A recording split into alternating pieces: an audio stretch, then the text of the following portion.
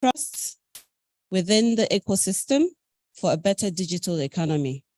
This is in recognition of the fact that data governance is an essential but often overlooked aspect of data management, which, if handled properly, can ensure compliance with data privacy regulations, better decision-making, and improved operational efficiency and trust for the use of digital technologies. The moderator for this session will be Barrister Emmanuel Edet, from the National Information Technology Development Agency, NITDA. You're welcome, sir. Please put your hands together for him. For our speakers, we have Aretha Mare. She will be joining us, Project Manager, Data Governance, Smart Africa. Okay, you're here. You're welcome. Yeah, I know. I've noted it. And we have Alison Gilward of Research ICT Africa, who will be replacing Hanani Omoni. You're welcome, Alison.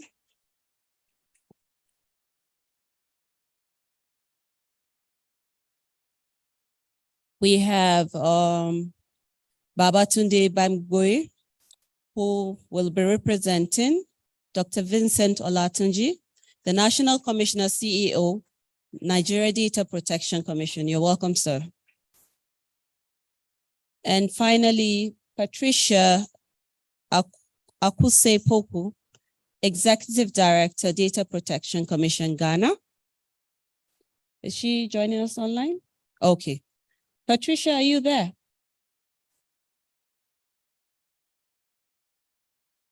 Is she online?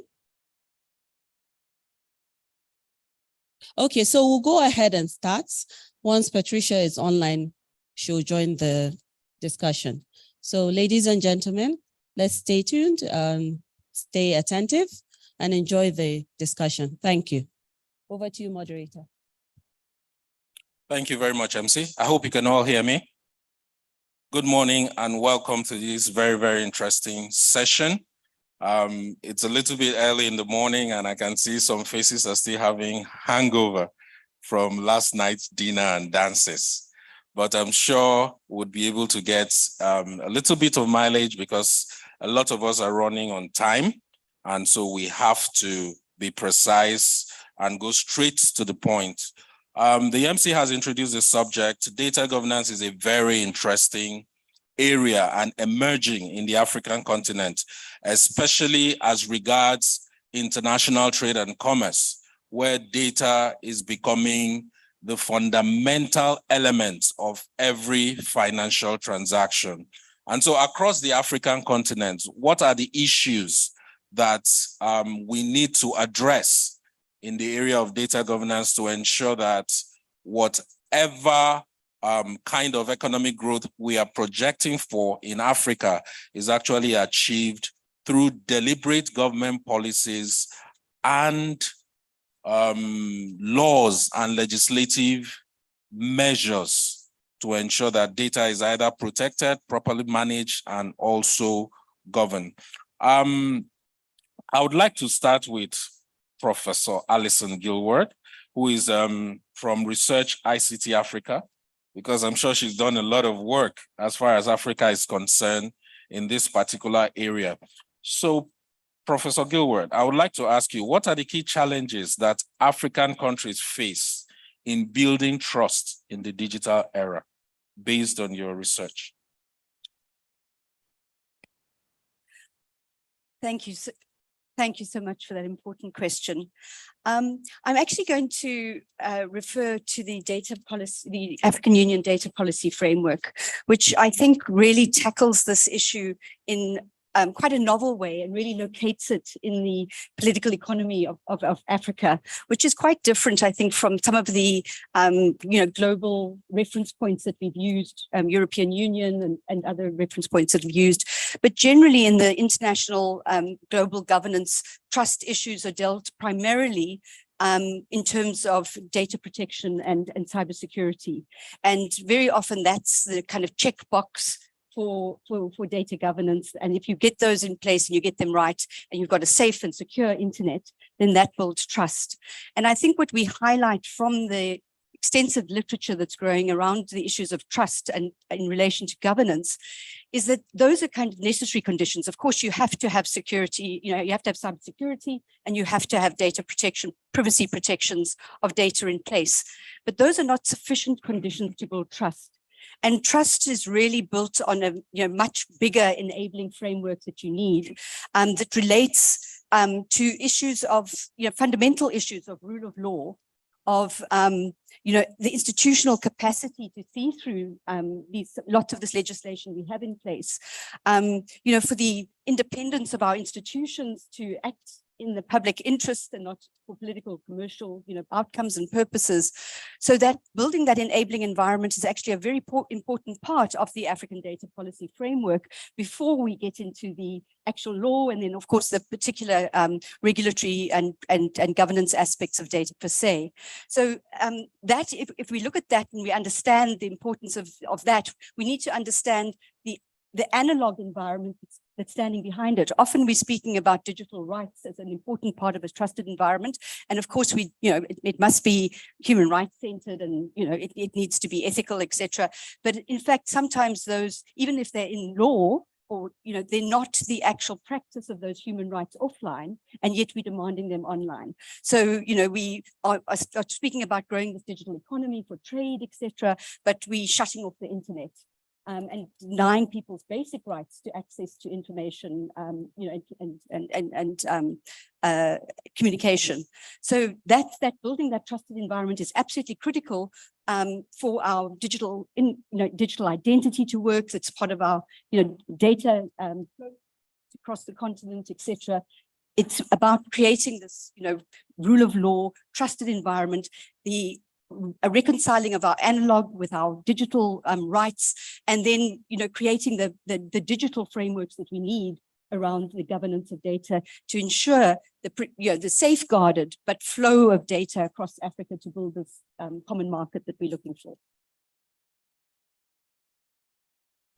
Thank you very much, Professor Gilwer. That was exceptional. So our takeaway is very simple.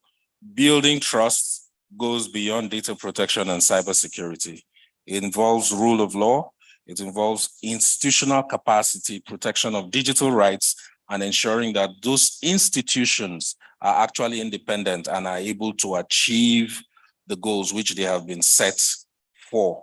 In line with this, one of the basic challenges is that law in itself, at least traditional law as we know it, is basically geographically based. And so a sovereign country can only make laws that govern its own territory. But we find ourselves in an environment where everything is becoming international, and the popular word is global village. So my next question goes to Babatunde, coming from the Nigerian perspective. Recently, Nigeria set up the National Data Protection Commission after the law had been enacted by the National Assembly here in Nigeria. So my question to you, Babatunde, is in line with what Professor Gilward has just mentioned, institutional capacity, can you describe how we can design legislative framework to promote trust, data literacy, and effective data governance, coming from the Nigerian perspective and reaching out to the entire African continent? Thank you very much. Thank you, everyone. It is really very good that the prof started with explanation of what is required to build trust. And indeed, this was what we did when coming up with the legislation, the Nigeria Data Protection Act. Importantly, we looked at other frameworks and the practices, the implementation of the EU GDPR, for instance, the ECOWAS Supplementary Act, the Malabo Convention, and a number of other, enactments from other jurisdictions. What we decided eventually is to follow a global consensus around the issue of equity, around the issue of trust again, and then value. How do we ensure trust if through equitable access to, data, providing a framework that allows the participants, the stakeholders now in the digital space to have access to data. Without everyone having that equitable access to data, you can hardly tell me that whatever process you have is trustworthy. And then institutional-wise, we try to insulate the commission from the environment, as it were, where it operates. It's a norm in Nigeria that's maybe all over Africa, that when you are setting up a commission, you have to bring this, you must have a lot of, political considerations. But the issue of the Nigeria Data Protection Commission is different in that we insulated it from these political environments, and in fact insisted that someone with a trainee jurist, a retired jurist as it were, should be the chair of the commission. To this, we realize that if you have someone with the ethics of the judicature, it will be that will rub off on the commission. And then people also will look at the commission and say, oh, a retired judge is there. Don't let us do this. Don't let us, approach the commission this way and all of that. Then again, we try as much as possible, looking at the fact that what we're trying to do is a fundamental right, that is the privacy right. And then if you subject this right to other considerations, other legal considerations, then it may be difficult for anyone to actually trust that is fundamental. So under the Act as well, we ensure that if there any other process, any other regulation, or any other law is actually in conflict with what you have in the Act itself, then the Act prevails in all circumstances. So regardless of whether there is a law that tells you to do this or tells you to do otherwise, insofar you are relying on the Nigeria Data Protection Act, you will have a smooth say in any endeavor. So again, we can look at the area of stakeholder management as well. We ensure that this is not just about the commission.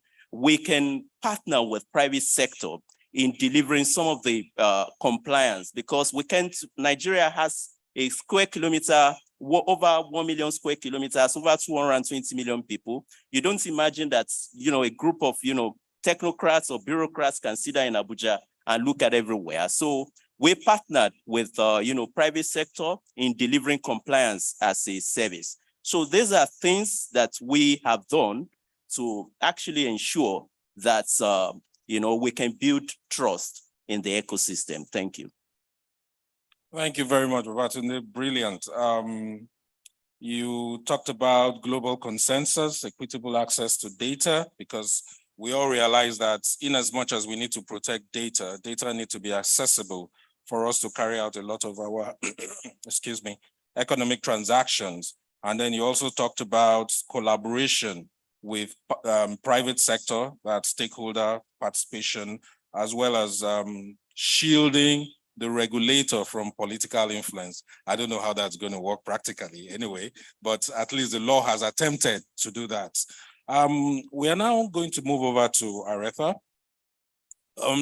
Two issues that Babatunde raised.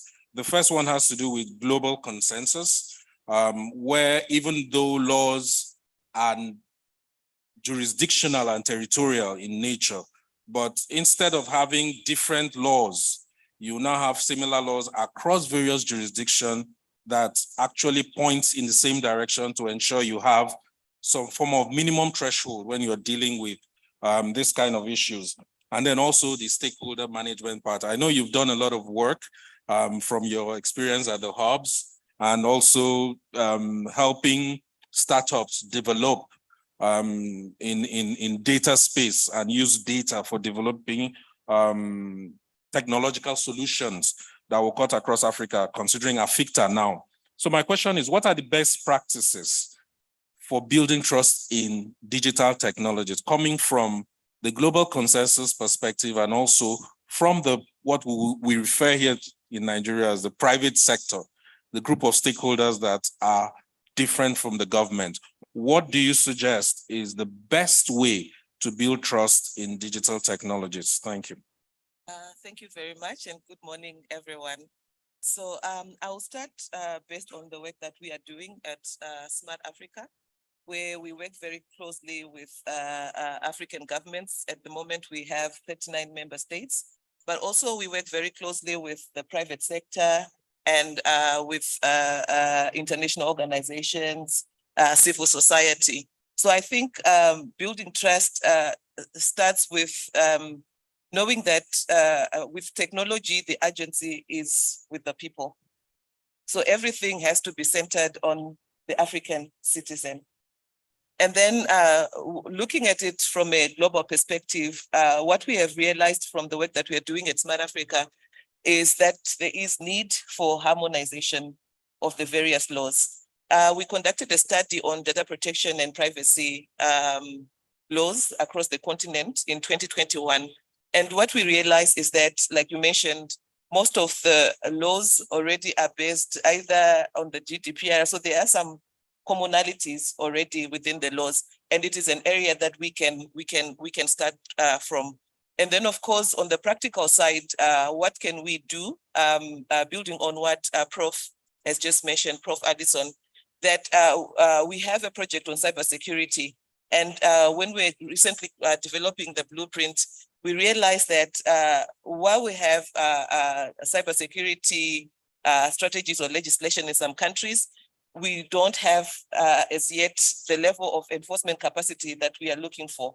Even the same when we're looking at data protection authority. So for cybersecurity, we noticed that we only have 15 or 16 cybersecurity agencies across the continent. And it is a work that we want to build on, having launched a network of cybersecurity agencies, and also how we can support other countries in developing that capacity in the cybersecurity area. And then there's also the issue of infrastructure. Yesterday, we had some debate on localization of data and all. So we noticed that we don't have as many data centers on the continent, and we have an infrastructure project that's looking at how we can work very closely with our member states. So we have a project that we are currently working with Ghana, Djibouti, to establish a framework that will ensure that we have the data centers that we require. And then you mentioned the issue of working with startups, the private sector. We conducted some surveys, and the issue of, number one, access to the data is very, very problematic. And where the data is accessible, it's not affordable to access. So it's an area that we can work around for the countries that are developing the startup policies to ensure that data is locally available. They can have access to other data sets from outside, but if you're building technologies, like I mentioned, it has to be technologies that work for the people that you want to serve.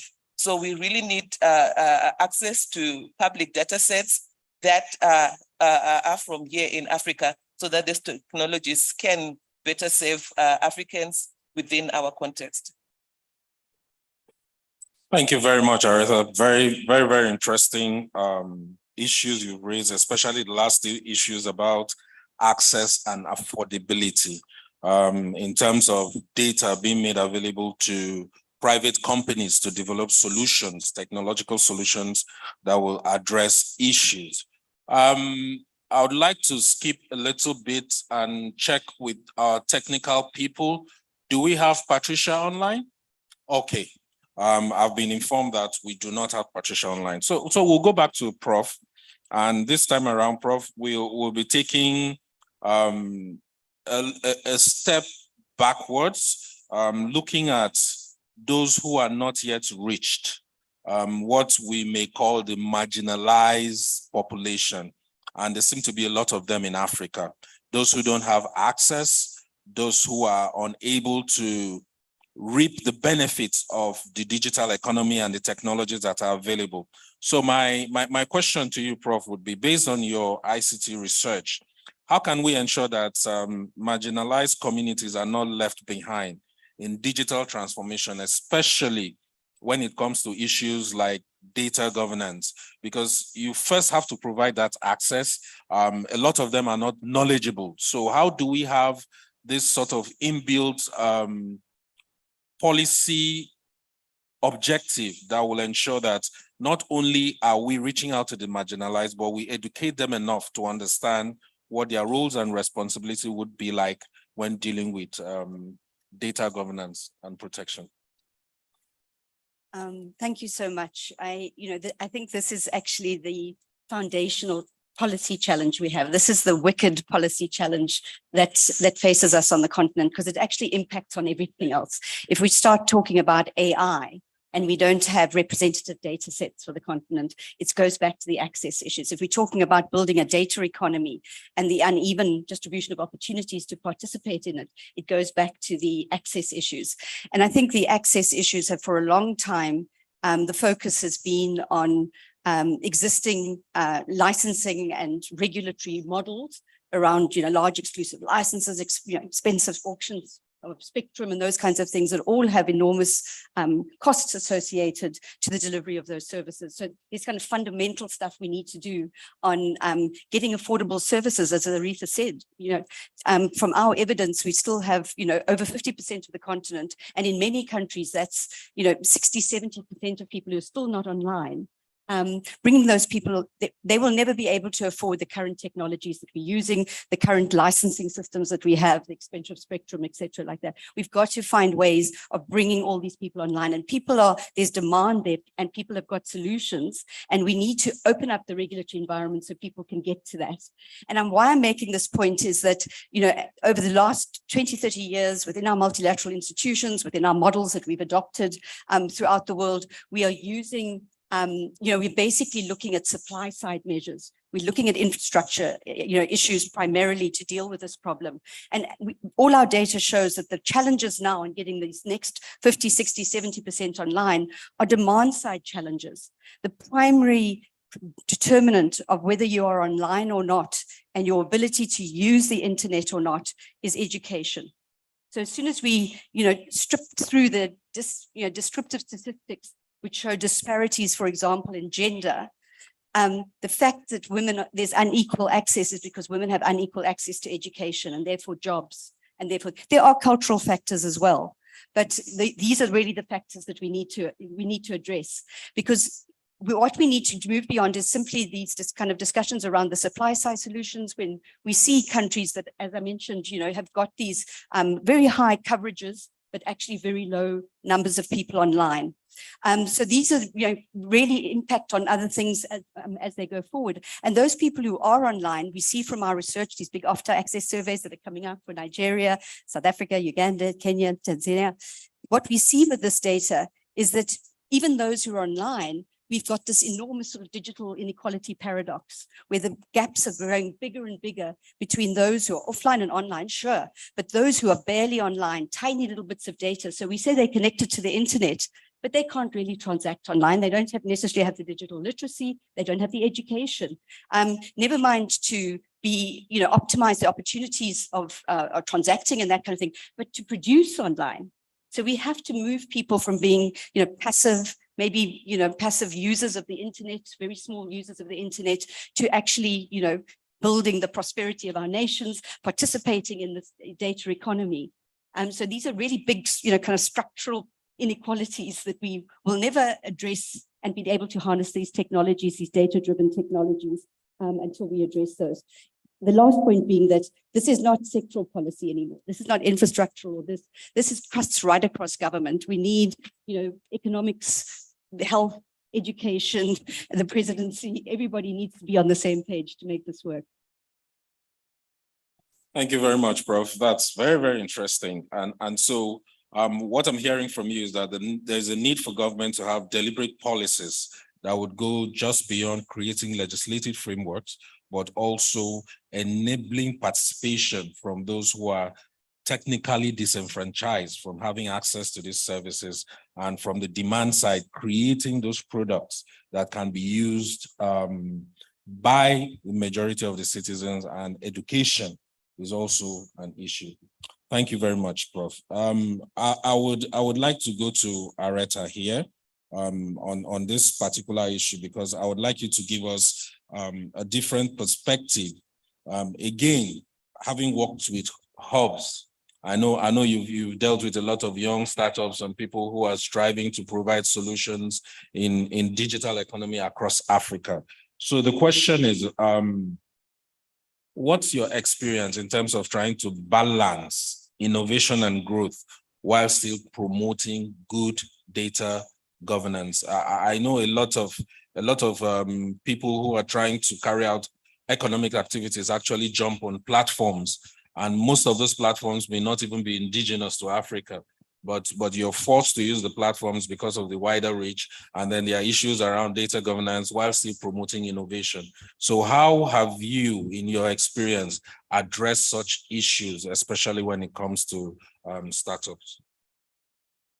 Okay, thank you very much. I think, first of all, we cannot remove the role of the state in creating an enabling environment. So supporting startups, one, I mentioned the issue of access to the data, but also in terms of supporting the early stages of startup growth. But I want to shift more towards the issue of training. We have already established institutions like the formal academic institutions, but also the various startup communities that are available. So making sure that we train the issue of responsibility. We understand that privacy is a right. According to the African Charter on Human Rights, it's a right. So there is need for us to reach out to the communities so that enabling privacy through the digital technologies, the solutions, is not an afterthought, but is built in right from the start, right from understanding the importance of privacy.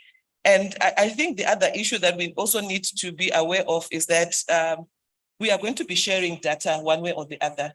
I have a bank account. I'm not worried that my information is going to be everywhere because there are mechanisms that have been put in place that enable for me to be settled, that my data is safe. So this needs to be built in every institution, as well as right from the grassroots level, just to understand that when we share data, what are the provisions? So we have a lot of data protection laws that have been enacted, but in terms of implementation, are the different communities aware that we have these provisions? How do they implement the provisions within their day-to-day activities? What are the costs that are associated with implementing data protection provisions within the various activities in a business? I remember coming across some studies that were conducted in Europe that it costs over $1 billion just to make sure that the various businesses were able to implement the GDPR. So it's a cost that we need to be aware of. It's not something that is going to happen overnight, but there need to be mechanisms that even our data protection authorities need to be capacitated to facilitate and engage with entrepreneurs, with startup communities, and the business sector as a whole. Thank you very much. So what I'm hearing from you is that there should be privacy by design, and the costs of that should be taken into consideration when we are developing policies. Brilliant. That's very interesting. We'll now go back to Babatunde. Babatunde, again, I'm really interested in how the Data Protection Commission is collaborating with civil society organizations, business, and of course, the relevant actors, which we refer to as stakeholders, in ensuring that data governance is actually put in place as a form of culture and not just simple rhetoric or something that is written in the law books. So can you describe to us some of the measures that the Commission has taken to ensure that businesses, governments, because the Commission will obviously hold government agencies responsible for data governance and management issues, we want to know the role that you have assigned or the collaboration that you've had to ensure that businesses, government, civil society organizations, and the private sector carry out their regular functions while at the same time ensuring building of trust in digital technologies in Nigeria? All right. Thank you once again. I think we should proceed to answer this by looking at the perspective of the commission on what this data governance is about.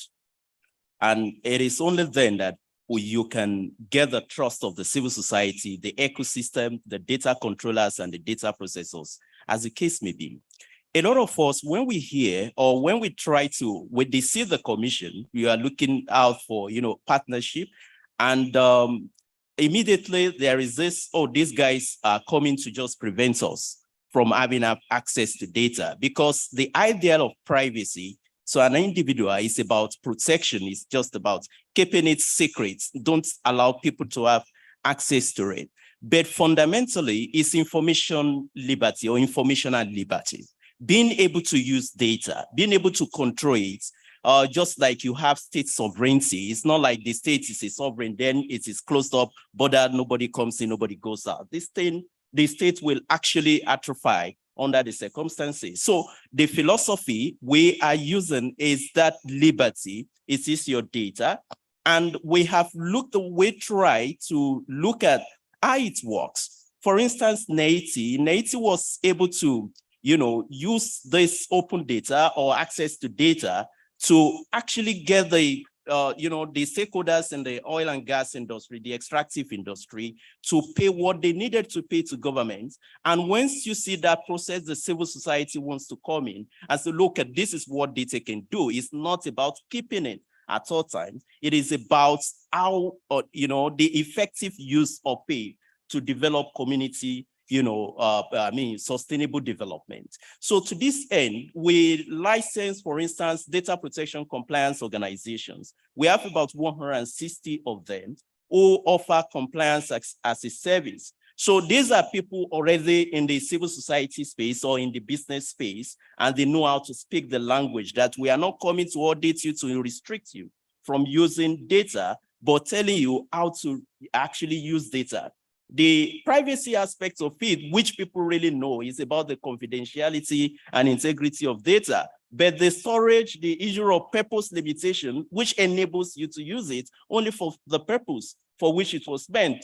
People hardly know that. They only know about the integrity of it. Then again, we partner with schools. We have a Catch Them Young program, which we usually trigger during the Privacy Week every year.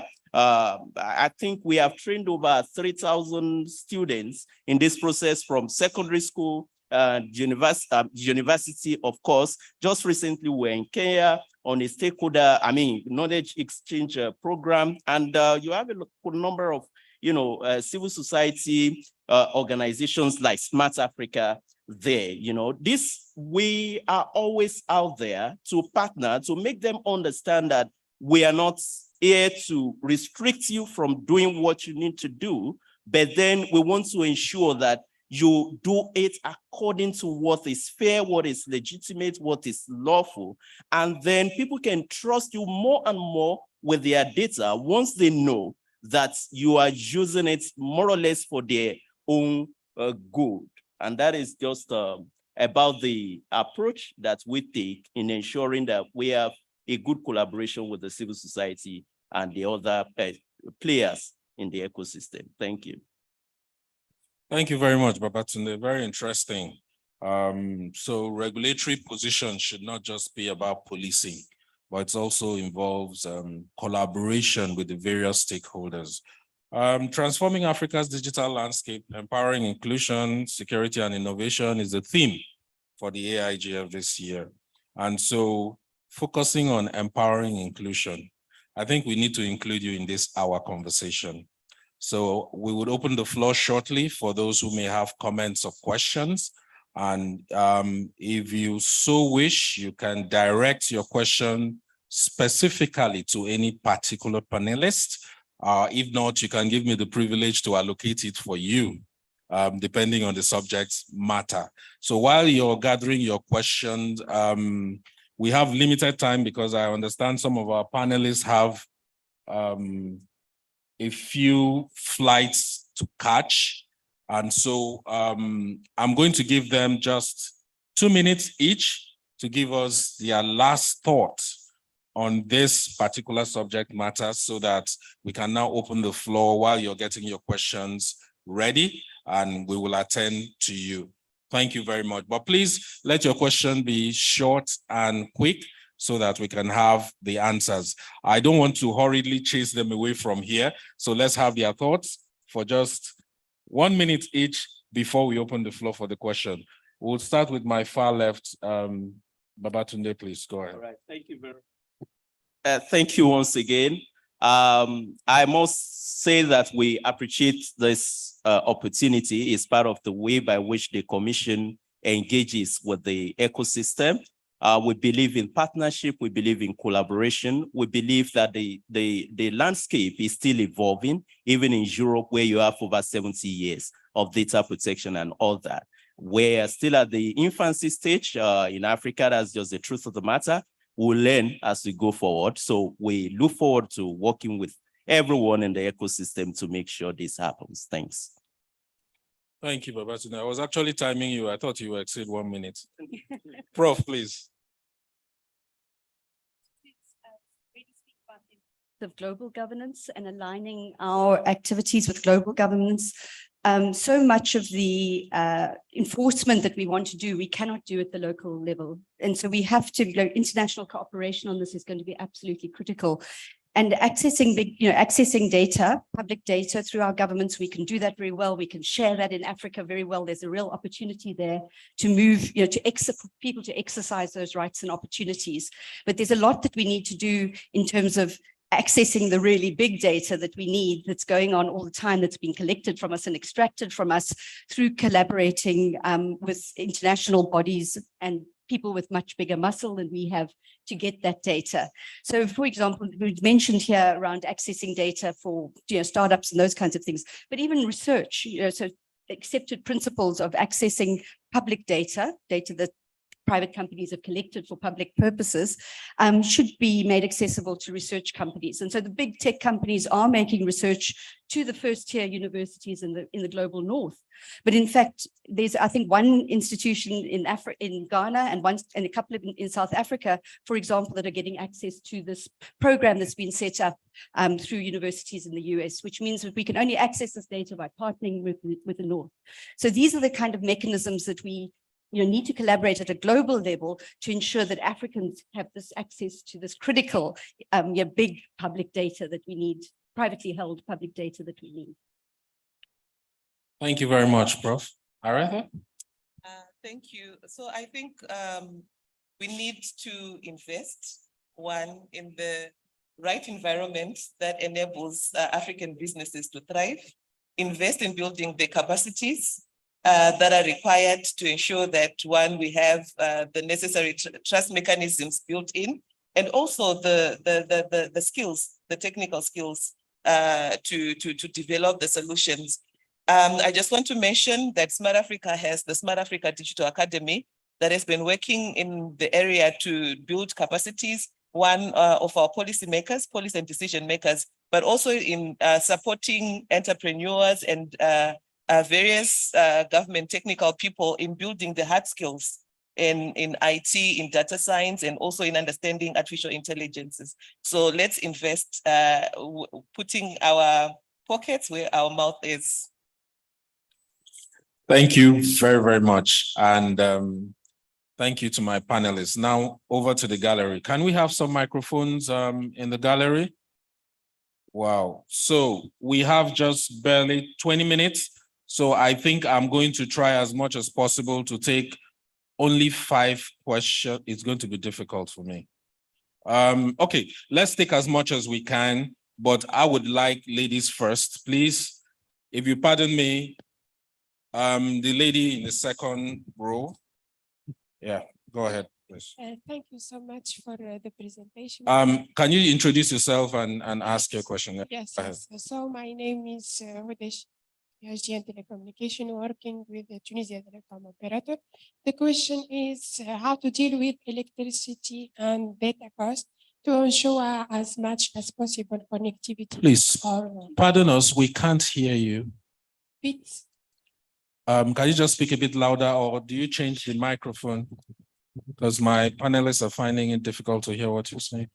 Okay. So Okay, all right. the question is how to deal with electricity and data costs to ensure much connectivity. Is your question about connectivity and short connectivity? Connectivity and how to deal with the problem of electricity because it's the big problem. If we Okay, don't problem have of electricity and connectivity. Yes. Very interesting. I'm not sure we have electricity and connectivity experts on this panel. We are governance people, but I think I would hazard an answer to that. There are lots of initiatives going on around the African continent in terms of bringing in fiber cables for connectivity. And then we know, of course, a lot of initiatives around alternative power across the African continent. It's not something that can happen overnight. Okay, it's not something that can happen overnight, but maybe I will allow Aretha to speak about that since she has managed a hub. Okay, Smart Africa. There you go. Yeah, so we do have connectivity projects within Smart Africa. I know we are working with the Internet Society to establish community networks. We also have a smart devices project where we are trying to figure out how we can enhance access to devices for our communities, especially those living in the rural areas or those who cannot afford it by themselves. My colleague works in this area, but these are some of the projects that we are working on around connectivity. So there are efforts happening across the continent, and we are working with various member states and also partners. I know there's the Giga initiative as well that we are partnering with UNICEF. All right, thank you very much. I'll go to the row on my left. I think it should be a gentleman, please. Forgive us, please. We're trying to do gender balance here. Okay, greetings, everybody. My name is Dr. James Lolupui, Chair of the Advisory Council of AFIGF, Africa City Alliance. This question is to Nigeria Data Protection Commission. I really want to commend the progress made so far, and it's a success story from our perspective. In view of the African Continental Free Trade Area, one market goal, are you focused on this as you make progress? And secondly, based on your success story, are you linking up with other countries? What framework do you have to enable other countries to benefit from your successful governance framework? Thank you. And who is your question directed to? Yes, Baba. Oh, Babatunde. All right.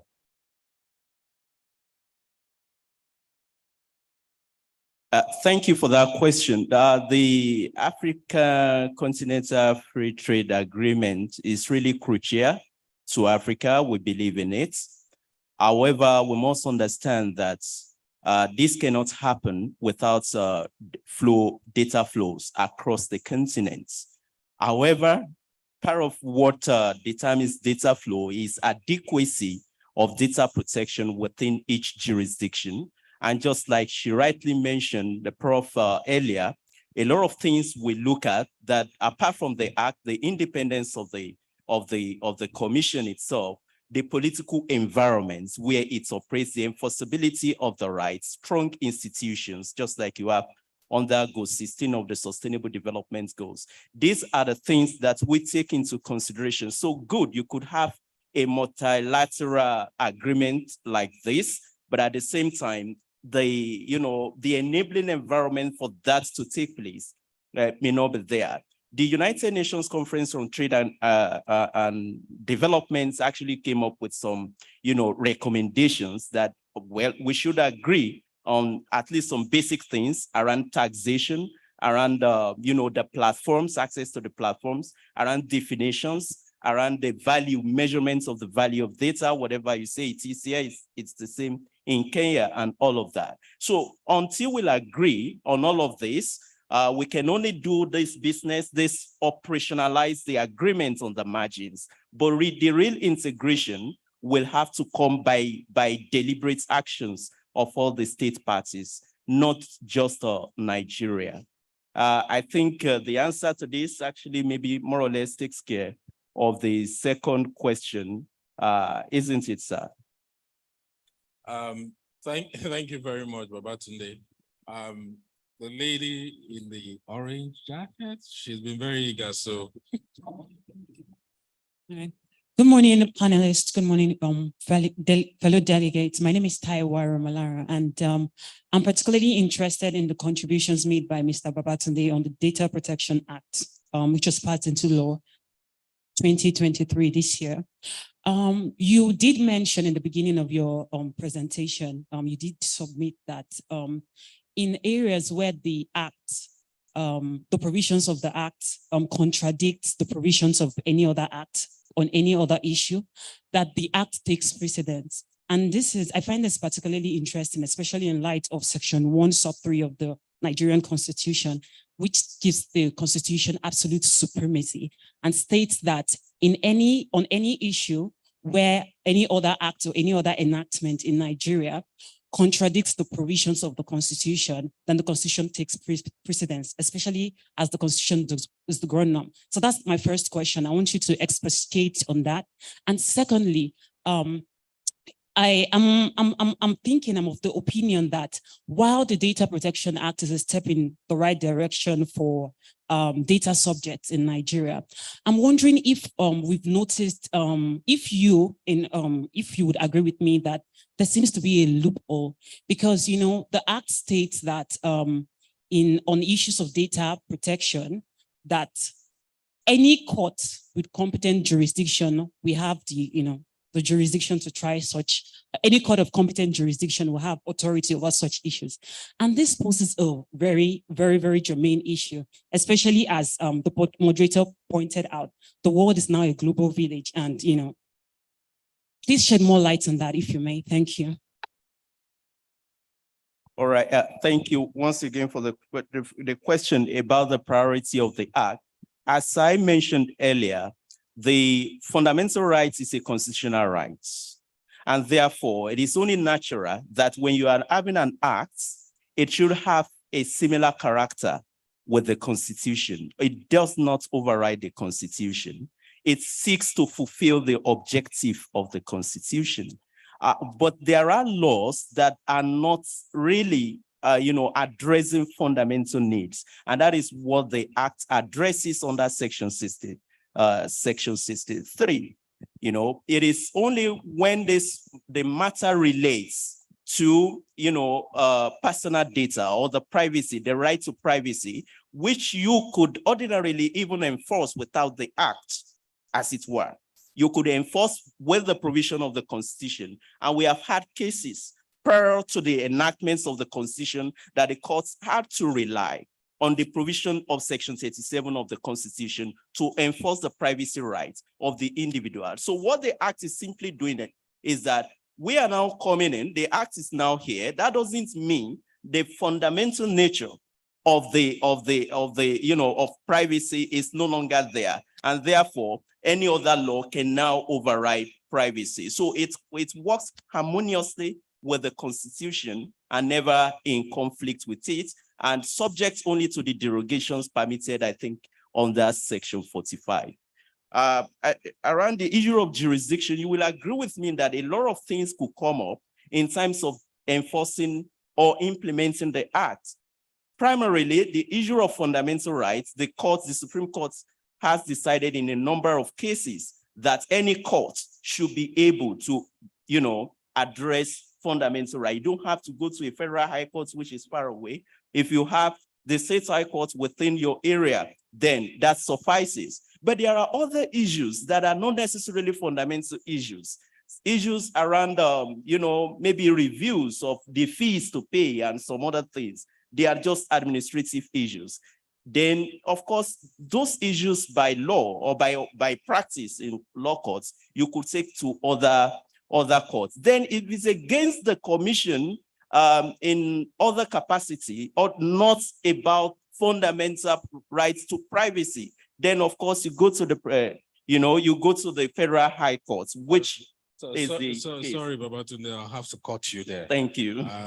Let's not turn this into a Nigerian law argument and discussion. All right. Let's go back to our overarching discussion on data governance because we have just limited time left.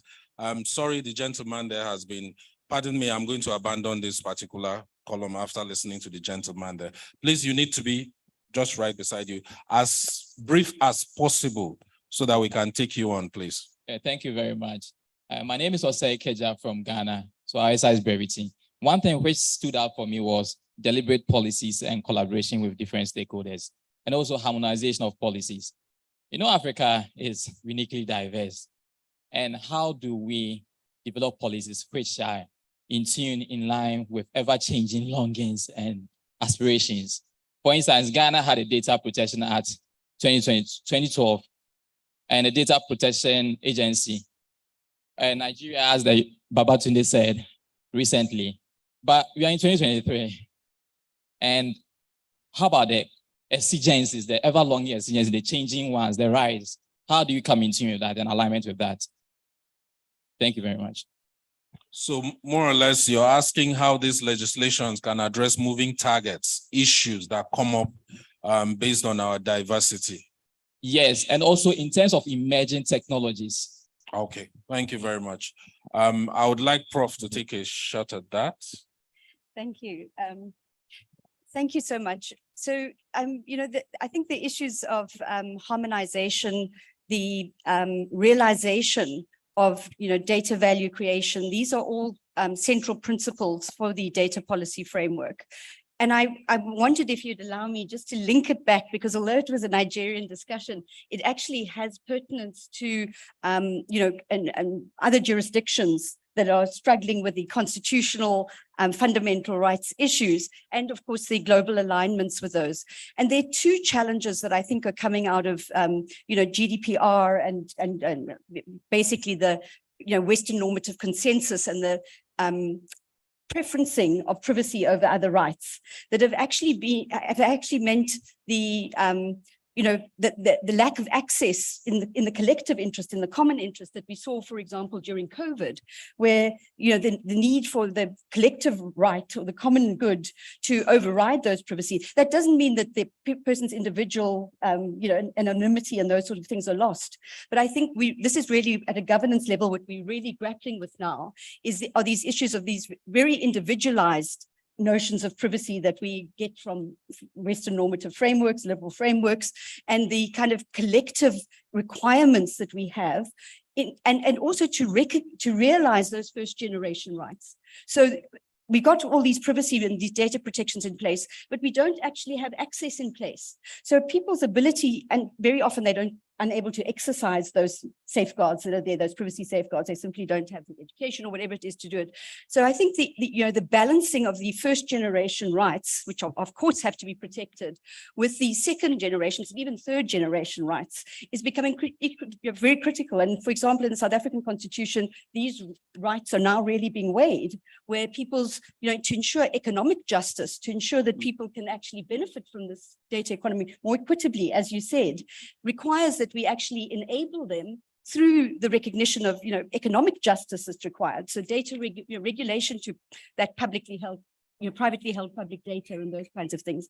So I think these jurisdictional issues, precisely, sorry, to get back to your question, is that, we can speak about harmonization and we can speak about, seeking equity, but unless we look at these alternatives, if we look at, data trust, of alternative forms of data stewardship, so that people can find other ways besides long informed consent legalese that I don't understand. So I don't know. Those are the kinds of things that we really this is where the kind of, as I said, rubber hits the road. This is a difficult part of governance, moving from the theory and the rights. All right, thank you very much, Prof. So we are going to go back to this way. I'll be biased for the lady first and then the gentleman second. And I sincerely apologize. That will be the last we are going to take. But please, can you send in your questions? And I'm sure the organizers will find a way to get it across to the panelists and will give you a direct answer as far as those questions are concerned. Go ahead, please. Good morning, everyone. My name is Faith Joshua Uba. I work for Lift Citizens Development and Advancement. I quickly want to confirm how exactly if we are actually protecting our data in the real sense. This is because last month I got a call from someone. She's undergoing a poll, and then she wanted to confirm if I was residing in Abuja because the poll is targeted at women in Abuja. And then I asked how she got my data. She said she randomly got it. I wasn't convinced because how exactly did you know I am a woman in Abuja? So she got my data and it was unauthorizedly shared. So my question is, how are we actually protecting this data, our personal data, from unauthorized sharing and use? Thank you. Thank you very much. I'm sure Babatunde will handle that, but let's take the second question so that we can save time. Please go ahead. My name is Kwekwe. I'm from the African Open Data and Internet Research Foundation. My question is, I don't know whether all the panelists, but we're talking about lack of data. And my issue during these conversations here has been, I've not seen any institution or statistical institution here, globally or regionally and nationally. These are the repositories of data. How are we incorporating national statistics institutions, onboarding them, harnessing their capabilities? Because they collect data, they are mandated by law to collect data, they are a repository of data. And also the issue about open data. Because I work for an open data institution, I have to say this data which is open, which is available, there are various mechanisms for having open data. There are open data portals. Ghana has it, India has it. A lot of countries across Africa have been doing open data. So where are the statistical institutions and how are we onboarding them to be able to have data? Because data has to be available. Thank you. Okay, I would like Areta to take a shot at the last question before we hand over to Babatunde.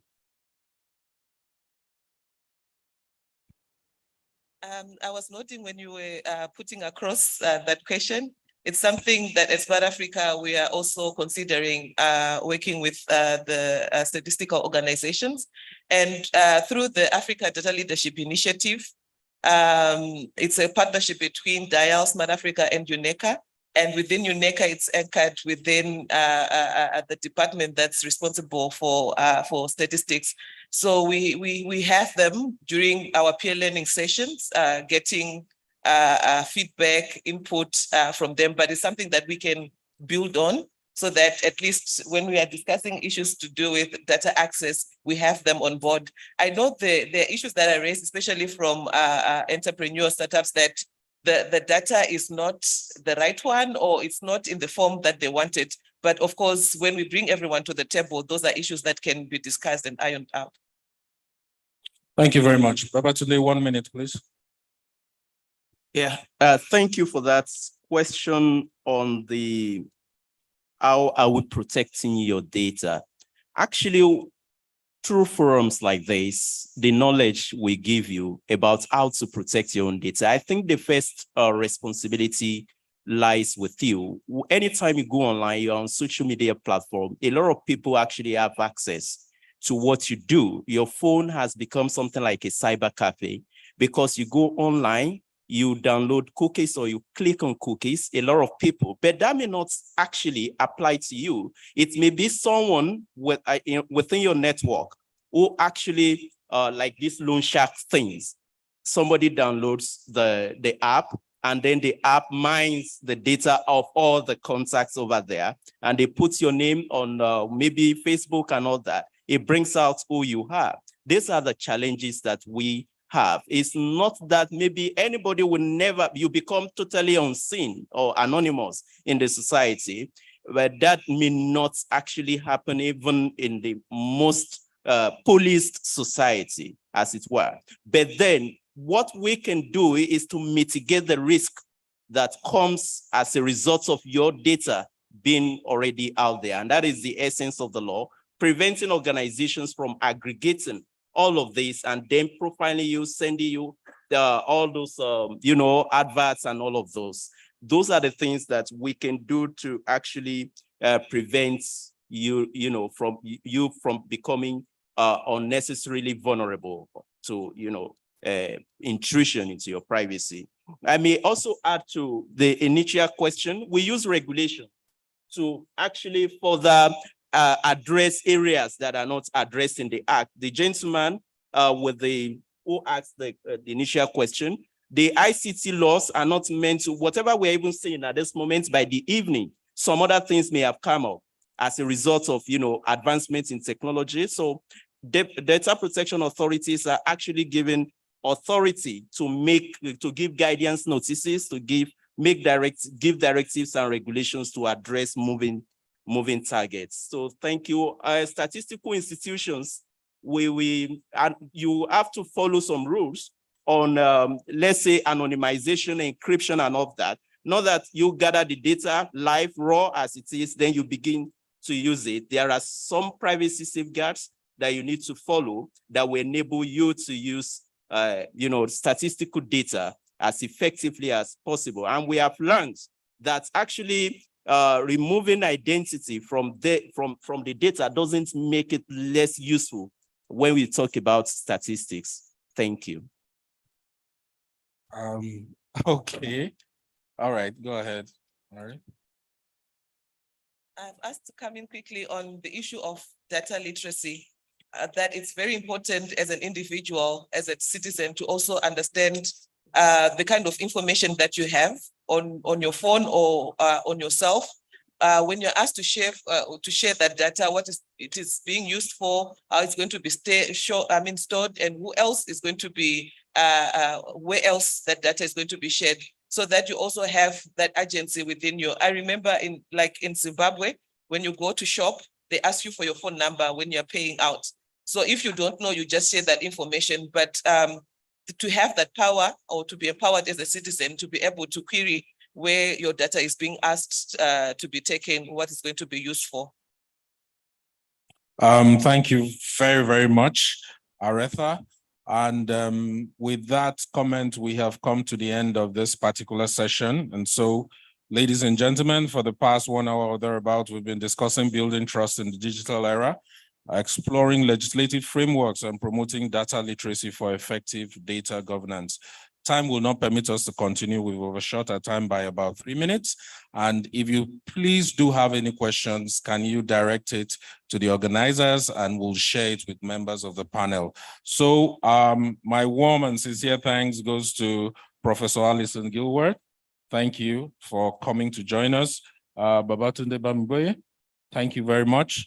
And finally to Aretha, thank you for coming to join us. My name remains Emmanuel Edet. And to Patricia Kwesipoku, sorry we missed you, and we hope we'll have you in another forum. Thank you all very much, and do have a nice day.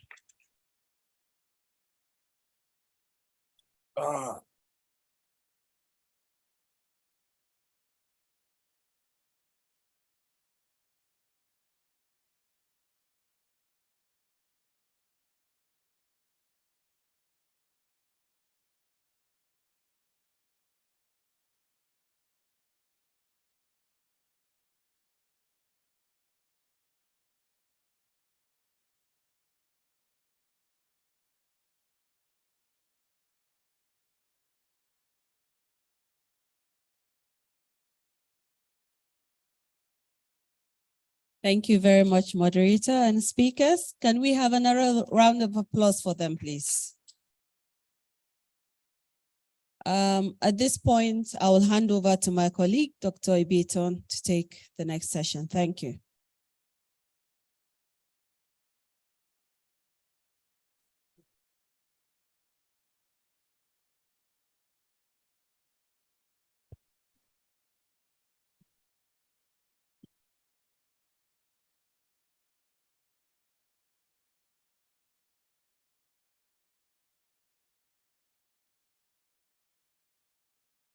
Good morning.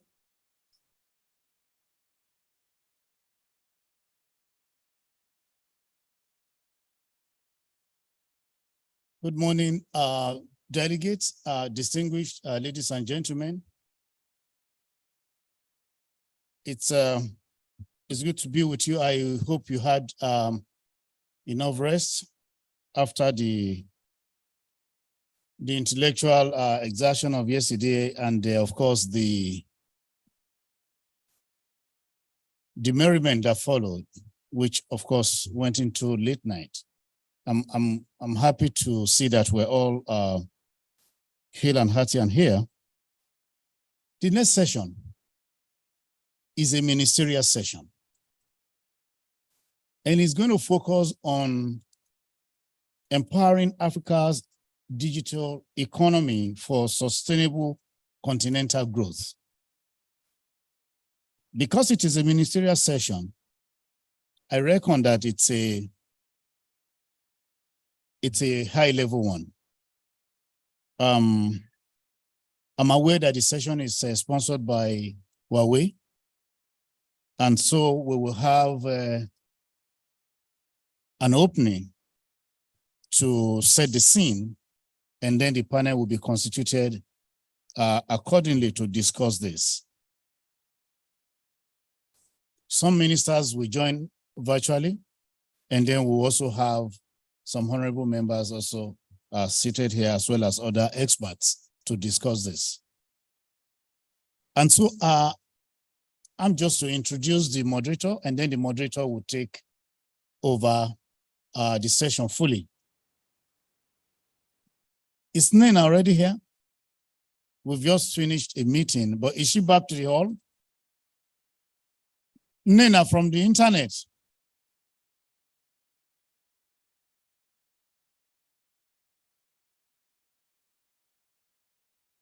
Please call Nena that the session has started. Let her know the session has started.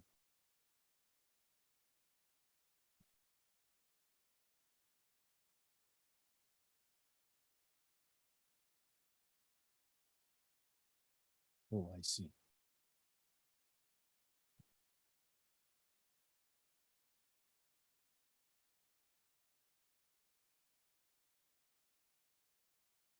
Gentlemen and ladies, somebody lost a notebook. I think it's either yellow or orange. If you find it, please let us know. Thank you. Nena from the internet, I had earlier introduced you and asked that somebody should fetch you because you are an important person. You don't see her in the physical. She's always lived in the cloud. Please put your hands together for Nena from the internet. That's our moderator for this session. I had already mentioned to you. No, you don't need to dance. Just come up. Just come up. Thank you. Please put your hands together for Nena once again. And I told you earlier, there is a ministerial session which focuses on empowering Africa's digital economy for sustainable continental growth. So I'm going to hand over to Nena. The next voice you hear is from the cloud. Thank you.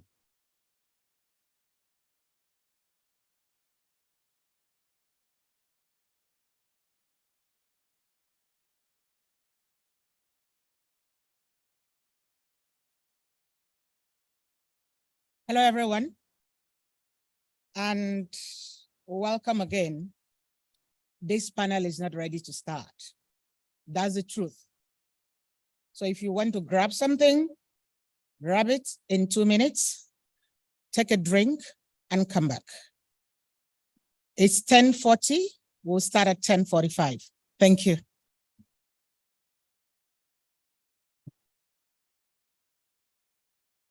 Don't forget that when I said 10:45, I actually mean 10:45. We were here yesterday. Don't look for my trouble. So if you want to sit, please sit. We start in 5 minutes.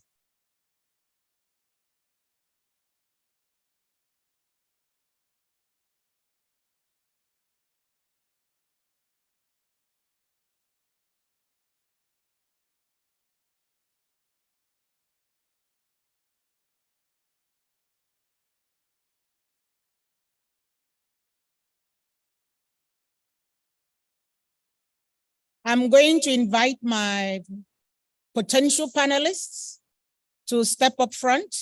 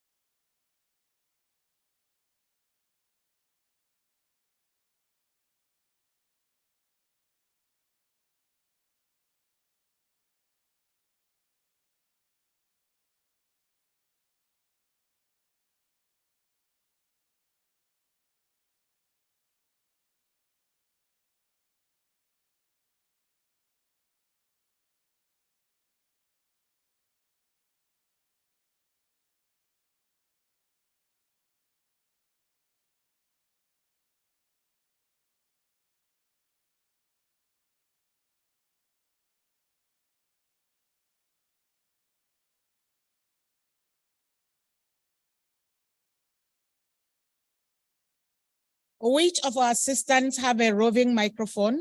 That might be helpful to us.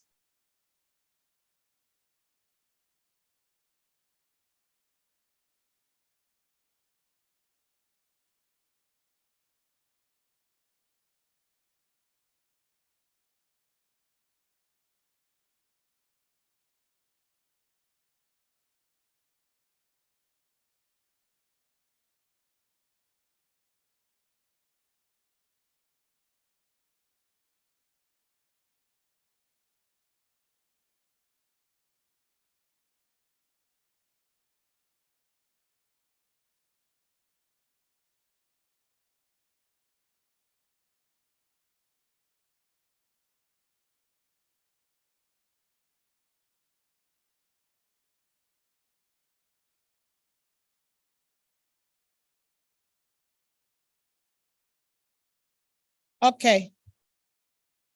It is 10:45 minus 2 minutes.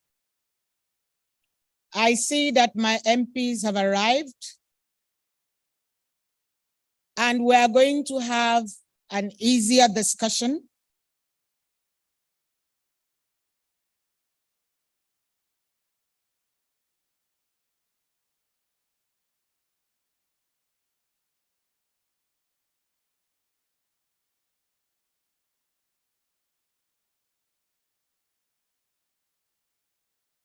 I'd like to check with the technical team who is online, who is remote with us.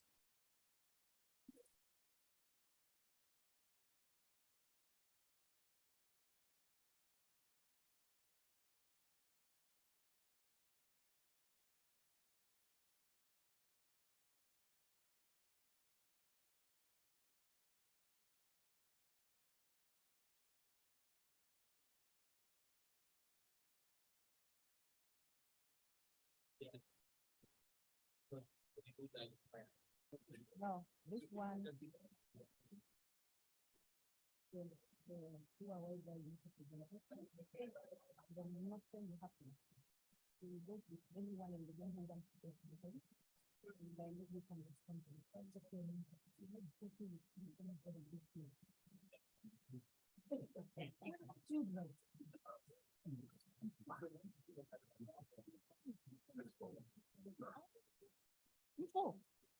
Don't be himself.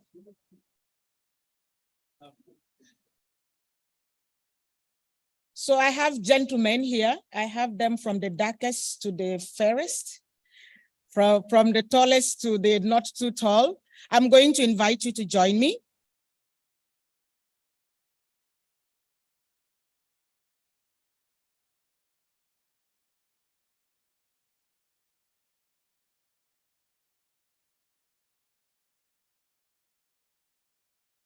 Oh, Mfu, I'm waiting for you. We need someone who will speak French. Yes. We've been hearing people speak English the whole day, so it's not. Yes. Yes, you can speak French. Yeah. You know the politics of our country very well. You know the politics of our country very well. So we have another refer to the names. Let me just arrange them. Yeah. Don't worry, we'll have time to speak about where you come from and the things that are close to your heart. This is your own session to do what you want. Yeah. Calm. Okay. So we're going to ask our assistants to usher in our people, those who are ready.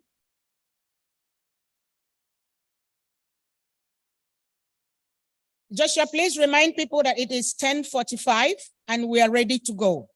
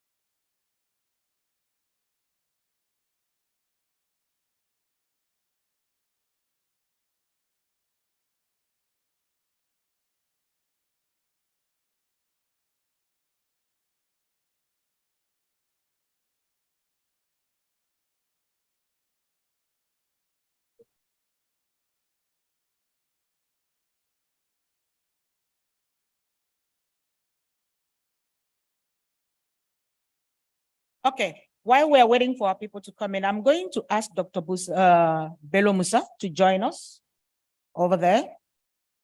Please come. This is going to be an interactive panel. Calm down. You're still well dressed to be not here. Yes. Yeah, I don't have handsome guys like this all the time on the panel. Hey, yeah. You're telling me to calm down. Okay.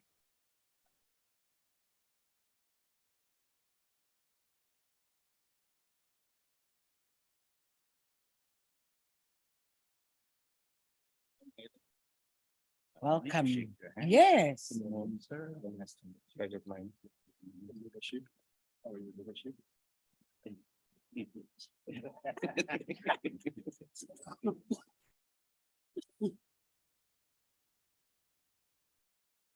Okay. So Somebody chaperone everybody. yeah, while Joshua is fetching our people in, I wanted to check on you individually.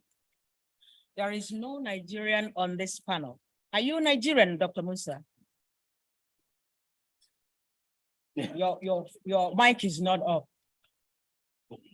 Yes. Hello? Yes. Yes, I'm Cameroonian, but you can consider me Nigerian from Bakassi. Oh my goodness. From Bakassi? Of all places. Huh?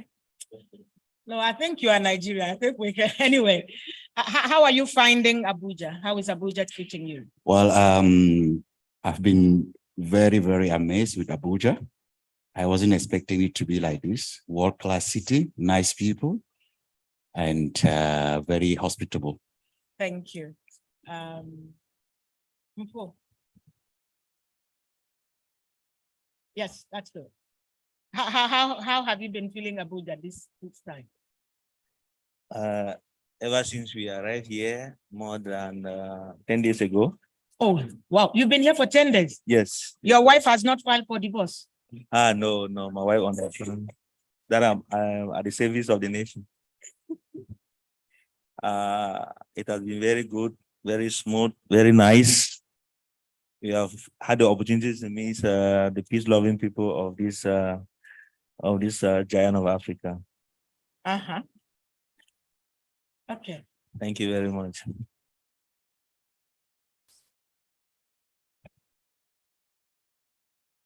No, safari means a traveler. So we'll come to you last. Don't worry. Because you probably may not go back. You'll be like, if someone is called safari, it means that he's going from place to place. Anyway, Honorable. Madam. Botswana, Uh-huh. how have you been finding Nigeria and Abuja? Is this your first time in Abuja? I consider myself to be a half Nigerian because yesterday I could not recognize you. yeah, You look like an Abuja person. I was confused. and as you can see that Hausa, I'm a pure Hausa. If you can recognize, you can reflect on yesterday. So I'm not an Igbo, I'm a Hausa, but my home village is Gwagwalada, is where I came from. The man is gone. So the other one is a true Nigerian, the gentleman by you. So how has it been coming home, Sam? Well, it's been good. I spent 18 years of my life in Nigeria, in Lagos. But this is my very first time in Abuja. What? And yeah, strangely, every time work is brought me They to don't find Nigeria, you too crazy because Lagos people normally don't fit into Abuja life. they look at me some way. Diagonally, exactly. But it's been good. I mean, Abuja is warm. Abuja is much more laid back than Lagos. Yeah. Abuja gives you a semblance of Accra. Abuja is like Washington, D.C. We Yeah. are New York folks. That's I the love thing. Lagos. Craziness is good in life. Sometimes. Yeah. Anyway, Safari, how is the journey going? The journey is good, as you say. As my name is Safari, we'll be traveling since with my colleague. We are here since 10 days. And I still have from Abuja, we go to the far east of Africa in Tanzania. So I still have at least 2 or 3 weeks to go back home. So that's the travel. And Abuja is, I can say, it's not what I was expecting. Abuja is too good. It's too quiet. Yeah. It's not when we think about Nigeria, this is the first time for me to come in Nigeria. I was expecting something crazy. Yeah. So they told me crazy is on Lagos. Yes. I think I will have to Sam's country. I have to see how I have to go and see crazy. Yeah, so you Lagos. can fly tonight to Lagos, spend 2-3 days and come back to Abuja. Yeah. You need that. It's because this is not the true Nigeria. Yeah, honestly, I mean, coming to Abuja is visiting government. Coming to Nigeria, you should visit Lagos. Yes. That's something. But I'm originally Nigerian and I was born in the East. It's greener, it's the rainforest, and it's got lots of food. But across, it's a great country to be in. And we again want to thank the people of Nigeria for hosting us. The other partner that is hosting this session is Huawei. I'm going to tell you a story about myself and Huawei. So I have this phone in my hand, is a Huawei P something. And when I got the news that there were issues with Huawei, and I'm like, my phone works okay. What's the problem? I don't have a problem with my phone and I'm going to keep it as long as it works. And that has been my overall sentiment across Africa IGF. We've listened to the school, we've listened to the symposiums, we've listened to the pre-events and all of that. And the poet who spoke to us on the opening ceremony and all of the people who have intervened. And I see that I'm going to go away from Abuja with a sense of pride being an African, a sense of pride being part of a collective, being part of a fellowship. And that is one thing I'm taking away from here. I know that we may not have all the answers in technology, but some things work in Africa. And that is my own personal submission. So the other Nigerian who is claiming to be a Cameroon is actually the head of ICT strategy and industry relations of Huawei Technologies. And he will be speaking to us on Africa digital economy insights and future trends. So to those who are here, if you hear that someone is called Musa Bello, he could be Senegalese, right? He could be Gambian. He could be Mauritanian. He could be Guinean. Of course, we have Musa Bello in Cote d'Ivoire, that I can tell you. Of course, most people would think first Malian. That's where most of the Musas, that's the headquarters of the Musas. We have them in Ghana as well. In Burkina, c'est Vese Patu, it's everywhere, the Musas. And in Nigeria, you find them at every corner of the street. So this one that is claiming to be a Cameroonian is a problem. But that shows us who we are as Africans. And I'm happy to welcome the African, not the Cameroonian. I'm happy to welcome a son of the soil. I'm happy to welcome a technical giant. Bello, welcome. Thank you very much. Thank you. You can use the podium if you need to, or you want to sit. Anyhow, we're in your hands. You've got us for the next 15 minutes. Take us through the continent. Are we starting now or we wait for the other delegates to come in? As you like. Okay. Let's wait for a few minutes. I think they are calling them. Yeah, we Yeah. can start. We're on And our way. those who are connected online?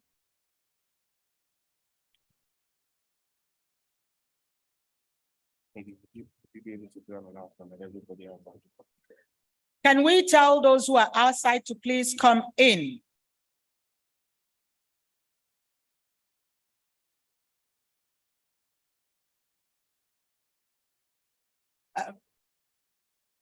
Dr. Bello, we can start in a minute. That's fine. As people trickle in, we are also registering, recording the session, which is fine.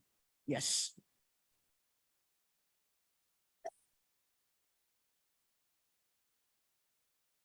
You could be an Ivorian.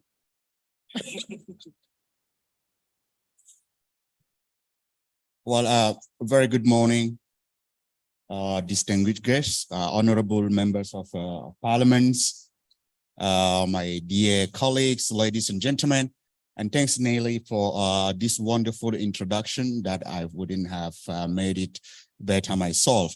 My name is Bello Musa. I'm the head of innovations and ICT strategy for Huawei Southern Africa.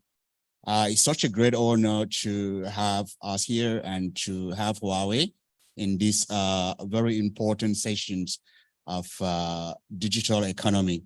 So with me today, we have other colleagues from who have joined us from Huawei headquarters, Huawei regional office, and also from Huawei Nigeria.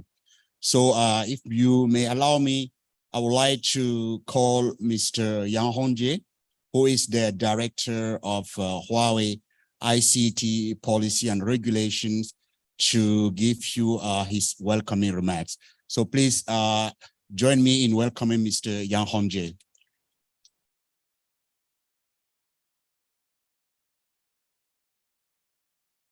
Welcome, sir. Thank you very much. Thank you. Yes.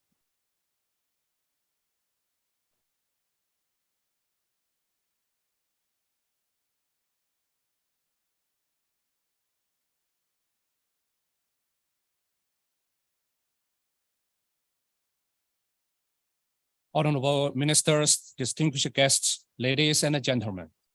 On behalf of Huawei, I extend a warm welcome to all of you at the AFIGF 2023 Ministerial Session on Empowering Africa's Digital Economy for Sustainable Continental Growth here in Abuja. It is an honor to have a presence of the esteemed ministers and industry leaders gathered here today to discuss the future of the internet and its impact on Africa. As we convene at this session, it is evident that the internet has become a cornerstone for driving economic growth, social development, and innovation across Africa continent. It has transformed various sectors from healthcare to education and has bridged the digital divide, connecting the people and the communities like never before. Huawei, as a global leader in information and communication technology, is committed to collaboration with the government, industry partners, and the local community to build a fully connected, intelligent Africa. We firmly believe that by harnessing the power of digital technologies, we can unlock the vast potential of Africa and create a better, more inclusive future for all. This session will provide a unique platform for us to address critical issues such as digital inclusion, cybersecurity, data protection, and the development of digital skills. These topics are of utmost importance as we navigate the challenges and opportunities that arise at digital age. As ministers, delegates, and you play a critical role in shaping policies and strategies that will drive the digital transformation for your respective countries. Huawei is here to support you in your effort to build resilience, digital infrastructure, promote digital literacy, and foster an environment conducive to innovative and growth. We are dedicated to fostering a collaborative environment that promotes knowledge sharing and capacity building. By working together, we can develop innovative solutions, build robust digital infrastructure, and empower individuals and communities to thrive in the digital era. In conclusion, I would like to express our gratitude to the opportunity to participate in the AFIGF 2023 Ministerial Session on Empowering Africa's Digital Economy for Sustainable Continental Growth. We look forward to engaging in fruitful discussion, forging new partnership, and a contribution to the version of the connected and preparedness Africa. Thank you for your attention. I say thank you very much.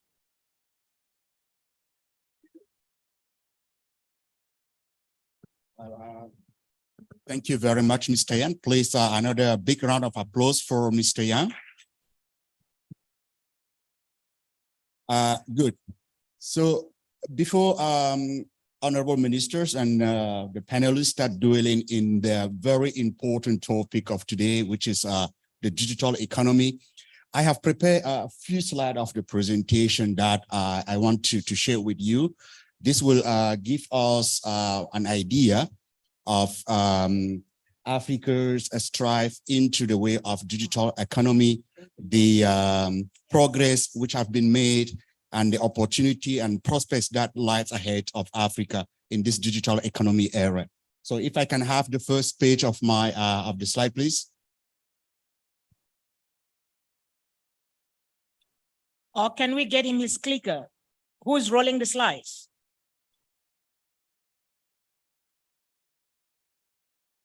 While Dr. Bello Musa is presenting, I'm looking for Honorable Susan from Malawi. If she's around, please let me know, because we also need her input. Okay. Someone apparently is rolling the slides. We are ready to go, sir. Yes. Well, we can move to the next slide. Can I have the pointer or something that will help me move my slides?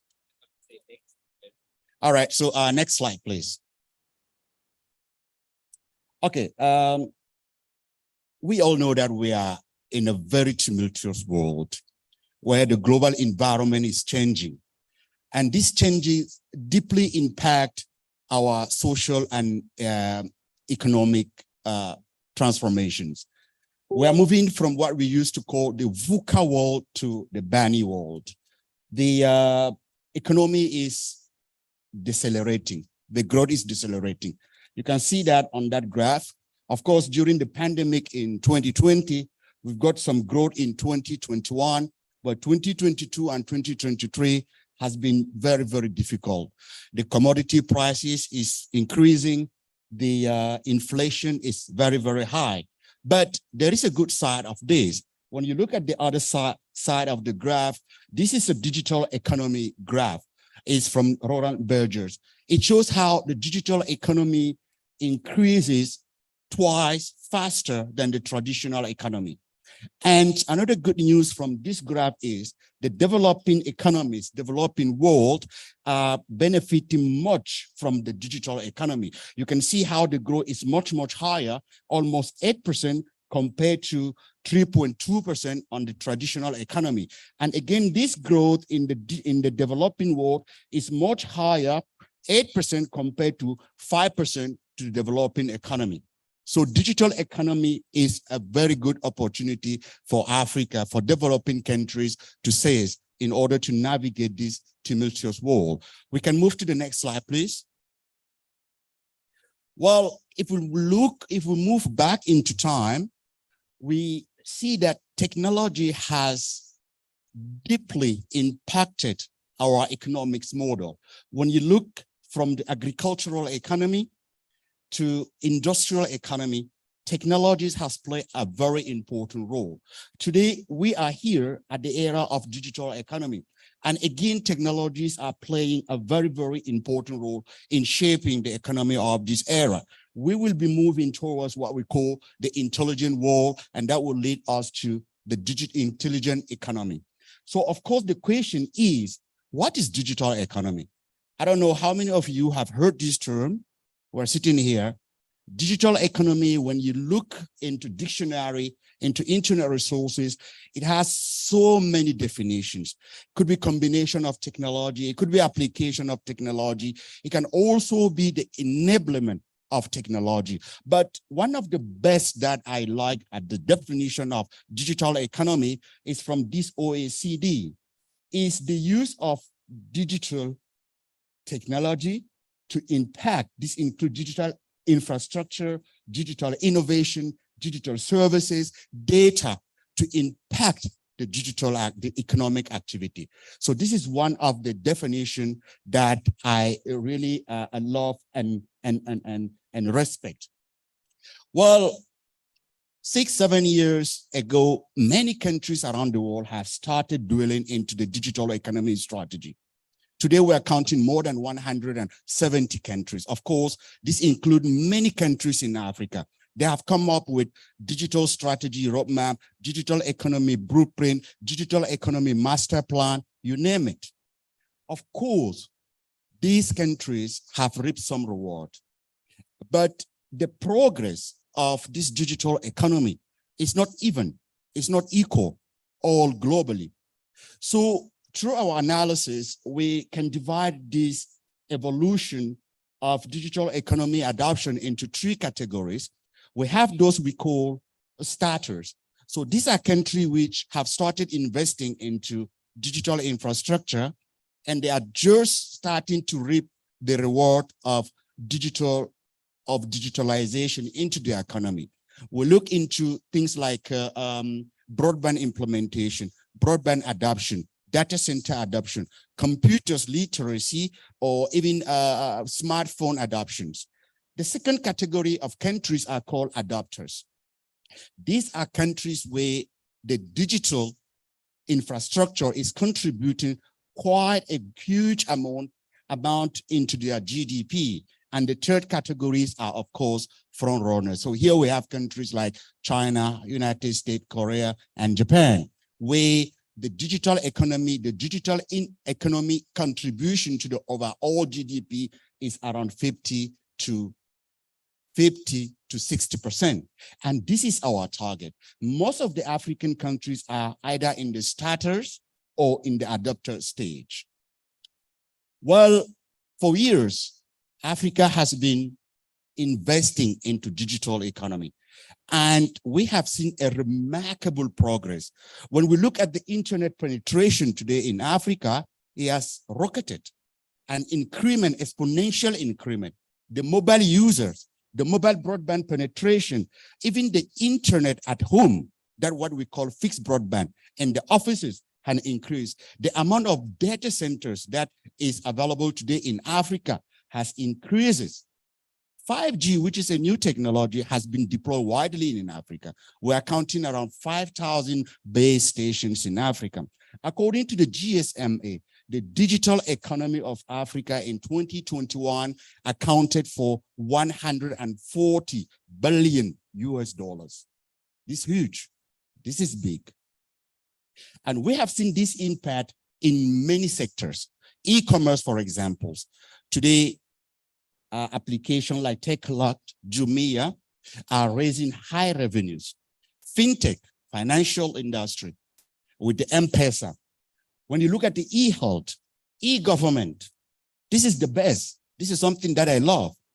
Before coming to Nigeria, I was worrying about the visa application because my colleague told me it's complicated. It takes a lot of time. But then we receive a link from the comfort of our offices. We just click 1, 2, 3 times, 3 processes. We apply for a landing e-visa.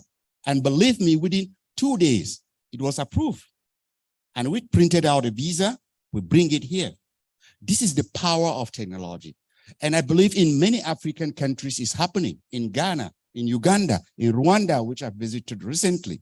All these are the effort of digital economy in the education and also in e-transport. So we can name so many sectors where we can see remarkable progress of digital economy or digitalization. Well, according to a report from, I think, Google, Africa digital economy will represent 5.2% of the total GDP by 2025. This will represent around 180 billion. And if Africa continue to invest, to strive to work harder in digital infrastructure, it says that Africa digital economy may reach the status of China in 50 years, which means by 2050, the Africa total digital economy will reach 712 billion. This is a huge opportunities. Of course, many elements are impacting this. We have a big urbanizations, the boom of demography, the smartphone adoptions, of course, the rise of digital informal trade, and this beautiful initiative from the African Union, the African Continental Free Trade Agreements. All these are ingredients to boost Africa's digital economy. But of course, there are challenges. The journey will not be smooth. A lot of challenges. Of course, I can name many. The lack of or inefficiency of adequate infrastructure. This is evident in Africa. We have a complex regulatory environment and policy, of course. You can recount that with me. Lack of investment, and also a very strange lack of focus onto the digitalization, the digital economy. We should do something about it, and we can do something about it. Well, looking at the global framework of digital economy, there are different pillars, but I would like to emphasize on these 2 first pillars. What is the digital infrastructure? Of course, we can't talk digital economy if we ignore the digital infrastructures. These are the cornerstone of digital economy. By digital infrastructure, We talk about connectivity infrastructure, cloud infrastructure, data centers, artificial intelligence, you name it. We talk about services, digitalization, government services, public services. We talk about traditional industries, digitalization, where we use digital technology to support and boost the traditional technology. And we talk about innovation, talent, and skills. Yep, and we're about rounding up. Thank you. Well, about connectivity, I wanted to talk about 5G, which is very important, new technology. We're very proud with our continent, Africa, more than 5,000 base stations. Today, we have more than 10 commercially operated network. 5G is very important and very catalytic for the digital economy. This is just a very simple case of 5G deployment in mining, which has developed and create a kind of economic,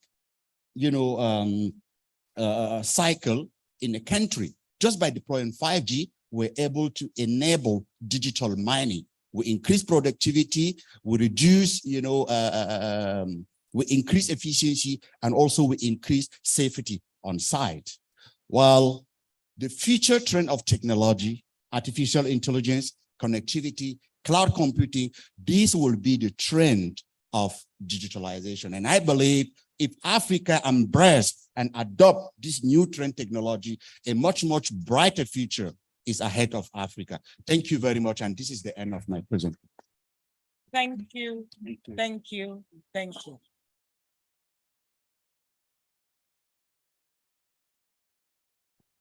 Who has our roving microphone?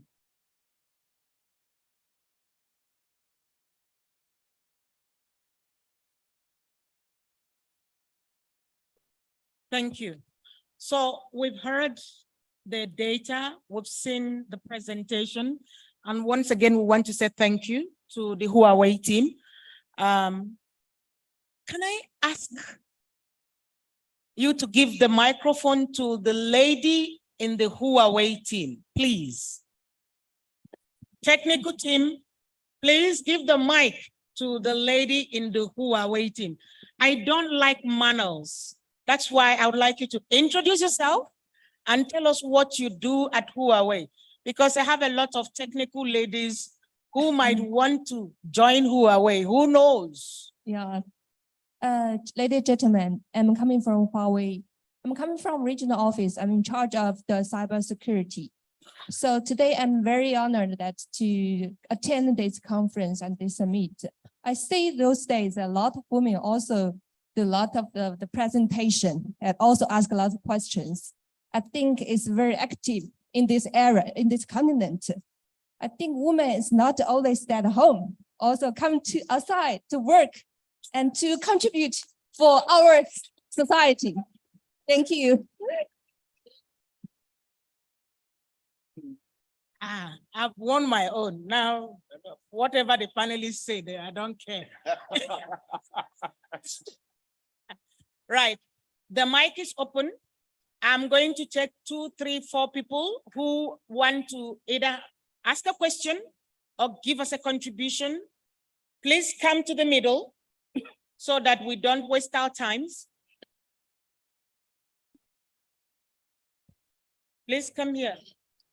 Yes. Hello, everyone. Thank you so much for this presentation about what is the So here is the thing. Can you come up and then face the crowd? You're well dressed. We just don't want you to like. Yeah. Thank you so much, Nina. Yes. You are always going. Okay, speak louder. Okay, thank you so much for this great presentation. My name is Huda Shifri. I am working with the operator. I'm working with operator. So we are working with the Huawei vendor. And my question is about what is the contribution or the project of cybersecurity. Would you share, please? Huda, we can't hear the question. I want to know about the initiative. Put the microphone to your mouth. Yeah. I want to know about the initiative of Huawei towards cybersecurity issues. The sound people. Repeat the question. Mon ami, come up here. Oh, I don't have time for the losing time. Come up here. We'll hear you well. where they fix the microphone. Okay. No, come right up stage. You traveled for this. Up here. Yes, address us. It's about time Tunisia has a lady president, by the way. Okay. Hello, everyone. My name is Huda Sheikhi. I'm working with the operator in telecommunication, Tunisia Telecom. I want to know what is the initiative of Huawei towards cybersecurity? Okay. So think- we take that and one more. Yes, sir. Hello, good morning. My name is Abdikarim Oloide. I'm from University of Ilorin. My own is a form of contribution. We did some work about last year, looking at digital economy, looking at how to measure digital economy. And one thing that we discovered was the fact that most of the way digital economy is measured is actually not in the favor of developing countries. I give you an example. When you look at the largest e-commerce site in Nigeria, which is Jumia, the way they do their transaction is you buy things online, but most times you don't pay online. You wait for the delivery man to bring it, you look at it, then you pay. Then when you look at the measurement, those kind of transactions do not really count towards digital economy. When they are doing measurement, we looked at a lot of measuring metrics, how most of these organizations, DECA, a lot of the ones you mentioned, how they do it. And you find out that the metrics in which they use, they do not take into consideration some of the peculiarities of developing countries. And that is one of the major problems with these metrics. And I give another example. Look at free apps. A lot of these measuring metrics, they do not take into consideration free apps. And a lot of times they are probably not just taking into consideration some of these things and our own peculiarity. Thank you. Thank you, sir. We're giving 90 seconds, 1 hour, 1 minute and a half. Okay. I think that's enough. Good morning, all. My name is Ifeoluwa Olufiye. I'm a ICT consultant at Contemporary Consulting. So my question is, I've seen that the new 5G has actually been around for a long time, but with the emerging technologies, so is it possible that it will be more affordable than 4G that has been used, that's still being used as of now? So are there works to make it more affordable? Are there subsidies, or are there other things that we should take into account? Then, yeah, I think that's my question. Thank you, for sir. now. Thank you.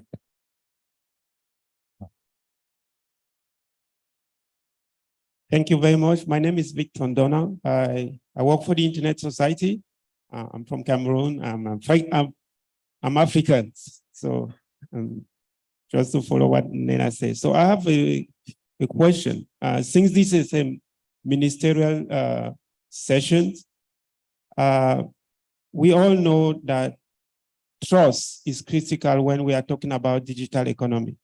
When people don't have trust in a tool, they won't use it. And encryption, it was mentioned in the previous session, is a vital tool when we talk about digital economy. And we have seen increasingly government taking action that undermine that use of encryption. And my question is, how panelists here and all the government representatives here, how can we promote digital economy in Africa at the same time undermining that same goal that we want to achieve? And lastly, I would like to mention also there are increasingly internet shutdown in Africa. And that undermine that goal is we want to achieve what our presenter, Mr. Bello, if my memory is correct, he was giving some bright future for Africa in terms of digital economy. But if our government continue to take such action on undermining encryption, mandating internet shutdown, we are just shooting on our own foot. So I would like you to really call our African government to consider other action than shutting down, because when there is a tool like Jumia. If there are 1,000 billion users and for a week or 3 days, they can't access that tool, that undermines that trust, and that is a critical challenge to the goal that we want to achieve in developing Africa using digital economy. Thank you. Victor. So those were the first 5. The 3 people now, please keep to time. So we wrap up and come back here. This session will end by midday. Merci beaucoup. Je suis Sylvie Siam, je viens du Cameroun.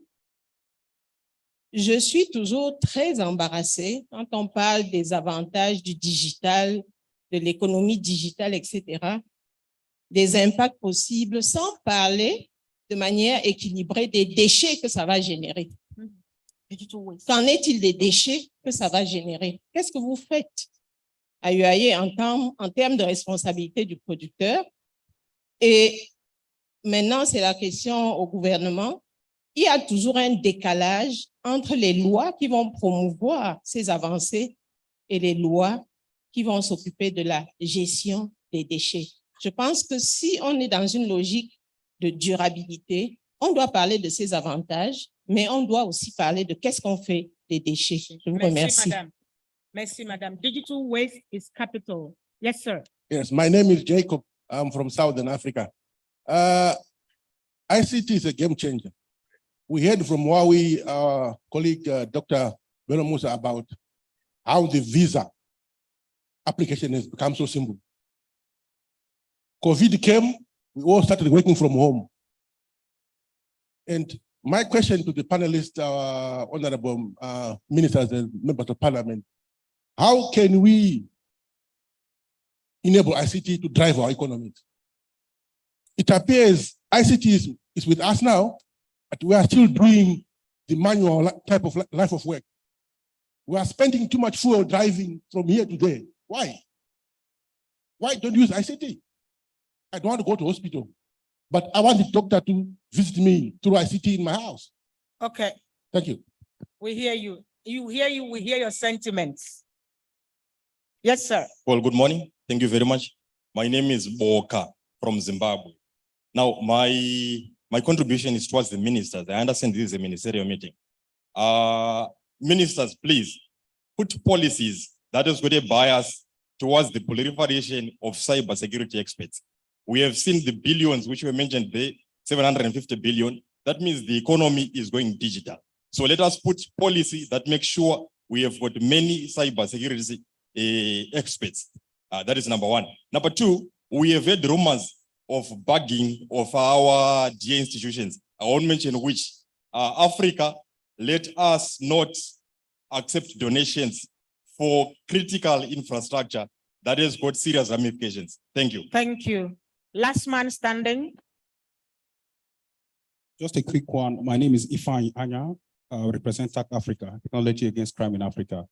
My question is a quick one. Leveraging on this forum, Transforming Africa's Digital Landscape, how can we consolidate using this forum to enhance peer review mechanisms between African nations on solution to governance, talking about challenges of governance, corruption, and other challenges? Right. Merci beaucoup. Thank you to everyone. It is 11:30 now. This is a ministerial panel. I have not introduced some people who are listening. I will do that at the end of this panel. There is a reason we put up the honorables here, because some people, some of my panelists, we have agreed they will not speak. They will listen, and they will be listening till the end, after which I will introduce them. But please note that this is a ministerial panel. Bello Musa, we will give you 5 minutes. The Huawei team are still here, and people can come speak to you. So please give 5 minutes. A lot of questions were asked, and I picked up especially on the one on e-waste, because when we produce, we need to think durability. sustainability. Yeah, but you've got 5 minutes and we are going to take 3 minutes each from our honorables. Thank you, sir. Thank you very much, Nela, and thanks to all the participants. You see, you've been listening very carefully. All the questions, the comment that you have put here are very, very relevant. While in the digital era, I'll start from the comment from the participant, the delegate from Cameroon. Yes, we talk a lot about advantage, benefit. It's not that we're hiding the inconvenience or the drawback of a technology. While we all know for each and every revolution, there are sacrifices to do. When you look back into the history during the agricultural revolutions, mechanizations, industrial revolutions, electrifications, there are sacrifices that we as a human beings, humankind have made in adopting new technology, in changing the way we live. But these sacrifices or drawback or disadvantages shouldn't be the motivation of us to sit back and not to do anything. When you look at the industrialization era, the train, all this engine, they brought in pollution. During electrification era, we had so many things. So it's the same during this digital era. Regarding the e-waste, of course, I was very, very strictly warned that we shouldn't bring any marketing or sales information here on this panel. I would like to reiterate that we at Huawei, we are very, very environmental conscious. We are trying to produce green. We look at the energy consumption, and we are using as much as we can renewable material.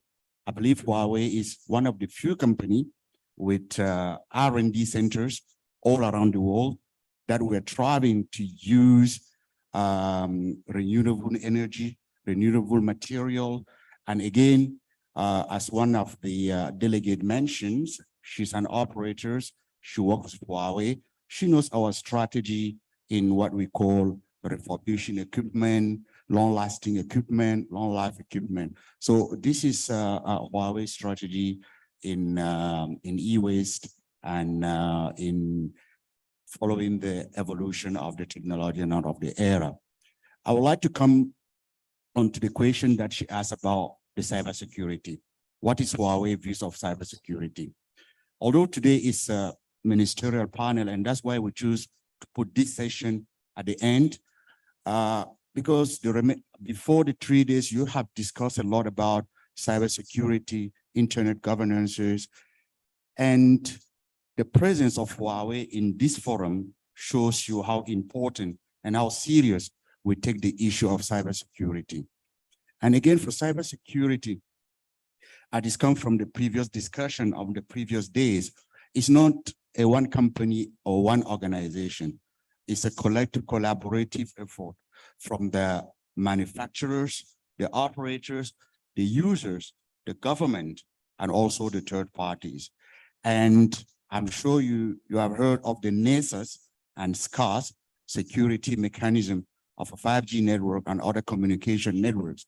And Huawei, as many other organizations and companies, is also part of that organization. Many countries are also part of that organization. So here I would also like to invite the participant and the parliamentary to try to join to understand what NASA's and SCAR's is, and to try to also join that organization. So this will be the collaborative effort to providing resilient, secure network for the future for Africa.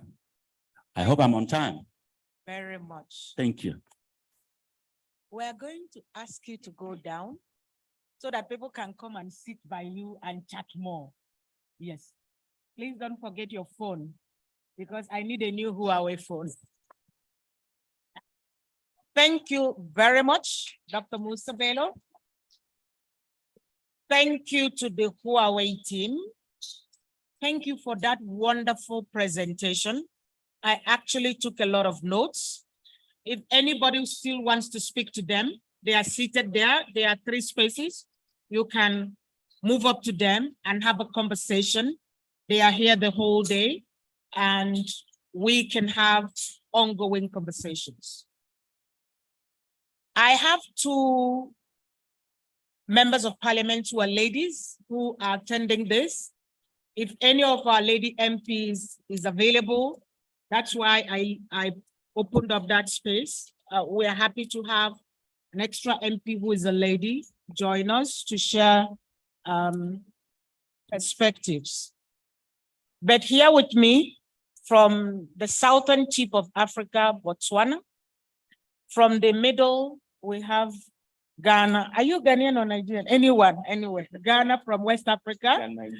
DRC from Central Africa, and Cameroon as well. Cameroon, I hear, is a continent anyway. But let me begin with the continent of Cameroon. Honorable, what have you heard so far? What are your first impressions? Thank you for this opportunity to share. One thing I want us to leave this forum with in our mind is that we should not be scared about the negative effect that come with the digital world. We're behaving like Christians that want to go and meet their God, but they don't want to die. Because whether we like it or not, this is an environment that has come to stay. And I've listened keenly to the various questions and contributions and comments that people have made. I have 2 impressions. First, some were not with us from the very first day that we started this conversation, because most of the questions that you guys have put forward here have been discussed. And second, I have the impression that you people, the public, has an increasing interest in the digital world, which is a marvelous thing. I am coming from Cameroon. Cameroon is one of the countries of the Central African sub-region, the Economic Community of Central African States, otherwise known as SEMAC. We are making progress in this domain. Our parliament adopted the cybercrime and cybersecurity law in 2010. We are having a lot of drafts under discussion. Recently, we adopted the online child protection bill, which has already been enacted into law. We are now having discussions on the Access to Information Act, data protection and data privacy. I'm glad that I was invited to take part in this forum, attending the African School on Internet Governance, and I'm here again with you guys ending this African Internet Governance Forum. It's a great initiative. I've learned a lot, and I want to say that, like I said earlier, whether you like it or not, the other day I was having a conversation with the other member of parliament from the Federal Republic of Nigeria over lunch, and he told me we should not be afraid with the revolution that comes with the digital world. Rather, we should be able to build our capacity to meet up with the demand, because it has come to stay. Yes. Thank you very much. Clear message, fear not. Botswana. Thank you, Madam Moderator. Let me thank the Huawei to put up informative information before us. But on the issue of the economy, the growth of economy in the 2050, each and every country must position itself, because it's going to remain a pipe dream for the countries that they didn't put themselves in a better position to participate into this digital economy. Taking the contribution made by the gentleman from Zimbabwe, when he said the policy must be put in place, it's going to be a very serious challenge, because when you are talking about the policy to be put in place, each and every person who's here, they must go and plead with various parliamentarians to make sure they put the law in place. Why I'm saying this, Madam Moderator? In 2014, the African Union introduced a convention on cyber security, but up to this day, no single country, it's about 15 countries that they have already signed, but the rest, they don't care about that convention, which means the convention were not parachuted on us by the Americans or by Europeans. We are the engineer, we are the architect of that convention, which we are not respecting. That is the challenge of our continent. When we are talking about to position ourselves, we start from the convention, from protocols and everything to come and domesticate the law that is going to benefit the citizens of our countries. And the issue of the telemedicine, it's a challenging one, Madam Chairperson, because when we are talking about the telemedicine, we are saying someone should access your data while sitting in China, India, Europe. And here is where the data protection comes in to say, no, the law doesn't permit the following. So, we're in a digital space, and at the same time, we are trying to regulate. At the same time, we are failing to implement the technology that is at our disposal. On the issue of environmental consciousness, it's upon ourselves, the people, because this continent, Madam Moderator, have sent the sons and daughters of this continent to various schools around the globe. So we have the people who can really participate on the issue of innovation. The people should come together, because the government cannot do anything on its own. The people must come on board and say, no, we can do the following to look after our environment. And the government, they will aid them to make sure that, no, they make a lot of money. I thank you, Madam Moderator. Engagement of all stakeholders. That's what I took from you. Honorable Safari. DR Congo is now the largest country in Africa. I hear it's also the richest. I don't know. But telemedicine, all of these things, internet shutdowns, what's your take? Right now we are not yet the biggest. I think Algeria is the biggest. We are the second in terms of size, but I can say we are the biggest player in the digital transformation, because all the mineral who help that digital transformation came from Congo. You can say cobalt, coltan, all those things that make the digital transformation work came from Congo. And we are giving a lot to the world, not only to Africa, and you are also expecting a lot from the world. But what I can say from Congo, we are still really behind. Our minerals and what we are still in mineral industry. We are not yet in digital area, even if we are contributing a lot to the digital transformation. But I think us as Africa, we have many ways to make ourselves go forward. Like we have something that we are better than other part of the world. Like if we go in the mobile money sector, there's one guy will speak about how it was hard to get a visa and to pay a visa online. Yes, I have to apply for a visa, but I cannot pay using my own mobile money. People from Kenya or from South Africa are using M-Pesa or MTN mobile money. They have also MTN here in Nigeria, but you are obliged to pay with a Visa card. But it's not everyone who are having a Visa. It's not everyone who have the card. But most of our people, even in the rural area, they have mobile money. If you go in Kenya, everything, you can pay almost everything with your M-Pesa. In shop, baba, hospital, taxi, motorbike, anything, even the police guy, you can grab them with M-Pesa. So that means it's one of things we can see how we can put it on Africa continent in regard of the free Africa trade zone. Why can't we put one system together and have all the mobile money all over the continent being together? And that can make us not only make our life easy, but also build an ecosystem that can make young people build application and have some part of the money instead of getting the money to Visa or MasterCard.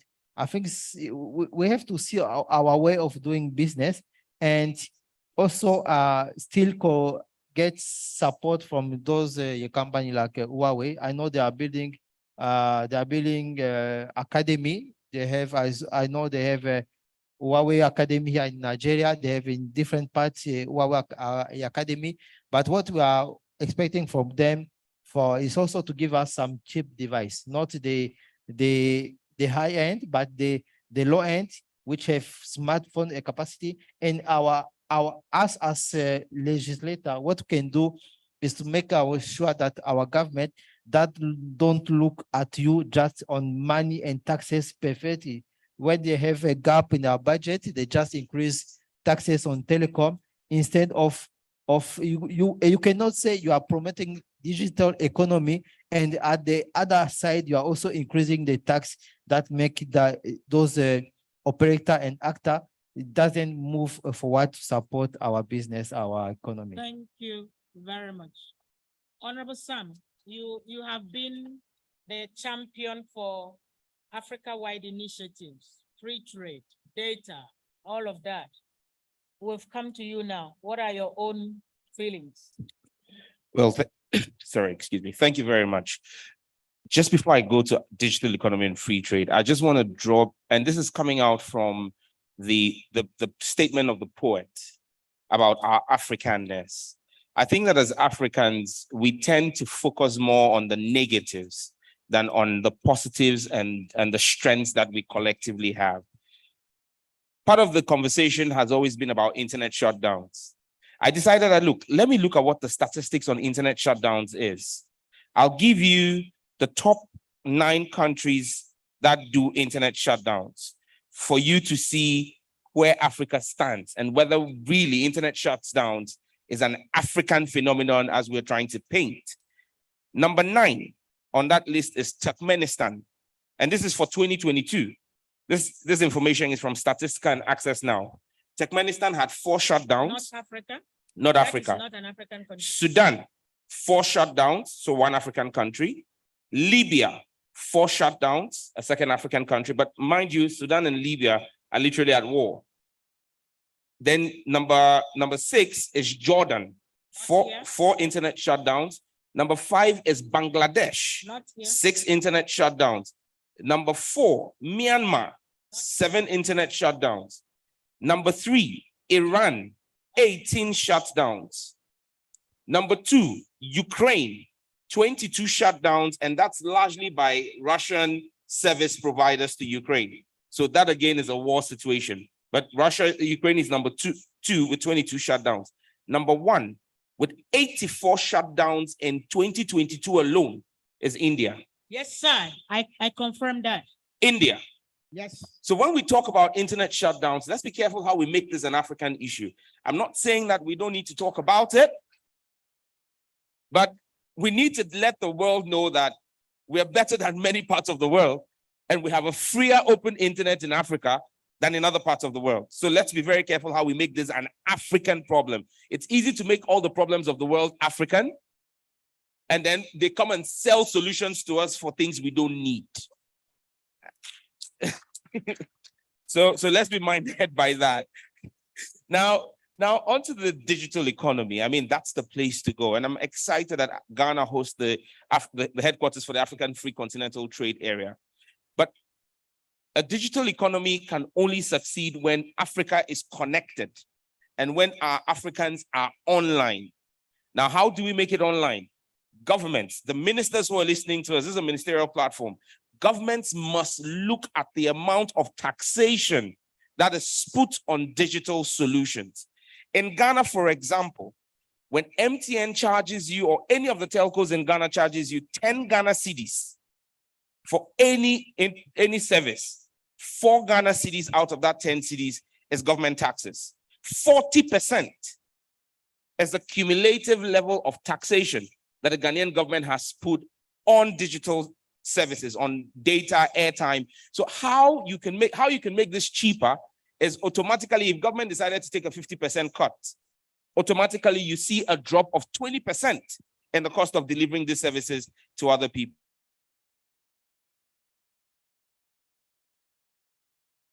Convention, which is an African solution. It's taking us 8 years to get 15 African countries to actually kick it into place. This is not European, this is not American, this is an African solution. Why are African governments not signing on to this? Now, the major issue for all of us is that if I sell my cocoa bean, or if the farmer in Kenya's valley chooses to sell his tea to me in Ghana, and I have to buy on even the Jumia platform, which is Nigerian, my payment is processed through Visa cards.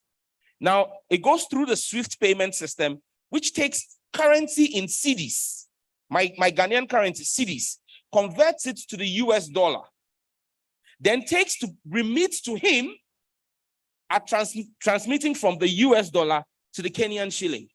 What's the American Treasury doing in that transaction to be making money off the exchange rates? And that's why Africa, again, has built a platform called the Pan-African Payment Settlement System, PAPS. But of all the 54 countries, only 6 African countries have had their central banks sign on to it. Because if the Kenyan central bank was signed on to PAPS, there will be a direct currency exchange between the Ghanaian cedi and the Kenyan shilling, between the Ghanaian cedi and the Nigerian naira, between the Ghanaian cedi and the Ugandan mullah. You get it? And then we can begin to trade amongst ourselves. But if we don't do this, the whole mirage of an African free continental trade area will just be to the benefit of another country's currency, and we will create more barriers to people being able to trade. So dear African ministers and governments, as a representative of Africans, as a member of parliament, my plea to you is give life and impetus to African solutions to African problems, and let's stop creating barriers amongst ourselves.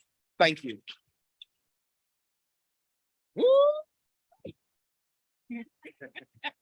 You did that live from Abuja. Vote him again. We have 5 minutes to this panel. I'd like to say thank you to Dr. Bosun Tijani, Minister of Communications, Innovation and Digital Economy of the Federal Republic of Nigeria, who's been on listening mode. Minister Emma Theophilus, Deputy Minister of Information, Communication and Technology, the Republic of Namibia, also in listening mode.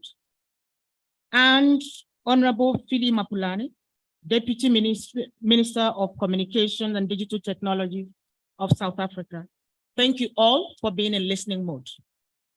I'd like to give 2 minutes to someone who I hope will not be shocked. It is you.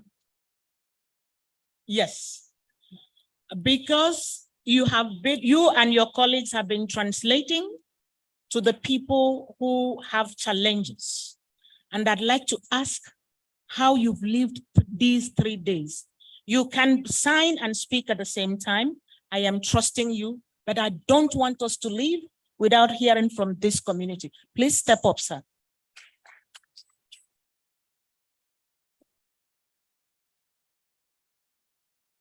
Introduce yourself, introduce your service, and tell us what you've seen all of these days that you've been here. Thank you very much again for your service. Thank you for giving me this opportunity. My name is Kehinde Ogumbi-Iton. I'm a sign language interpreter. I also have my colleague here, Beyoku Oladipo. We are from National Commission for Persons with Disabilities. And we are here to provide the sign language interpretation service for this program. And there are a lot of takeaways that we have gotten from this conversation, most especially for the vulnerable and the most marginalized group. I would like to say for the deaf community, which their primary language is sign language, they have been carried along to a larger extent by the service that we have provided here. And we can say this program is disability inclusive. At the same time, for the blind community, they have access to the internet. They can as well join online and listen to the conversation ongoing. And I just want to say a big thank you for making this program all inclusive. At the same time, to be disability inclusive. At the same time, but whenever we are, developing our programs, applications, and all of that to digital technology problems in Nigeria, in Africa, we should carry along the disability community in order to ensure that they also benefit from the digital economy in Africa. Thank you. Please teach us how to say thank you. Thank you. Thank you. And how do we applaud? Right, folks. My name is Nenna from the internet, and we're done. Thank you for the opportunity.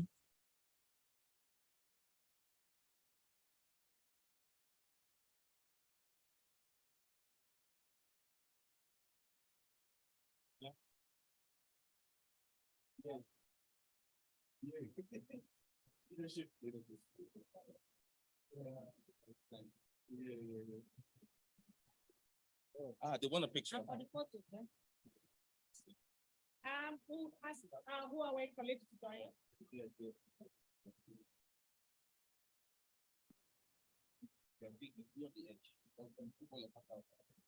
And one person from the disability community.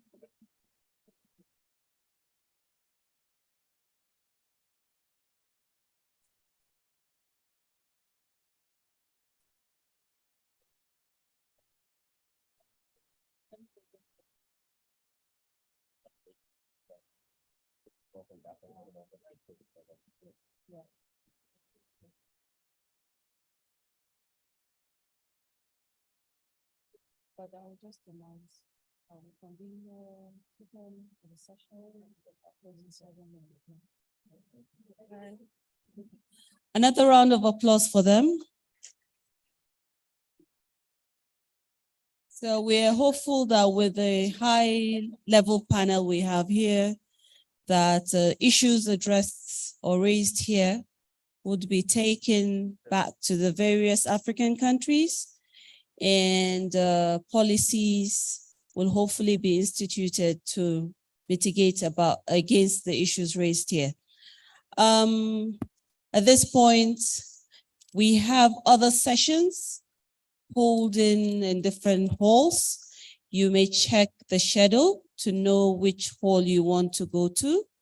We'll reconvene here for the next session in the Congress Hall at 2:10. But we enjoin everyone to please be present for the closing ceremony at 4 p.m. So you may take your leave for the sessions. Check the schedule, find your session, and have a good time. See you at 2:10 for those that are joining us here. Thank you.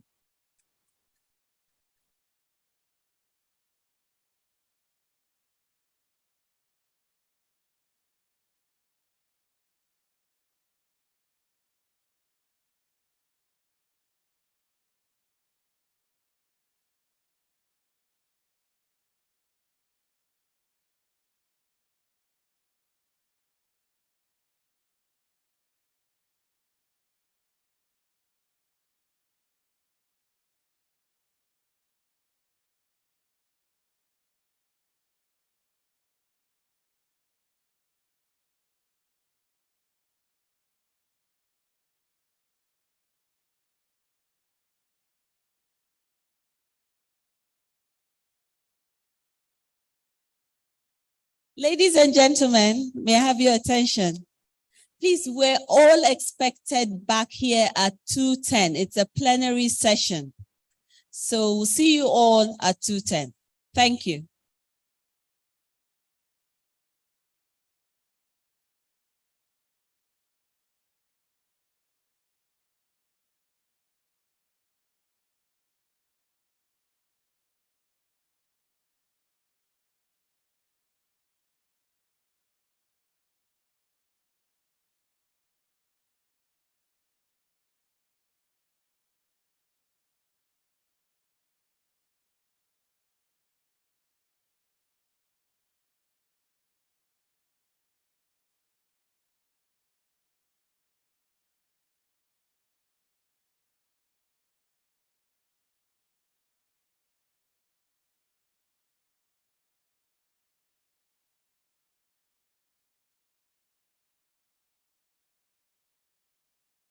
policy paper.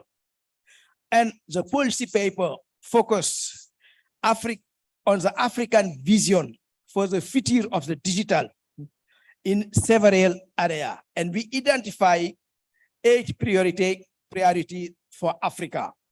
One, it is a digital public infrastructure. When we talk about digital public infrastructure, we talk about this platform like Digital ID. As you know, 500 of our population, it's between 470 and 500 million people, African people, doesn't have any legal identity. It is something we have to sort out if you want to be part actor in this digital era. Second, it is access and affordability to the infrastructure. As you know, we need $100 million to build the infrastructure in Africa in order to provide access to the maximum of the population to the broadband access to all African countries. It's not the government who are going to build this infrastructure.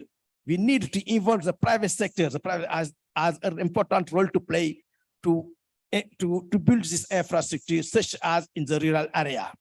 Another point, priority for Africa, it is a capacity building.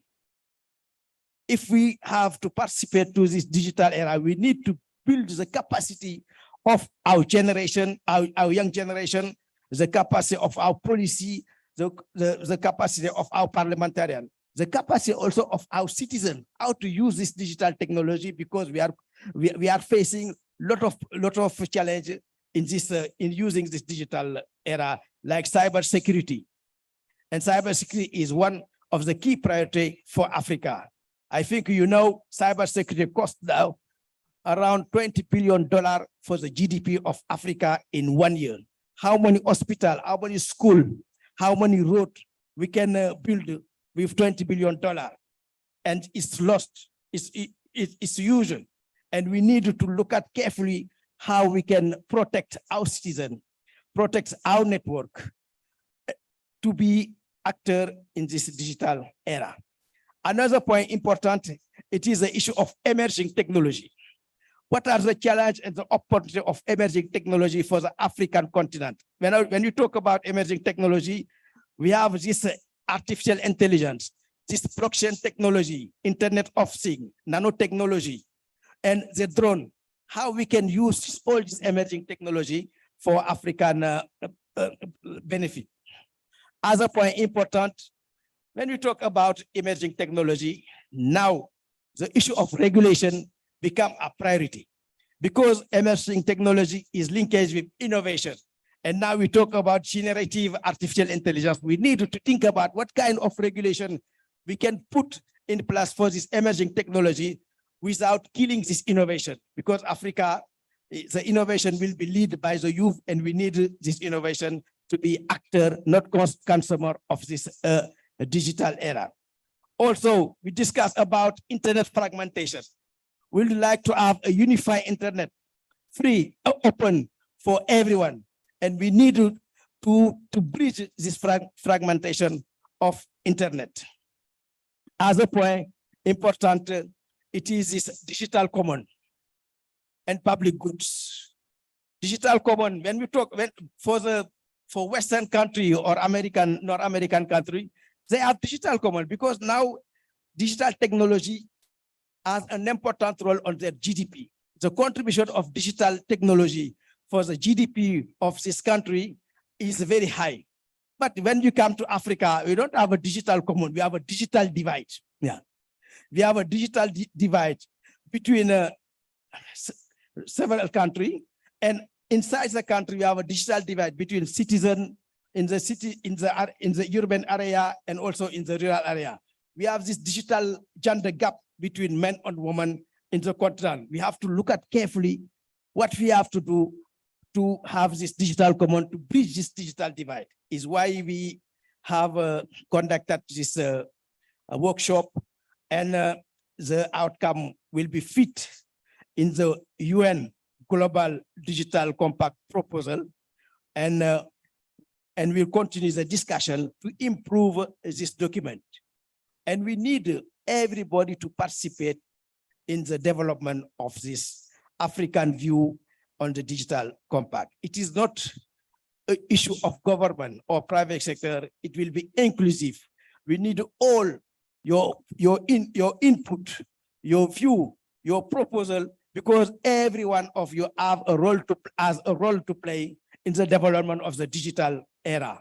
And we want Africa to be at the first line of the development of the digital era, digital economy in the world.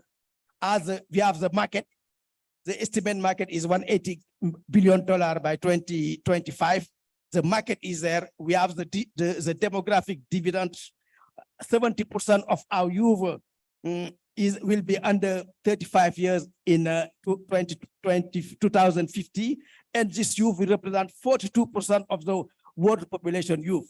We have all opportunity now in Africa. We need to take this opportunity in our hand. And why it is important to do this global digital compact and to go in detail on the several key priorities of this global digital compact. I give the floor to my colleague Dobrina for 10 minutes to present the key finding of this meeting in South Africa. Dobrina, you have 10 minutes. Thank you, Mokhtar. Greetings, everyone. Greetings from Addis Ababa. It is a pleasure to be part of this very important discussion. Mokhtar prefaced the importance of Africa's contribution to the Global Digital Compact very well in a very comprehensive way. So I don't know if you can see my slides. I have a couple of introductory slides, which I'm going to skip through because he gave a very good introduction of the goal of the Africa's contribution to the Global Digital Compact and the objectives of the compact. So can you confirm whether you can see my screen with the presentation? No? Not yet, Dobrina. Can we upload the presentation, please, colleagues?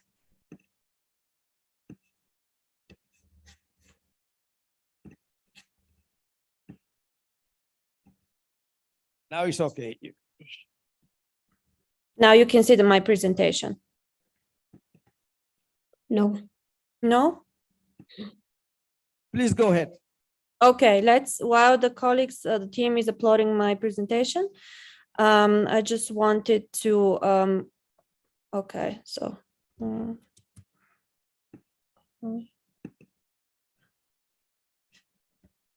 Can you see the presentation? Yes. Okay. So the importance of the Global Digital Compact, as Mokhtar said, was also emphasized by the UN Secretary General, who said that there are two seismic shifts which will shape the 21st century. The first is the climate crisis and then the digital transformation.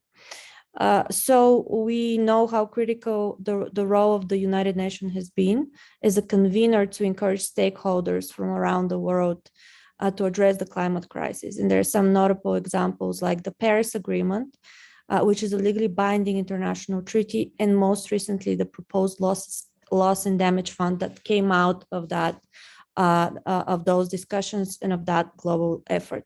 So similarly, the UN Global Digital Compact aims to improve global digital cooperation by setting clear goals and bringing a variety of stakeholders together. The compact will be launched next year during the Summit of the Future, and the UN has been engaging in these consultations with a broad range of stakeholders to gather different perspectives and shape the scope of this agreement. Next slide, please. As part of that consultation, the ECA convened a number of different stakeholders from 32 African countries in Cape Town in July to develop a set of specific recommendations which constitute Africa's contribution to the Global Digital Compact. And as mentioned by Mokhtar, they're grouped in the following thematic priority areas. The first one is infrastructure development and access. Then we have digital public infrastructure. Next are emerging technologies and their risks and opportunities for Africa. The next topic is the regulation of emerging technologies. We also have digital trust, data protection, and human rights. Following that, we have avoiding the risk of internet fragmentation. Next, we have digital capacity building. And the final one is public goods and digital commons. Next slide, please.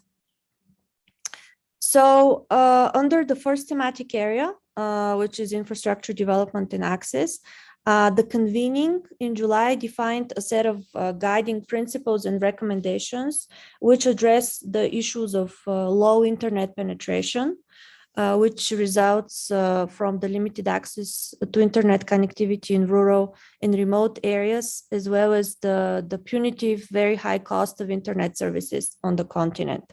And on the charts on the right, you can see some numbers which illustrate the large usage gap in Africa, where we have 83% of the population is believed to be within reach of mobile broadband connectivity. However, the internet penetration is only 40%.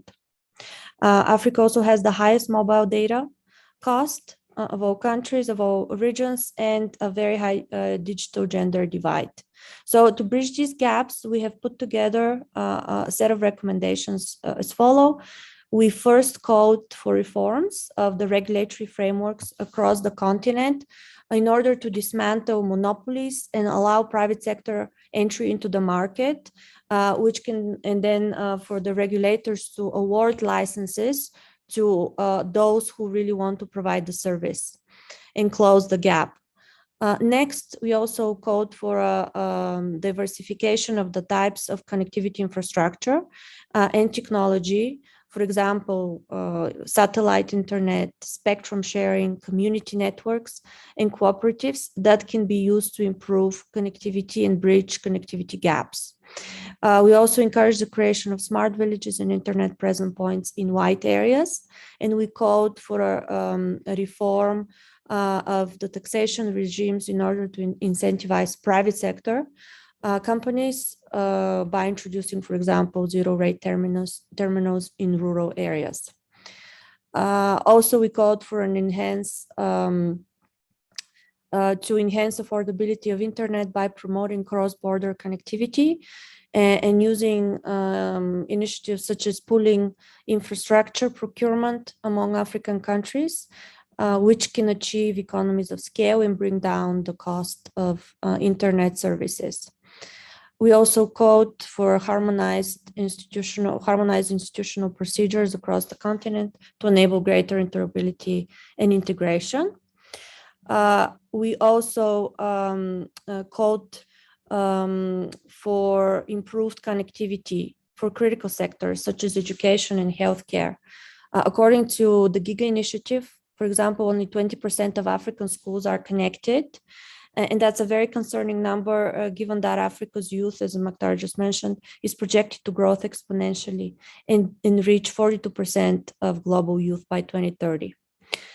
Lastly, we also called for African countries to develop local capacity to produce key digital products and services by leveraging Africa's vast access to renewable resources and green minerals, which can be used for high-tech services and products such as electric vehicles, drones, mobile devices, etc.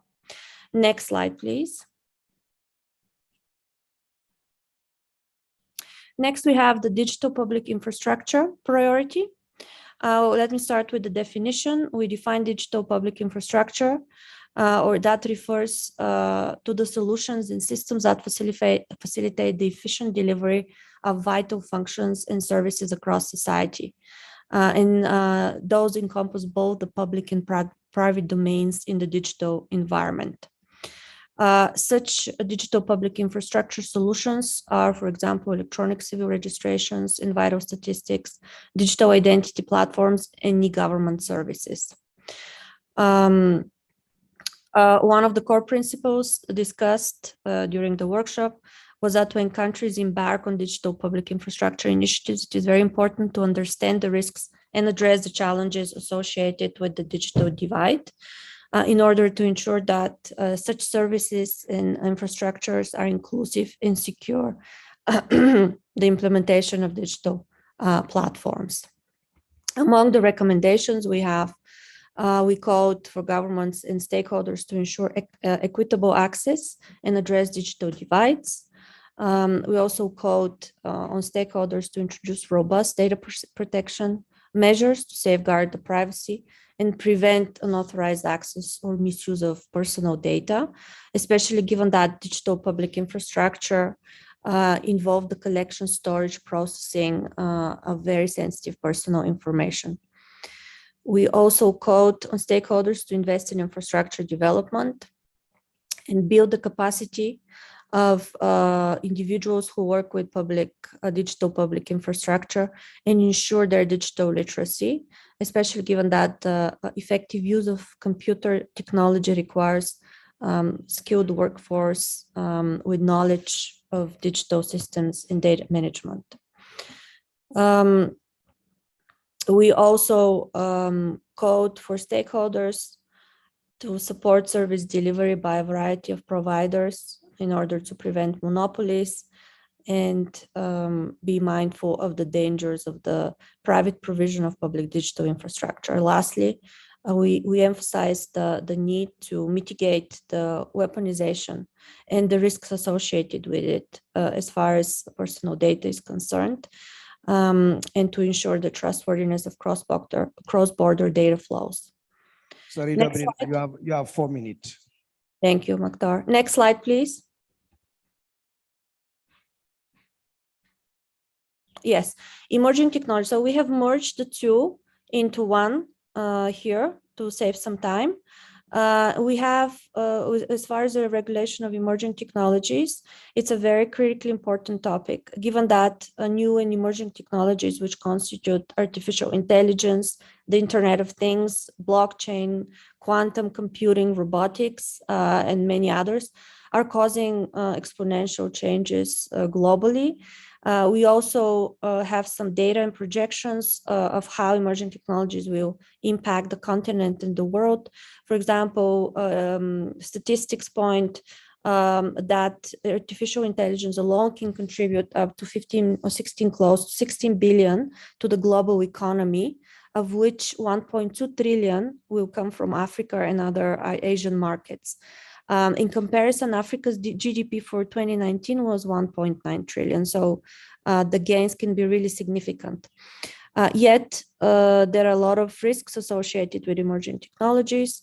African countries are at risk of becoming just mere providers of data without being able to leverage data as an asset. Also, emerging technologies lack basic guardrails in many economies, and government entities have insufficient financial and human resources to put those guardrails in place.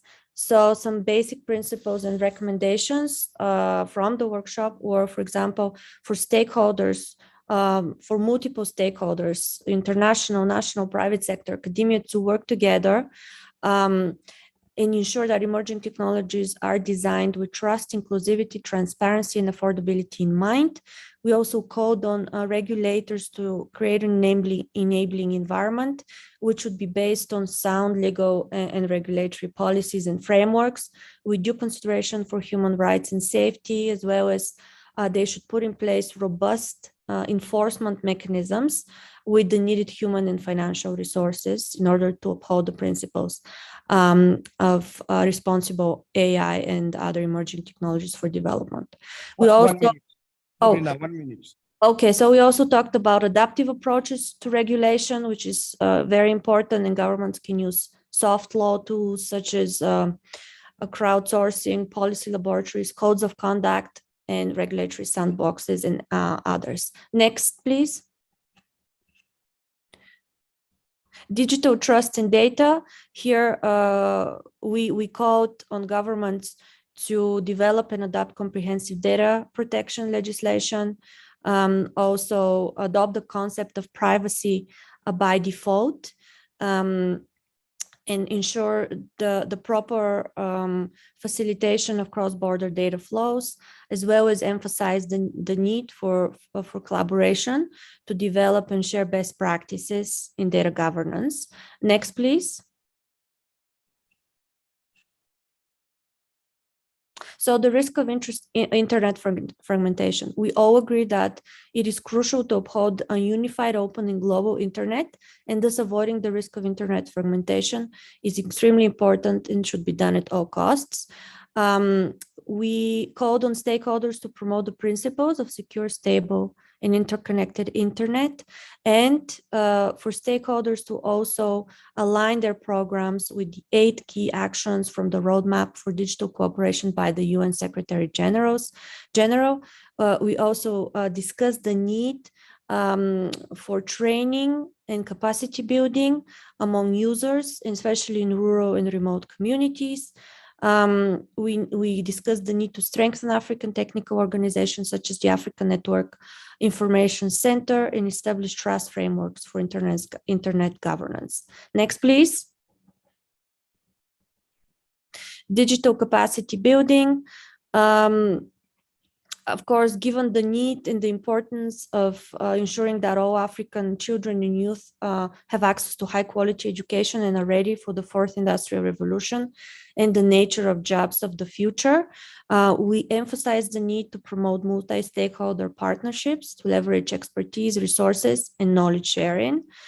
We also called on stakeholders to work together to expand investments in educational infrastructure, especially again in remote areas, as well as invest and integrate digital skills training into formal education curricula, and focus on teacher training programs that focus on enhancing digital competencies, again, focus on collaboration and digital skills, and investing in centers of excellence across the continent to establish and promote digital entrepreneurship, and the need to provide more online resources to foster regional collaboration and best practices and lessons learned. And the final slide and final strategic priority was public goods and digital commons. Can we go to the next one? Quickly here, I just want to emphasize that the role of public regulation of digital public goods, such as the internet, data, cybersecurity, spectrum, has emerged as a priority. There are many complex challenges surrounding digital public goods.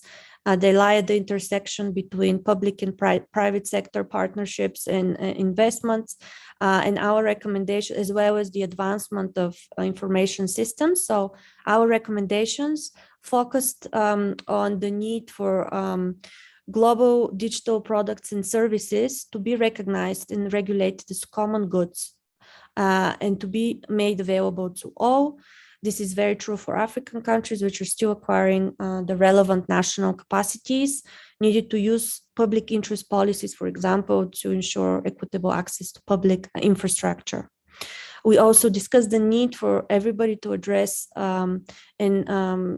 policy divides in the regulation of emerging technologies and acknowledge the global digital divide between the global south and the global north. Thank you, Dobrina, for this comprehensive presentation. Thank you. We'll share with you the presentation. I think we can send to the organizer to share with all the participants. But now let me open our discussion based on this presentation. I'm going to start by Honorable Elajimo. To start with Honorable Elajimo, I would like to remind you, in the 2005, we have 2.6% of our population access to internet. 2005, it is when we adopted this WISIS. And by end of 2022, we have 40% connected. A lot of progress have been made, but still we have 60% of our population not connected. And among the 60%, 77% are in the rural area. This is generally to the lack of infrastructure, affordability, access, and cost. As a member of the parliament and member of the African parliamentary network, what kind of policy you can advise to expand this infrastructure in all the continent. Honorable. Thank you very much, Dr. Sek, and thank you very much to the presenter. And I think it's very clear that Africa is trying to be a part of the global, digital transformation. And then the primary goal, like is indicated earlier, of the GDC is to establish shared principles and regulations. Now, to do that, and that is also going to facilitate, shared services and inclusivity and sustainability. Now, how do we make sure everybody on the continent actually is part of this digital drive? I think infrastructure is at the forefront of everything, because without proper infrastructure, you're going to see that connectivity is almost impossible. Now, we know that the mobile penetration rate is about almost 87%, but the internet penetration is still 40%, which is below the world average of over 60%. So which means Africa is still lagging behind. And to do that, to close the gap, monies actually are needed, investments actually are needed. And the government actually is not a good business person. So government needs to provide the policies, the framework on which this institution actually can work. Now, the first policy that I think can help in closing the gap is to address the geographical areas, which is expansion. Now, if you look at the rural areas, sometimes even by road or car, you cannot even go there. So some areas actually, to get connectivity also is almost impossible because of the terrestrial they have. Now, for the new entrants that are actually coming, or the existing institutions that actually have, government needs to provide policies that would actually allow those institutions to be able to expand in the rural areas, in whatever kind of thing. So I think policies need to be instituted, or policies need to be in place to ensure that institutions or companies are able to expand into those areas that are actually hard to reach.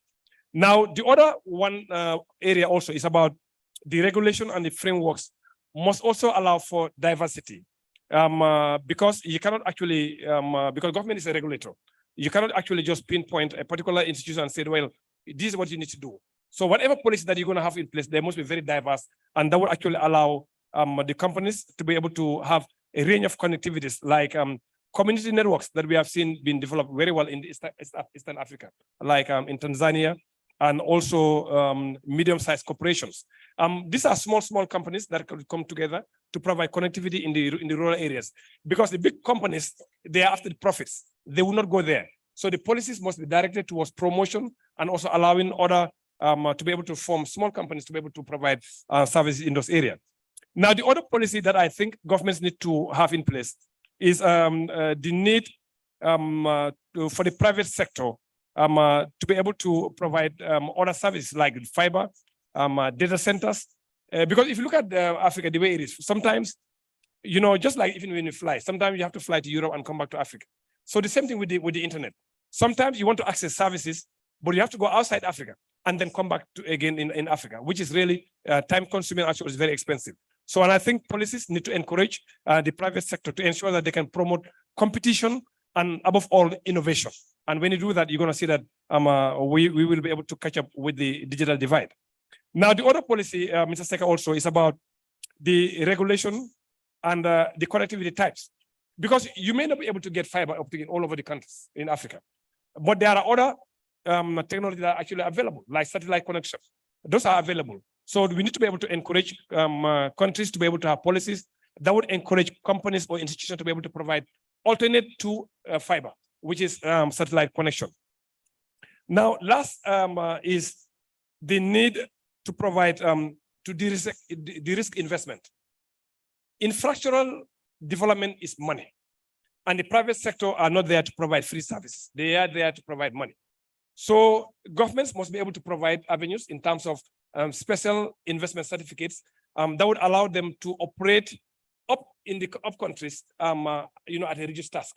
What that means is they need to be able to provide them with tax breaks that would actually help them in their investments. Because again, if you don't do that, they are thinking about profits. So getting them tax breaks is going to actually allow them to be able to invest more in the areas that actually are not connected. So I think overall, policies not to be in place to encourage innovation, but not to stifle innovation, and also to support the private sector to ensure that they can invest to be able to make more profits, but at the same time to serve the underserved. Thank you.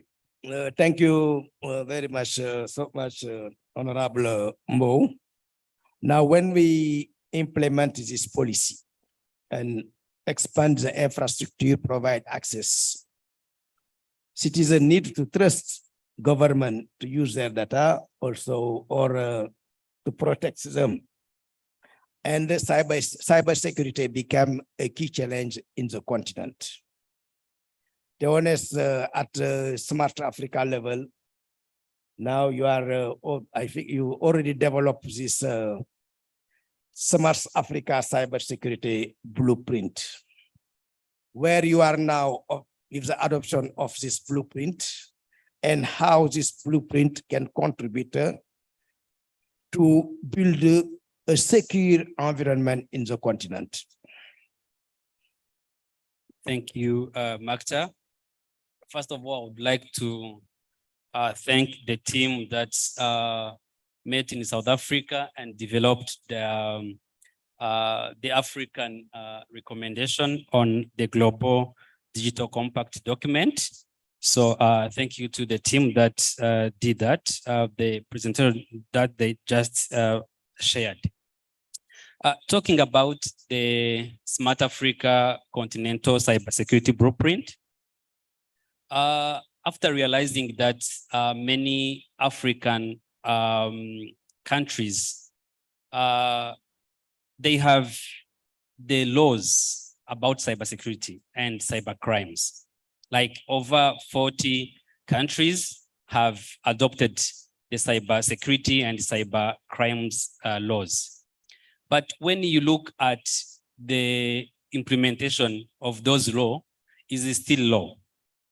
Only 16 African countries have established national cybersecurity authorities. And when you look at the data protection and privacy, 37 African countries have adopted the laws and acts, data protection and privacy, but only 23 countries have established the data protection authorities. So there's a gap in the implementation of the laws in place. And at Smart Africa, we have been busy working on these two projects, cybersecurity project and data protection and privacy project. And what we want to suggest to the countries is these 5 points. The first one is to establish a national cybersecurity authority, because without a national cybersecurity authority, it's going to be easy to reach your goals or to implement the law in place. Second is to develop the laws supporting the existing laws, regulations, policies, plans, norms, and guidelines. And these laws should be developed considering the best practices, looking at international, continental, regional, national, even institutional. Third is to put in place incident response and detection mechanism. Here we talk about the national SATs and the sectorial SOCs. Fourth is to do cybersecurity collaboration, partnership, and intelligence sharing. These are done on international level, continental level, regional level, and even national level, just to sign MOUs with private sector. And lastly, the fifth point is to allocate funding and investments to cybersecurity initiatives, focusing on skills and technologies. These funding and investment can be done in many ways. We suggest countries to think of capital budgets, loans and partnerships. Government should be allocating budget for cybersecurity project. So these are the 5 points or 5 foundational points to consider to have a good national cybersecurity program. Thank you very much. I would like to remind Smart Africa has now 39 country member states or 38. 39 countries, member states. Member state. And the meeting on the GDC in South Africa was chaired by the minister, chair of the ICT Council of Smart Africa Minister. Now, Mr. Anani, when all this policy, the objective is to promote an equitable access to the infrastructure, to secure also the digital era, as well as to promote this digital inclusion. Following your several research at ICT Africa, how can we develop and implement this policy? Thank you, Chair, and good afternoon, everybody. So basically what I'm going to do is highlight some of the key points that we have developed as Research ICT Africa in the context of developing a digital agenda for IBSA leadership in the G20. And so before I even get into those points, I think the one thing that I need to stress is that when we talk about DPIs in this particular instance and improving access, is that digital public infrastructure is a governance issue. And what we mean by it's a governance issue, we mean that in the future, there will be no option between digitization and staying behind. Those who stay behind will not benefit, and that is that. So when we say it's a governance issue, essentially what we mean is that those who are able to put in place the appropriate structures to ensure that everybody can enjoy the benefits of digitization will enjoy greater successes. Now, how do you do that? Well, there are a few recommendations, and I think you've already touched on a few there, but the first one was that when we talk about inclusion and access, it also means that at the basis or at the bottom of access is the issue of digital ID. This is the idea that one person should not be locked within a different silo, within different spheres of government. So when we're talking about this, we mean that digital ID should be interoperable across different platforms, against different bodies of government. And if we're also talking about the African Free Continental Trade Agreement and Africa Digital Transformation Strategy, that this digital ID is also acceptable and usable throughout the continent. Now, it's not really a hard concept to grasp. It is just ID, but digitally. Now, the trouble that we have found so far was that, for instance, if one requires a service at a public hospital, the data that they supply there cannot be used, for instance, when they are paying their bills. And when we're talking about unifying this digital market into one big digital market, and then also talking about availing services across the board, then the issue of digital ID is going to be very important. But here's the other thing also, which I think you've already spoken to, is that we can't just create digital ID systems in a vacuum. They need the appropriate data protection and cybersecurity infrastructures behind them. But also, we need to actually ensure that the infrastructure is available. Where I come from, South Africa, currently, we're facing tons of power outages. We are facing electricity up and downs, and I've experienced it also here sometime in the past week. And really, the whole idea there is that if we cannot make sure that the infrastructure underlying the access and interoperability of digital systems is up and running all the time, then we cannot expect to fully take advantage of it. But another thing that we need to do actually is to address the digital divide. And we've already spoken to the issue of connectivity and unequal rates of internet penetration throughout the continent. So we need to ensure that there's uniform access across the continent. Research ICT Africa has a very interesting set of projects around issues such as device costs and data costs across the continent. And these have a huge role to play in access. So also the projects are aptly named the After Access projects. I'm sure if you'd like to read up on those, you can check them out on our website. But I guess the most important point here also is, having taken all these into consideration, we probably have to start looking towards classifying digital public infrastructure as public goods. Now, what do we mean by public goods? In economic terms, really, that just means that the use of this particular good or of this infrastructure does not really diminish the utility to the other person or to the next person.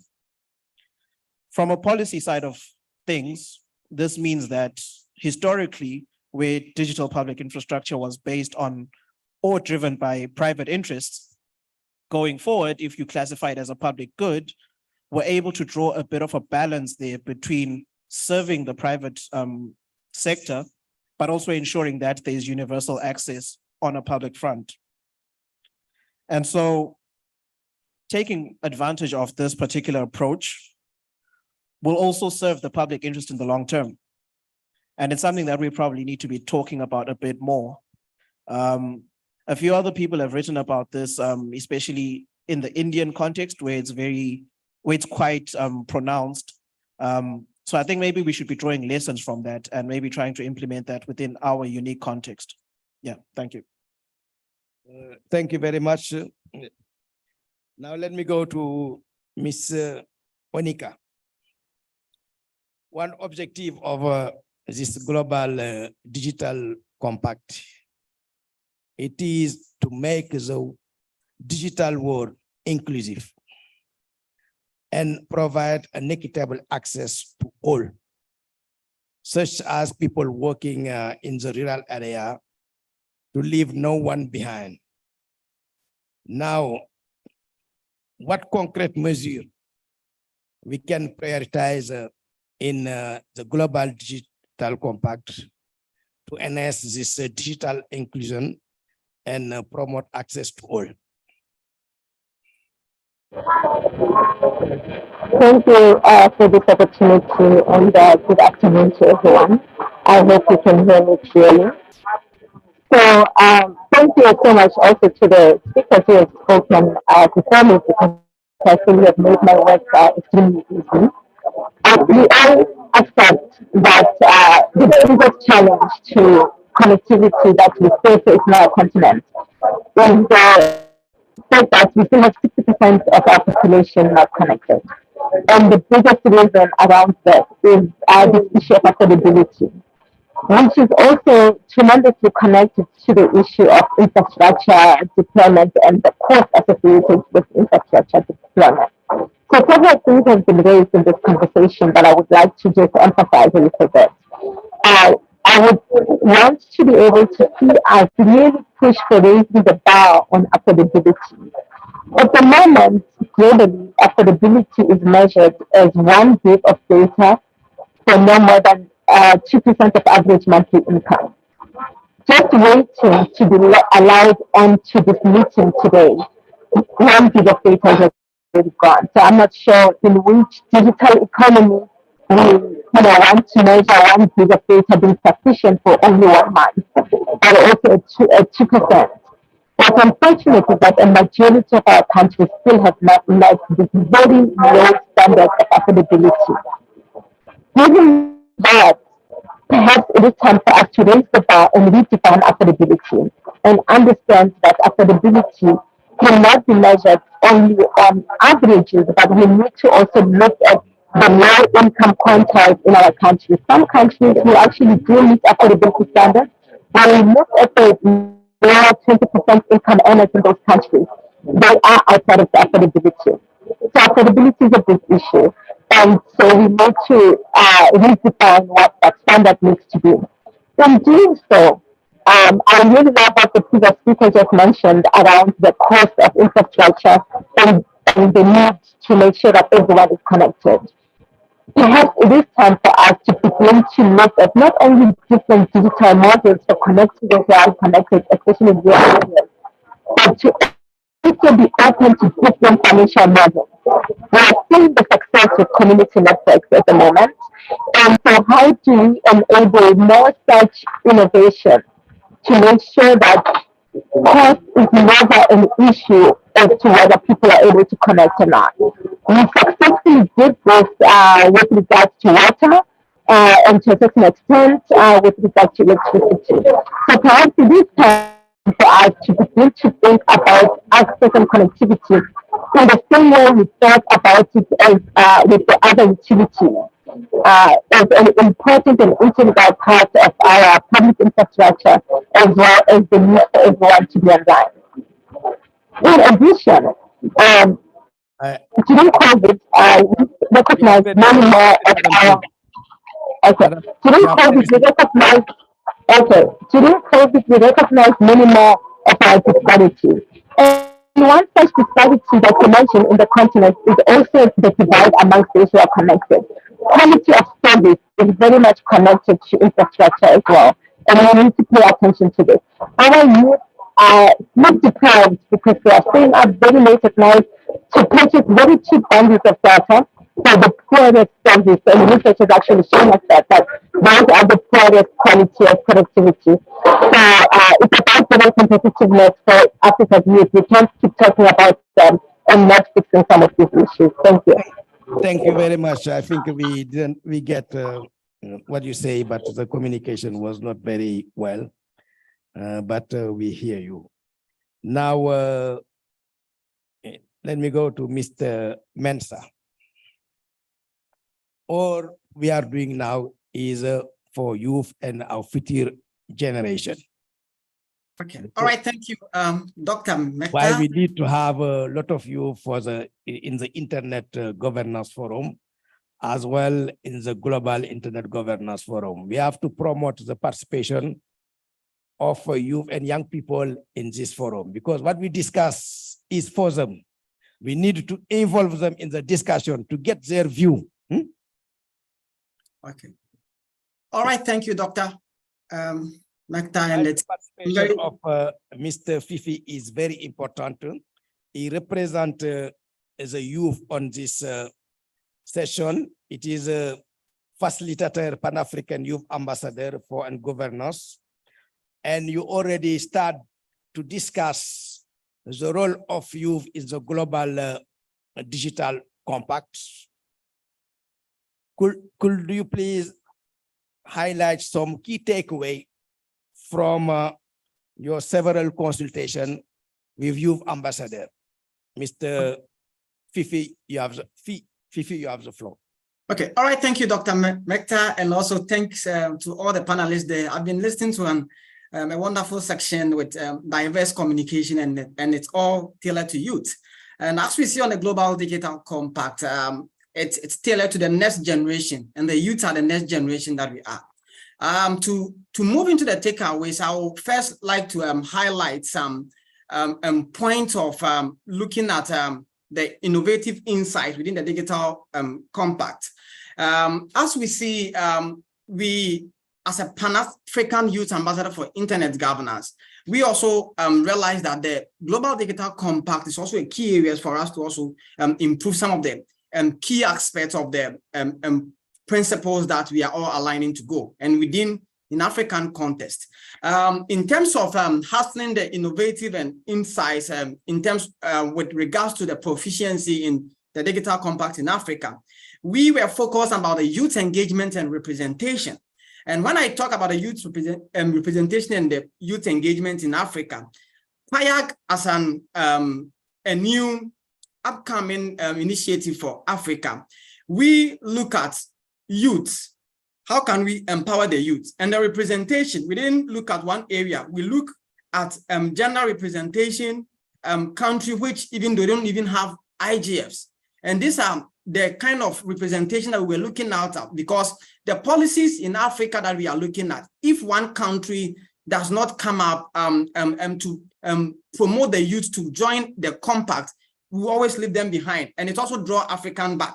When we are making policy regulation within Africa, we need the youth voices. So we try to include the youth engagement and representation. So that's the first key. We also move into education and awareness. We cannot train millions of people in Africa, but as a PIAG, as an initiative, we received more than 2,000 applications from Africa. And then we have to also let them go and understand other concepts within the internet governance. We push them to learn about ICANN, the stakeholder we got, then we screened an application and we got about 1,200. And out of that 1,200, we selected 100 ambassadors. And the 100 ambassadors are going to put out an education and awareness about internet governance, which most of the ambassadors and facilitators are even at this African IGF participating. We also set up something like a learning report and learning ideas, whereby we source out their ideas towards some thematic topics. Some are within the digital compact theme areas. So these youth have contributed a lot with a learning report that we combine everything to make an impact suggestion to other forums like IGF and other digital forums.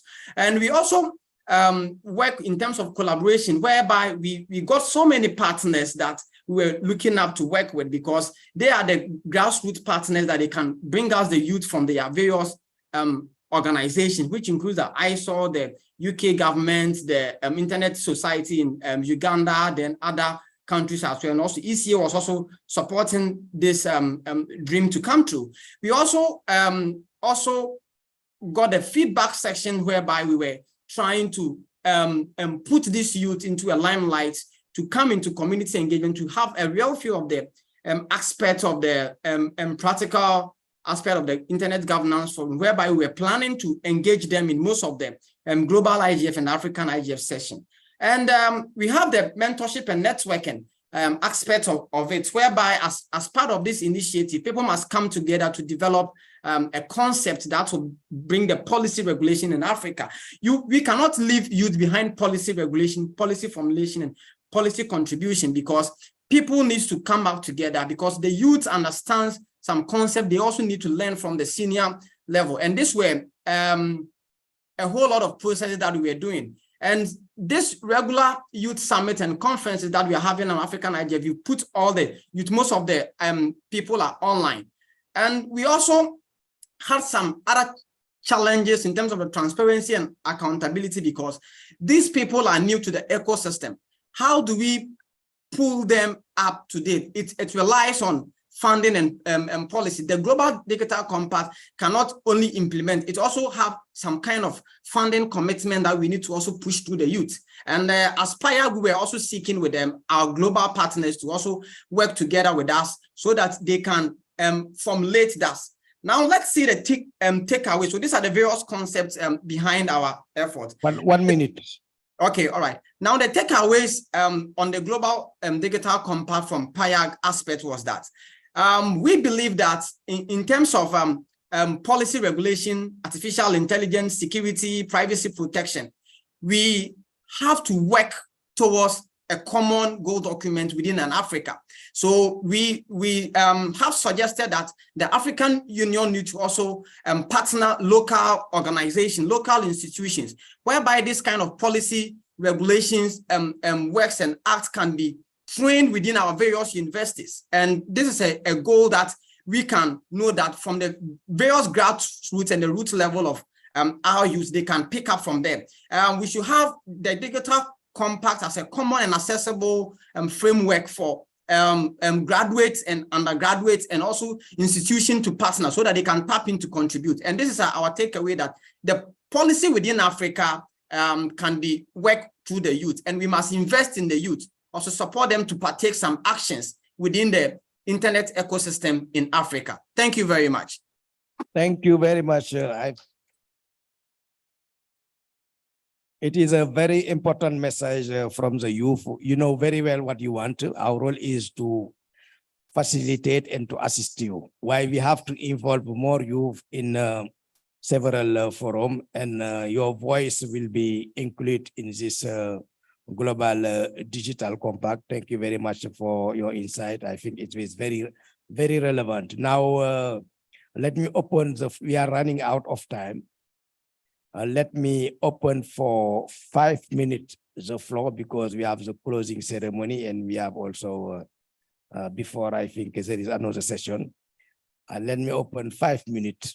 I take 2 questions on this side and 2 questions in the other side. Okay. Go get, yeah. Micro, please.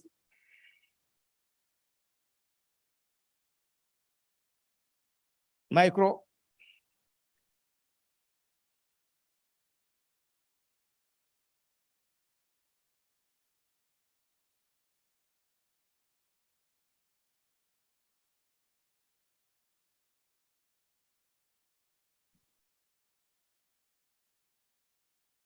Sit on this side, the rest on this side. Yeah.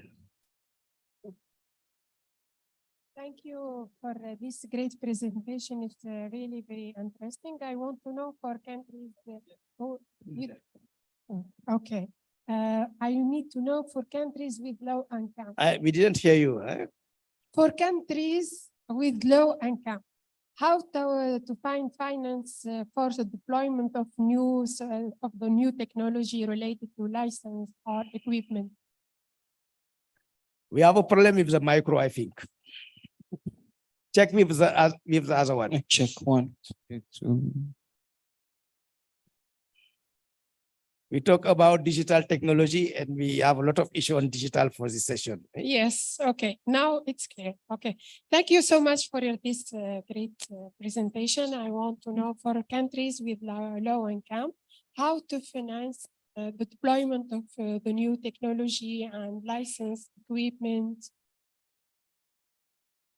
Thank you. Next. Yes, thank you. I just want to make a quick comment regarding the youth participation. It was agreed during the global IGF in Addis, during the session for involving, I think, all our youth in our countries, is that these programs, let's bring them to the education system. Let's bring them very early. You know, I was shocked, the country where I come from, that the kids are already talking about SDGs. They talk about climate change. They talk about all these issues. So I think let's bring all that content to our education system. Let's involve the teachers, teaching our young kids as early as 10, 7 years. They're very intelligent. What I always say to people, you buy a new cell phone. Us as adults, we have to read the manual. But the kids, 4 or 5 years, they don't read the manual. They're very intelligent. So let's bring that education, that knowledge to our young kids so that tomorrow they are our experts. Thank you. Yes, Makta.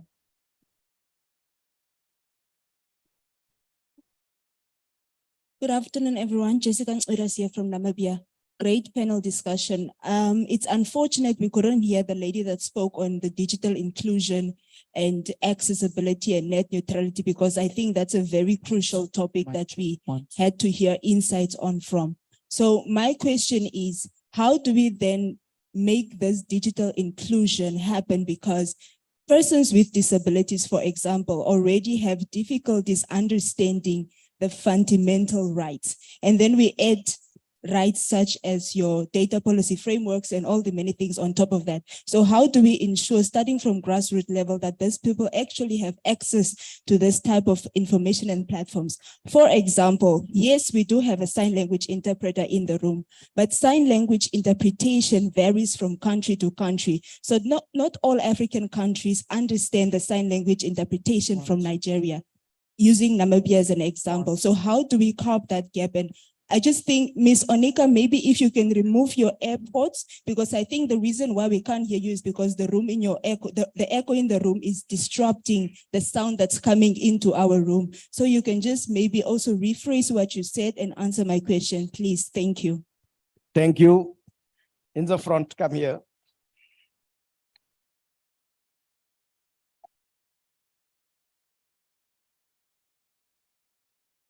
Thank you, the panelists, for your insightful contribution to the discourse. I'm particularly happy to see the contribution of Africa to the global compact, the global digital compact. I'm particularly interested on issues of data privacy. Data privacy and protection has become a global issue, and a lot has been said about legislation, policy harmonizations, and all that. My question is, what is the African Union doing in terms of data protection, comparing with what the European Union is doing with the general data protection regulation? Are there initiatives towards harmonizing all country legislations and regulatory frameworks to have a single policy for the African continent? Thank you. Thank you. Let's take one or two on my left. Thank you. Hi, everyone. Thank you so much. I will speak in French for the diversity of our. Yes. So, ma question, avant tout, je remercie les panélistes parce que c'est une thématique d'actualité, la coopération digitale mondiale. Donc, ma question est simple. Après cette, parce que comme c'est les Nations Unies qui ont demandé ces rapports, après, il y aura une nouvelle architecture mondiale, disons, de la gouvernance numérique. Donc, quelle est la place de l'Afrique dans ça? Et ma deuxième question, c'est une contribution continentale. Est-ce que vous avez un peu demandé à certains pays ou bien tous les acteurs parties prenantes dans les pays concernés d'y contribuer? Et quel est le lien, comme nous avons un agenda continental qui s'appelle l'agenda 2063 de l'Union africaine, quel est le lien avec cet agenda? Donc, je vous remercie. Thank you. The second, Jimson. Thank you very much, panelists. Firstly, I want to commend UNECA for helping through with our contribution, Africa's contribution to the Global Data Compact Summit. Well, it's about free flow of data. My question is, how can we fast track the free flow of business people generally? And when people move, trade improve. How can we fast track that? At least let me start with visa on arrival, okay, to be able to move around. So how can we fast track that? Then secondly, we've been talking about policy. There are some entities that already have policies. So can we recommend a time of phase implementation of these policies before 2030? Because we have policy in place, but I'm not sure we have phase implementation program, okay? And lastly, somebody talk about underserved areas, connectivity. There is this Universal Service Provision Fund, okay? How do we get more information about the utilization of the Universal Service Provision Fund? Because it's supposed to fast track the deployment of infrastructure to the underside. Thank you, because I'm sorry, we are running out of time and we don't have a time to answer to all the questions. But it is a first meeting to discuss the outcome of the Global Digital Compact, input for Africa.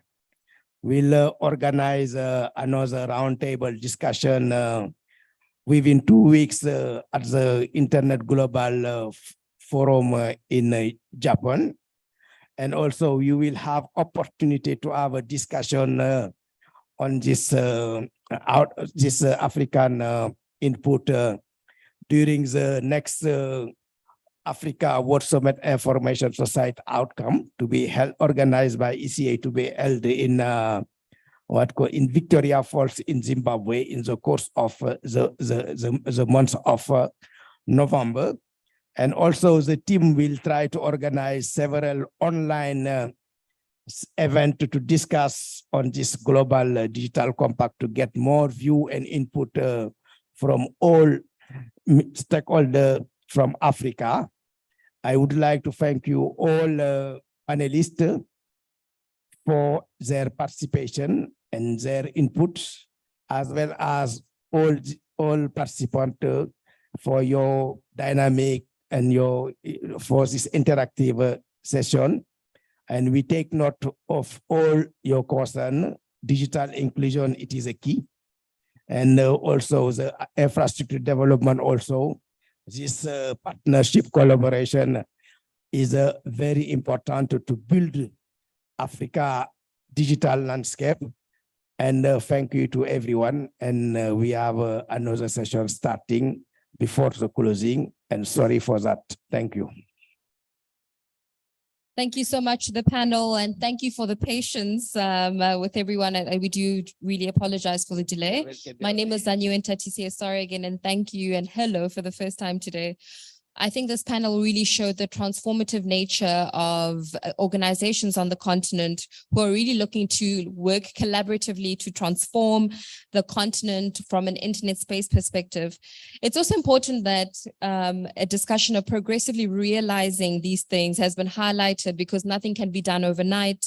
However, it's also important that certain declarations are being taken seriously by the continent, and we see that private sector and public sector are working quite closely together with intergovernmental authorities on the continent or on the landmass. So we did highlight issues around infrastructure development, digital skills and education, digital entrepreneurship and innovation, youth involvement and decision-making being a focal point, as I think Dr. Mokhtar Sek always highlights that, you know, as Africa, we are youth rich. And in order for us to realize these billions and billions of dollars that we're sitting on, we need to ensure that we take the youth voice seriously in all of these issues and principles that we've highlighted on this panel. So if we could just give the panel one last round of applause for an amazing, amazing input to this discussion.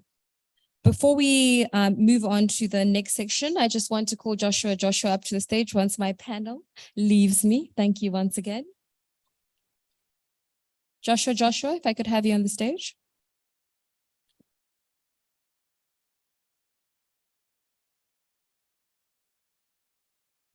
So as Joshua transcends onto the stage, I'd just like to make an announcement that we are going to have an open mic session. It will be cut slightly short, just to ensure that when the dignitaries do come in for our closing ceremony, we start and we close in time and give everyone a chance to see and experience Abuja after the conference. So I'll give Joshua the mic and leave you in his trusted hands. So if you could give Joshua a round of applause, please. I think we can do better for the last one. Can you please give Joshua a round of applause? Thank you. Thank you so much. Welcome, Joshua. Thank you so much, Lydian. Yeah, so I'll be doing the open mic together with Lydian, and it's quite simple. Hi, good. This is the first time I'm standing on the stage. Seems so nice. I see what everyone sees from here. So we will be kind of having an open section with the community. And the concept is we would try to have people take if the technical guys, sit down. If the technical guys can help with mics, we will try to take the conversation from the community in terms of the internet governance processes in Africa. Maybe also in terms of what happens in your regional, your national and regional initiatives, and see how we can be able to process those feedbacks and maybe come back with you by next year with an answer or before then with an answer. So the mics, how do we do this? Do we have a standing queue? Or we can maybe have a standing queue in the red carpet and then use that as a way to pick up the contributions or questions or the pack. We will try to do this in less than 10-15 minutes before the closing ceremony and we're good. Who is starting? Anyone starting? Yeah, great, couple. Hi, thank you. My name is Kweku. I'm from Ghana. I'm part of the IGF steering committee in Ghana. And I think one of the conversations in terms of to deal with the IGF has been, in terms of the NRIs, has been kind of support some of the bigger, stronger IGF initiatives or the NRIs can give to other countries. I think the second point too has to be the struggle that most of the NRIs have in funding IGF. I think it's important that in coming from this African IGF, if the conversations can be continued, I think we are missing a lot of opportunities in onboarding other people into the IGF. It doesn't have to be us alone. We need to be able to spread our tentacles to invite other companies, other entities, other businesses to be part of our processes, and in thereby we can be able to spread it. I think the third point is about policy regulation. As much as we have a lot of conversations about this, the other initiatives, this is lucky to be with my experience and work with regulatory institutions, especially organizations which work in terms of spectrum, and our ability of our IGF initiatives. Please try to summarize so Yeah, you cut me short. no, I'm going to finish now. For us to be able to onboard these other initiatives, I think there's something to do. Thank you. We've been told we have an online presenter, one of the Africa stakeholder groups, Afrinic. I don't know if they are online to make a short 5-minute or 3-minute intervention, but if not, Tijan, please, if you wish to use the mic, kindly, because time is going to come and we just have a cut, so be in line. Make it 1-minute intervention, short and precise to the point. Thank you. Thank you very much. My name is Tijan Benjama. I am the chair of the North African IGF. I would like to thank the host country for the organization of this event. Everything was very good. Thank you very much. But I want to make a remark about the Africa SIG. The SIG, the concept of the SIG is to give young people information and knowledge to bring them into the ecosystem of the internet governance. What Africa SIG is doing is they are making people pay to have these courses and pay much, very much money. So this is, I don't think this is the spirit of the SIG, and I don't think that the African Union should support this kind of activity. Thank you. Thank you, Tijan. Do we have Afrinic online? Hello. Okay, Mary. Okay, Mary, my name is Mary Uduma, and I'm from Nigeria.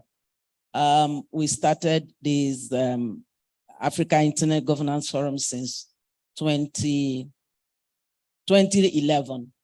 And we had the secretariat in UNECA. That's the organization that Magda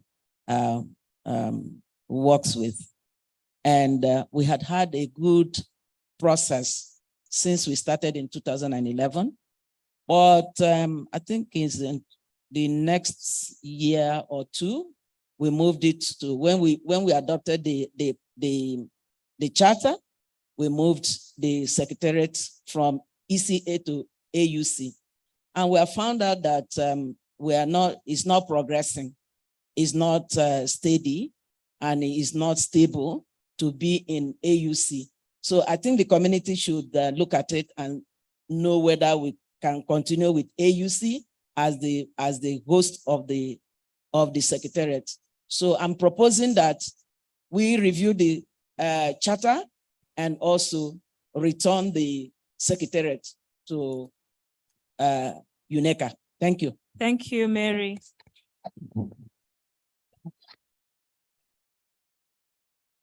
Hello.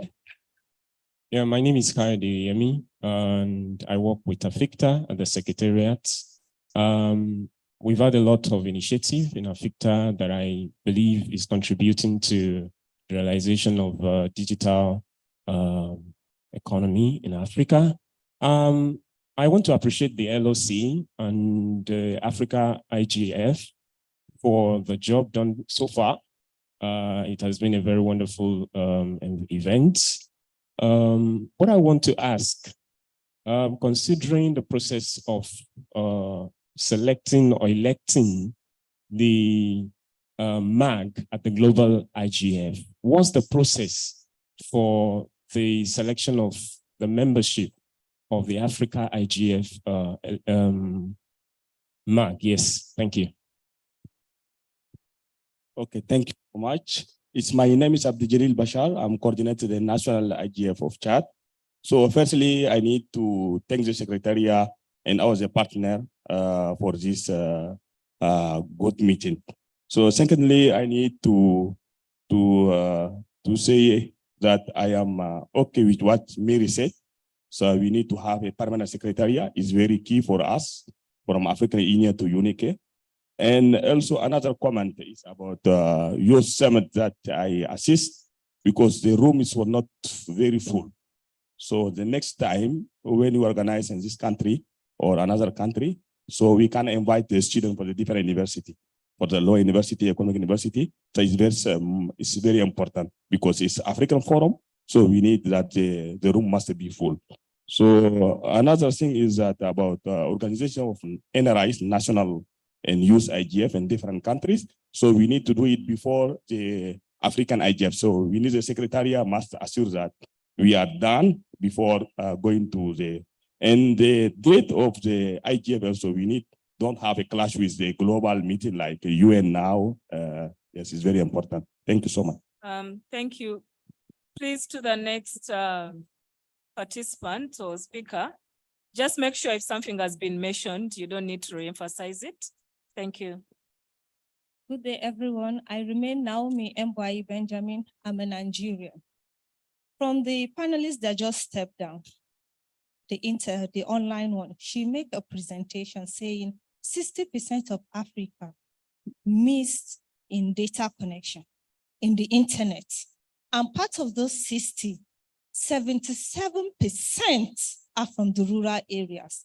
And African internet governance have access to high-level stakeholders across Africa. Please inform our leaders. They should ensure the rural areas have access to internet because we are missing out big time. Thank you. Thank you so much. Yes, mine is a quick one on participation. Where I come from Southern Africa, SADC, we do have a target of 50-50. That is encouraging women to participate. So I was just looking at this room. How many women do we have versus people like us men? So I think let's bring more ladies to these gatherings, even more than 50%. No, she's sitting there. Thank you.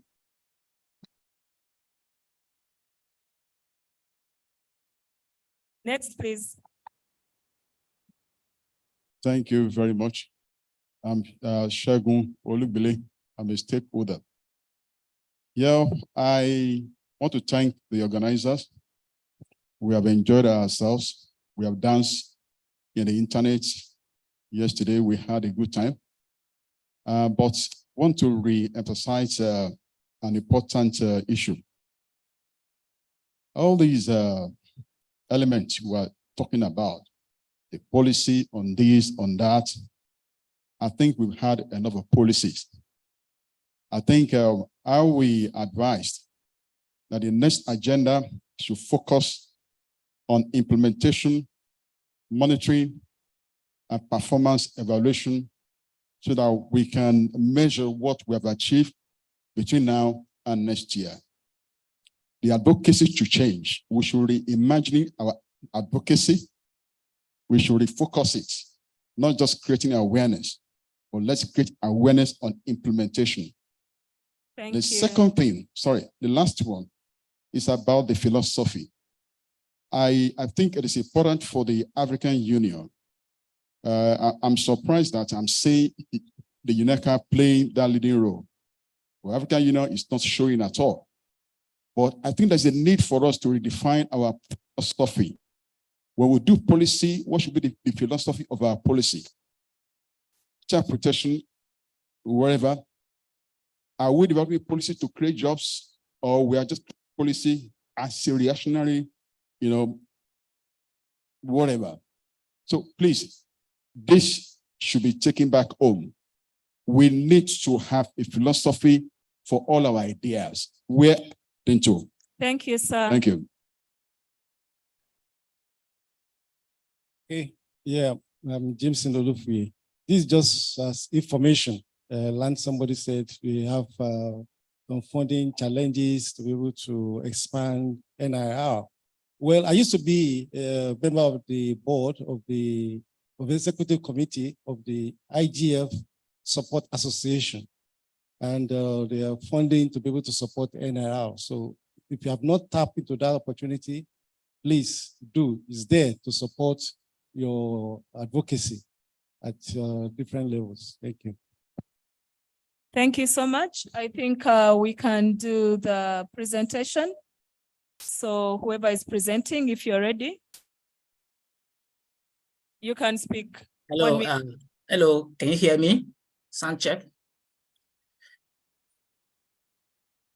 Yes, we can hear you. Thank you very much. Hello, everyone. And of course, apologies, I could not be with you physically due to challenges beyond my control. Welcome to Nigeria, which is my home country. I am going to be speaking as chair of AFRALO. My name is Sheon Ojedeji, and I'm going to be providing us updates on what is happening at AFRINIC, especially which also regards that AFRALO is also have been following actively the situation as AFRINIC, and we also participated in making various efforts towards seeing that the situation improves. Next slide, please.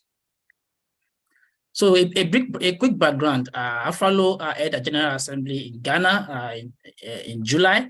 And of course, during the General Assembly, we had a global update which resulted to AFRALO making a statement and of course also passing a resolution accordingly. These are the references to the resolution and the statement, all with regarding to the happenings at AFRINIC. By the way, AFRINIC is a critical infrastructure in the region, in our continent, and I believe that we all should be interested in the survival and the existence of that organization, because we know that this is the organization that assigns numbers to community and of course to our service providers within the region. So it's important that we have significant interest in it. Next slide, please. Some of us may know AFRINIC has been having a serious challenges with various legal suits for the past two years or more. And one of the challenges that those suits have resulted is that at the moment, AFRINIC has no CEO. AFRINIC also has no board. These are some of the significant challenges that AFRINIC is facing. One of the cases, which is the number in front of you, actually sought for various things. And after the hearing in the court, a receiver was appointed. A receiver is just like an administrator who is going to be in charge of, who is going to be overseeing happenings at AFRINIC. And there's quite a number of tasks that was given to the receiver. One of them is to restrain AFRINIC from relocating from Mauritius. Can we move on to the next slide, please? There are also other various tasks that was given to the receiver, but I'm going to hold on two important ones. Can you go back? Okay, so item C, which is the critical one actually, is to oversee the election process in accordance to AFRINIC Constitution. As I said, at the moment, AFRINIC basically has no board. So there is an urgent need for AFRINIC to actually have its board constituted. And of course, the 6 month timeline was given to the receiver to ensure that this is carried out. Next slide, please. Okay, so according to the bylaw of AFRINIC, normally the process is that there's going to be constitution of NOMCOM, and of course there will be election committee, which is made up of staff. This is the normal process that is normally followed. We hope that the receiver is also going to ensure to follow this process according to the bylaw. And this will be communicated to the community and to members. Next slide, please. I'm trying to rush up because of our time. Next slide, please. All right, so like I mentioned earlier, in terms of the seats, there are 8 seats on the AFIGF board. All those seats would need to be filled. So it is our expectation that once the NOMCOM is formed, once the NOMCOM is formed, and there will be call for nominations, nominations will of course close at some point in time, and of course members will start voting for the various nominees for the various seats. But it is important to mention this, that all these are what we expect to happen, and this is supposed to happen very soon. We are hoping that the receiver will oversee this process and ensure that it happens very soon and smoothly, and of course, transparent as much as possible. Can we move to the next slide, please? But we are also hoping that the African community and of course, the IGF gathering may also consider to participate and follow actively this development in AFIGF. These are some of the things that I have actually penned down on what the IGF gathering could do as a fora, who I believe should be interested in the survival, in the existence of AFIGF as our only within the region. So I will hope that we'll actively follow up on happenings at AFIGF. I hope that discussions on AFIGF will also be part of the IGF discussions. Of course, Africa IGF will not hold this year again, but at least there may be other regional forums that will be happening. It will be good to have this discussion. It will be good also when the call for nominations are out. Please be prepared. Encourage people to express interest in it. AFIGF need all of us. It needs all hands to be on deck to actually make sure that the organization come back to its feet. Next slide, please. With this, I'd like to just thank you all for listening. And of course, the time does not permit for discussion. Otherwise, I would have loved to hear from you. Thank you very much for giving me the few minutes to talk. Bye. Thank you so much. Members, we've heard what's happening at AFIGF, and I think the past days we've had quite a number of conversations around AFIGF status, and we've had it from Afraro chair. So I hope we can participate in that process and keep to date by reading the different links and what is happening there. So I'd like to give the mic back to Joshua in case there's no one on the floor, I presume. There was someone who had a mic before the AFIGF presentation. But nonetheless, I'll give the mic back to Joshua to take us through the next agenda. Thanks so much, Chair. Just to answer maybe one of the questions that was asked during the question, what about how to enter the African IGF MAG? We usually would have elections, which is meant to be yearly, but we had a couple of issues. So we had a new MAG last year, so they're all still new. But from next year, we're going to have like an active MAG member application on a yearly basis.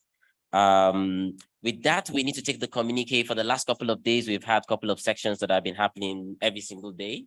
On the first day, which was Monday, was the closed door parliamentarian section that went to Tuesday. On Tuesday, we had different workshop sections. And then on Wednesday, we had the first plenary sections and then some part of the workshops. And then Thursday, which is today, we're having the closing of it. We have had the communique and we are meant to read out the communique to see where we have been able to collate all these different conversations.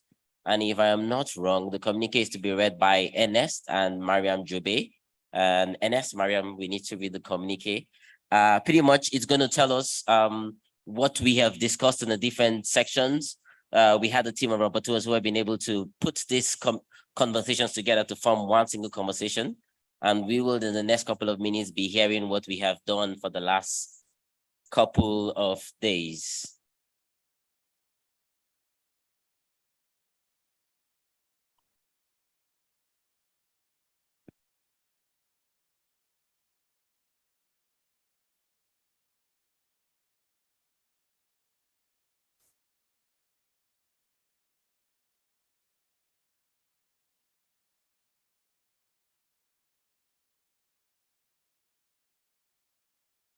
Good afternoon.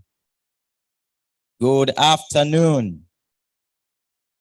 So allow me to greet you in our local language. So when I say Mulibwanji, you say Bueno. Mulibwanji, that's our Zambian way of greeting.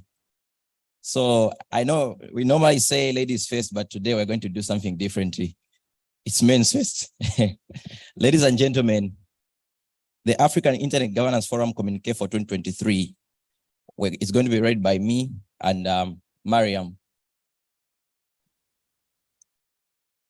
And it reads, we, the participants of the African Internet Governance Forum, endorse the recommendation at the 12th African Internet Governance Forum, which held in Abuja, Nigeria, from the 19th to 20th September 2023, with the theme Transforming Africa's Digital Landscape, Empowering Inclusion, Security, and Innovation.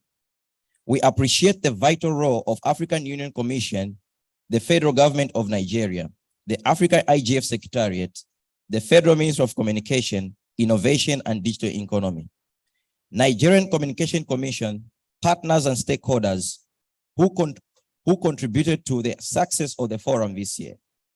The annual African School on Internet Governance, AFRISIG 2023, took place from the 13th to 18th of September 2023, with the theme Building Internet Governance in Africa, focusing on the African Union data policy. We value the successful deliberation at the Parliamentarian Symposium, which was held on the 18th of September 2023, as an important start to the 12th African IGF. We identify with successful outcome of the African Youth Internet Governance Forum, tagged A New Era Begins, which was held on the 18th of September 2023, within the edges of the 12th African IGF. During the 12th African IGF, we witnessed active participation from 17 members of parliament across the continent, 1,417 in-person attendance, and an impressive 1,683 participants joined us virtually. Ladies and gentlemen, we declare Africa has experienced significant growth in internet penetration since the COVID-19 pandemic. However, African states, the African Union, and the regional organization to ensure policy interoperability to enhance digital cooperation and digitize Africa. Secondly, Africa, through the lens of the Internet Governance Forum, needs to apply and arrive at shared norms, rules, and decisions, making procedures that impact the evolution and utilization of the internet. IGF is a unique platform for exchange of ideas and collaboration that will contribute to the internet. We want a means to empower all Africans. APNIG plays a role in implementation of digital framework, most especially the ratification of the Malawi Convention, hence the demand for accountability of legislation and transparency. Ladies and gentlemen, the next set will be read by my colleague, Mariam. Good afternoon, ladies and gentlemen. My name is Mariam Job, and I will go on with the rest of the declarations that were made over the last few days. Education curriculum should be of great concern to parliamentarians, African Union, and all internet governance actors, as this plays a pivotal role in breathing the future of technology leaders and innovators. African states should ensure enforcement of cyber laws, incorporate a people-centric approach and checks and balances. IGF stakeholders and Africa should focus on high-quality digital literacy and capacity building programs that promote competency and intergenerational knowledge exchange. We also declare that the African Union and regional organizations should ensure that the multi-stakeholder approach should lead to cross-border, cross-sectional collaboration across African nations to achieve synergy in mutual legal frameworks and other necessary policy instruments. African governments should have a strong political will that shapes the digital landscape. This is crucial to achieving a safe, innovative, and sustainable digital ecosystem. Technology is a double-edged sword. Hence, the need for internet governance stakeholders' preparedness to address the risk posture and its impacts. African growth lies within and in the safe sharing of data and its innovation. African Union, regional organizations, and ministers should harness the power of data and its free flow. Cybercrime remains a potential threat to the implementation of the African Union 2063 Agenda and African Union's digital transformation strategy. African Union and African government to ensure adequate investment to fight cybercrime activities, ensure international cooperation and capacity building for lawmakers and enforcement actors, judiciary and other necessary actors. Africa's digital workforce strategy is reactive. Urgent investment is required to bridge the digital divide and to develop the digital workforce that is needed for new innovation. We also declare that it is vital that penetration into artificial intelligence digital solutions be grown from African data sets and tailor AI models in our region's unique challenges and opportunities. The availability and usage of African data for AI advancement will foster innovative solutions to the continent. Promoting responsible AI practices and inclusive data handling is also crucial to ensure that there is fairness and transparency. African governments should put in place the legislative frameworks to promote ethical AI principles and make inclusivity a data priority. The breadth of research in AI on the continent focused on the uniqueness of Africans leave a huge gap for stifles and the ability to develop solutions that identify our cultures and our people. Governments should allocate resources to support research and the growth of AI capabilities within our region. There's also an increasing interest in digital technologies across Africa. However, it is imperative that awareness should engender a total acceptance of digital solutions and technologies. Delegates should advocate for African governments to adopt the Pan-African Payment and Settlement System, which is a cross-border financial market infrastructure enabling payment transactions across Africa to increase cross-border trade and make the African continent free trade agreement a successful reality. To build trust in data digital technologies, enablers like human centricity, equitable accessibility and affordability must be at the forefront of technology innovators and African governments alike. Developing strong foundational ideas is equally important in the digital economy landscape.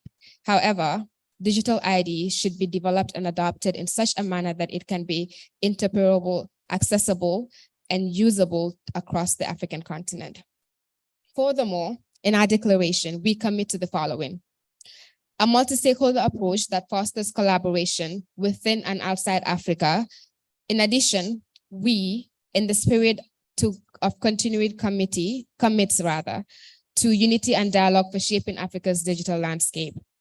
We also commit to continue imploring African governments to create an enabling environment for digital economy to become pervasive and thrive across the region by reducing taxation and connectivity. Ladies and gentlemen, that is it for the communique. Thanks so much for that. We would have the communique on the website by the end of today. And we hope that that will serve for anybody who wants the information. Final state before I leave the stage for the MCs to take over. Where are they? The MCs. For the section organizers, feel free to send in your reports to us. We still need them. For the, what else are we missing? For the recording of the section, it will all be on the website starting from tomorrow. We'll have each sections that you were not able to watch. We'll have the recordings on the website. And then that's all for the open mic and then the communique. Thank you so much and do have a nice day.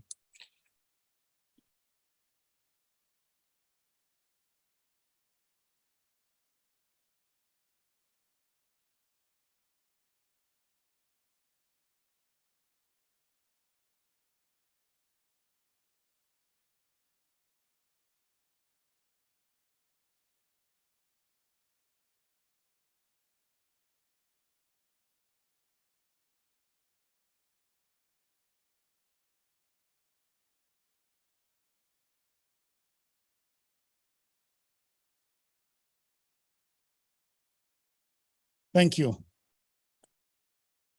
EVC, welcome back, sir. Dr. Makta, Mrs. Nduma, distinguished ladies and gentlemen, Honorable Samuel George, participants, gentlemen of the press, and other participants. This is the climax of this event. The closing ceremony has commenced, and I want to thank you very sincerely for all the efforts that we have put into this.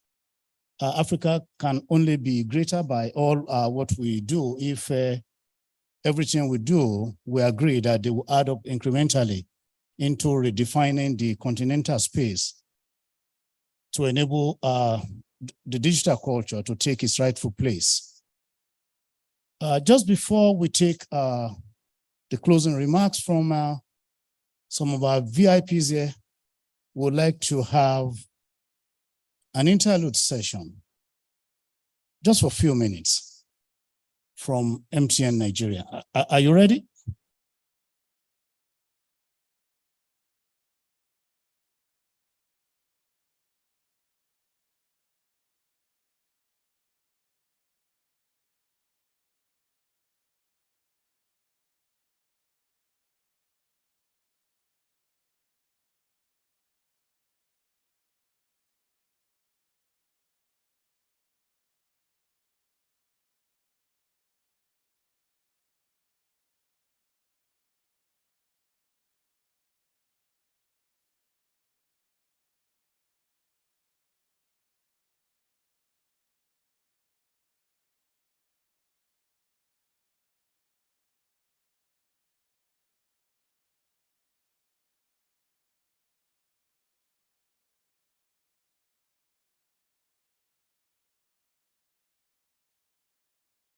Now, ladies and gentlemen, we realize that those who are to provide the interlude will need more time. We don't think it's fair to keep all of us waiting for up to that period that they require. And so I will just invoke the power that you have given to me and my colleagues to say that we'll take the closing remarks, and as we end, we will listen to them. Hopefully, they will be ready by then. And so we will have, in this order, we will call on Honorable Samuel George, a parliamentarian from Ghana, to take the first shot. Please put your hands together.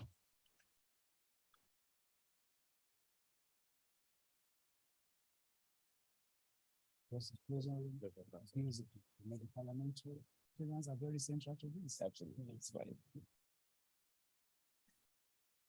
Ladies and gentlemen, EVC, Dr. Makta Seck, Mommy Mary, the chair of Africa IGF MAG, all members of parliament in the House, members of civil society, media, technical society.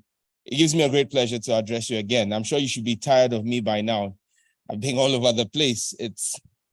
Today is day 10 in Abuja for me, because I was here all the way from the School of Internet Governance. And so it's been a very long time for a member of parliament to be away from his constituency. But if you leave me, I'll do another 10 days because Abuja has been hospitable and Nigeria has been fantastic. And I'm sure I speak for all the other members of parliament.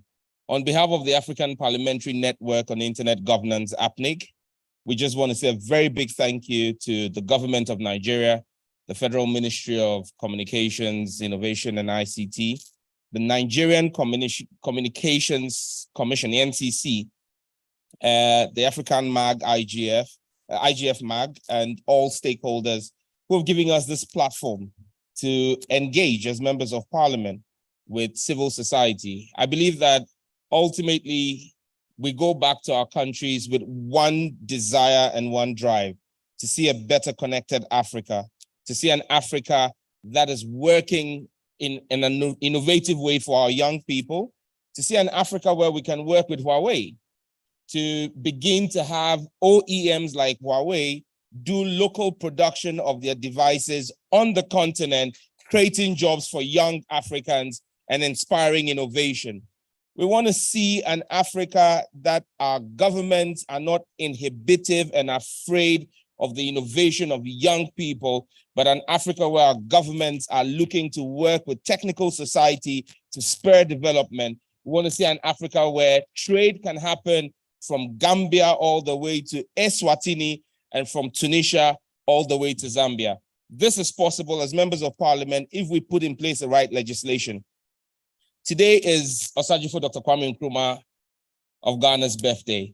And what a fantastic day for us to be discussing Pan-Africanism. If he was alive, he will be 114 years old today. And Nkrumah said one thing, and I will quote him when Ghana celebrated its independence on the 6th of March, March 7, 1957, 6 March 1957. He said, the independence of Ghana is meaningless until it's linked up to the total liberation of the African continent. And so a thriving fintech industry in Nigeria, a booming agric business in Kenya, or whatever it is that you have running in Ghana, a national ID system, is meaningless until the whole of Africa is connected with a free internet that is inclusive, that is safe, and that is secure for all of us. Let us work together from this IGF to build an Africa that is safe, that is inclusive, and that respects the rights, the digital rights of citizens. Thank you very much.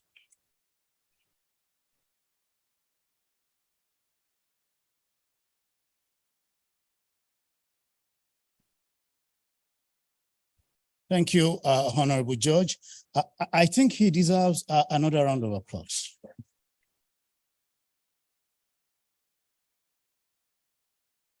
Since he has reminded us of a major historical occurrence that involves one of our leading Pan-Africanists and freedom fighters in the pre-independent period for most countries in Africa, Dr. Kwame Nkrumah. May I request, Dr. EVC, sir, may I request that we just stand for a minute to pay just a minute silence in honor of the memory of Dr. Kwame Nkrumah.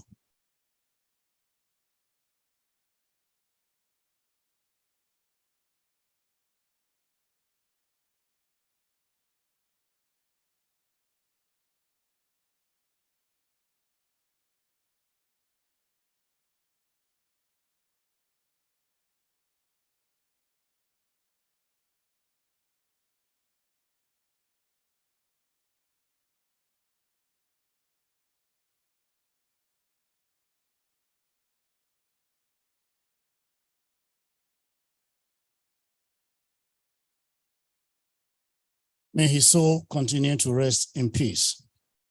And may the soul of all our leaders, from Mandela to Samora Machel, Amika Cabra, Agosti Honeto, and all of them who have passed, leaving behind memories of their struggle, may it continue to inspire all who do to make Africa greater beyond us. Amen. Thank you very, very much. I think we agree, by virtue of what we have heard from Honorable George, that we need a very vibrant and robust parliament to be able to propel some of the things we want to do. And it's gladdening that it gladdens the heart that we have people like him here with his colleagues. If you see the quality of representation that we have had from parliament, it's been fantastic. In one of the days, we had about 75 across countries. Nigeria and all other countries are participating. That's some commitment. And the way in which he has spoken, we pray for will for all of them to be able to work together, since one of the recurring themes of this conference is the need to collaborate. So please, I invite us once again to give a loud applause to all our parliamentarians in Africa.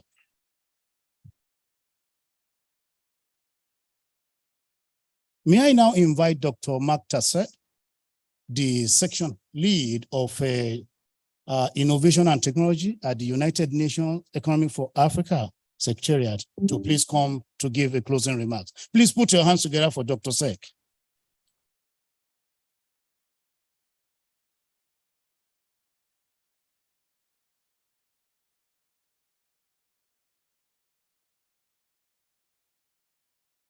Thank you very much, MC.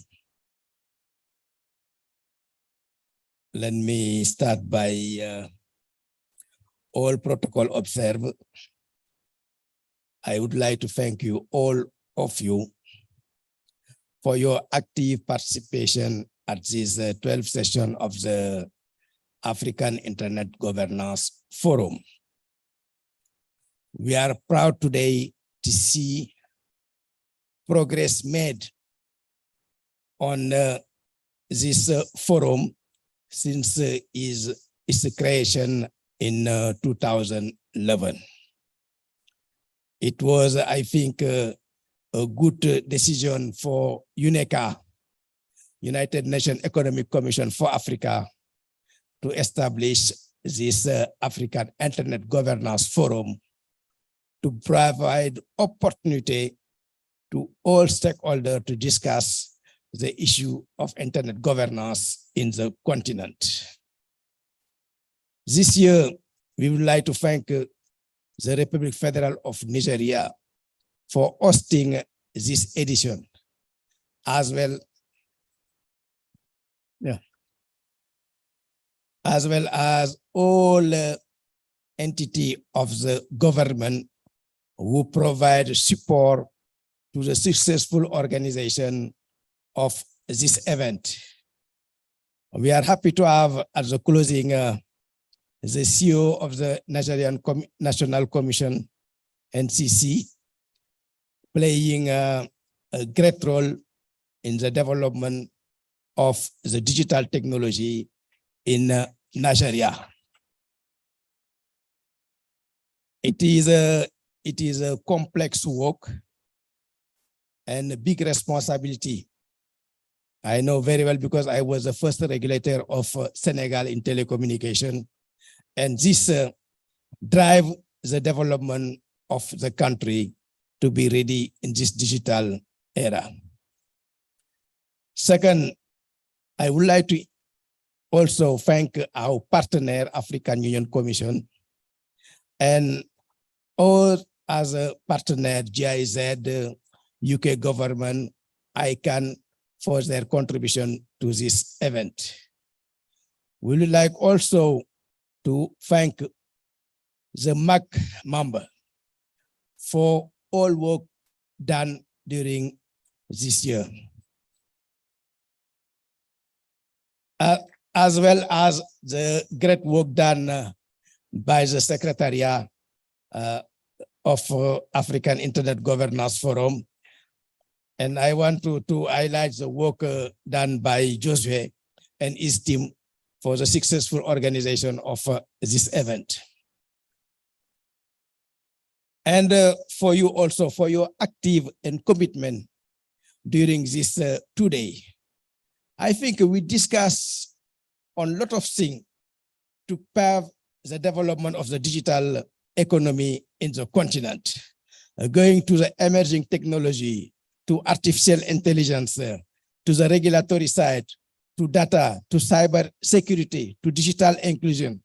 And all this area have been discussed, and key recommendations have been provided for government, policymaker, private sector, and also civil society and academia.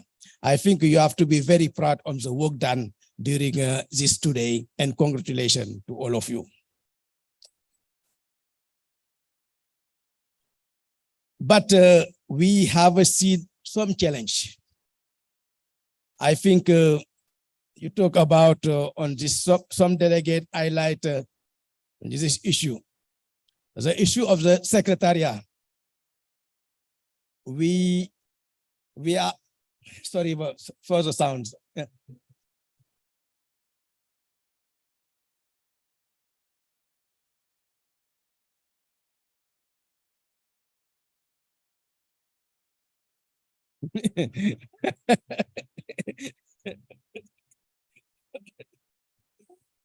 It is an issue we have when we want to show some application on 5G. With this MTN box, it is not the first time, yeah, but yeah. It is a good progress to show how we can use 5G, how this technology can help in a key area like health sector, industry sector, economic sector, but we need to put in place the right regulation and also to allocate this bandwidth for this 5G. It become a big issue now for African continent. Now we talk about the secretariat. The secretariat is handled by AUC and UNECA. I recognize for some years ago, we was not very active in the secretariat. We support only the organization and we leave the MAC to develop the content and the secretariat to support the logistic and for the African IGF. But we have seen some challenge, and I can assure you ECA will come back to the secretariat by putting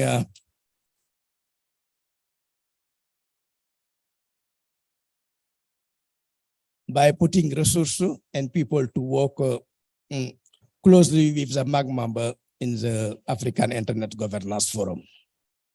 Also, we are going to define also the role of the secretariat and the MAG member, because we would like to avoid all duplication between the role of the MAG and the role of the secretariat to ensure we are going to have a very good organization of the African Internet Governance Forum. One issue also, the youth participation. I recognize at ECA, we put last year the task force youth for the Global Internet Governance Forum. We cover the participation of 8 young people at the Global Internet Governance Forum. But for next year, we are going to expand this task force to the African Internet Governance Forum to bring more youth in this forum. We are going also to work as a member state to take into consideration the importance of the participation of the ministry and as an entity of government to the African Internet Governance Forum, because a lot of them participate as a global forum, but they are not very well participating in this African Internet Governance Forum, and we have to start to participate here and to bring the outcome at the global level. I think it is something we have to work together with also the government of Nigeria, who hosts this year, this African Internet Governance Forum. Nigeria also is a member of Smart Africa. I think it is some issue. We can rise together with UNECA at the Smart Africa board meeting where we are member. And finally, I would like to wish you a fruitful travel in your respective country and see you soon, maybe within 2 weeks in the global IGF in Kyoto, and we'll continue also our support to member state. We have several projects in Nigeria, in the Kaduna state, and hopefully by November, we'll launch here the first use case on digital ID in the social sector, pension sector, and finance sector. Thank you very much.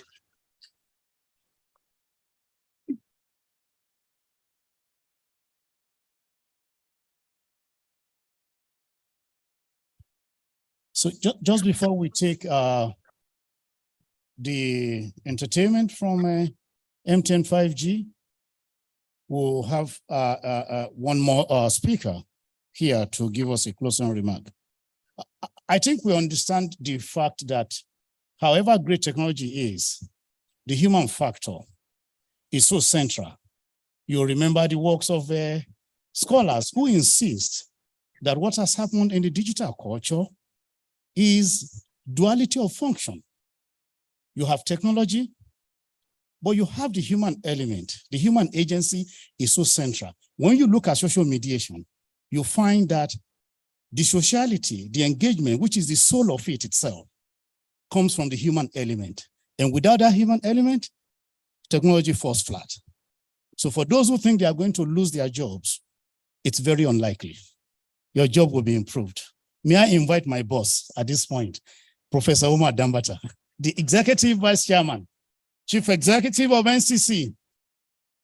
Keep clapping, please keep clapping, because this is one of the things, 5G.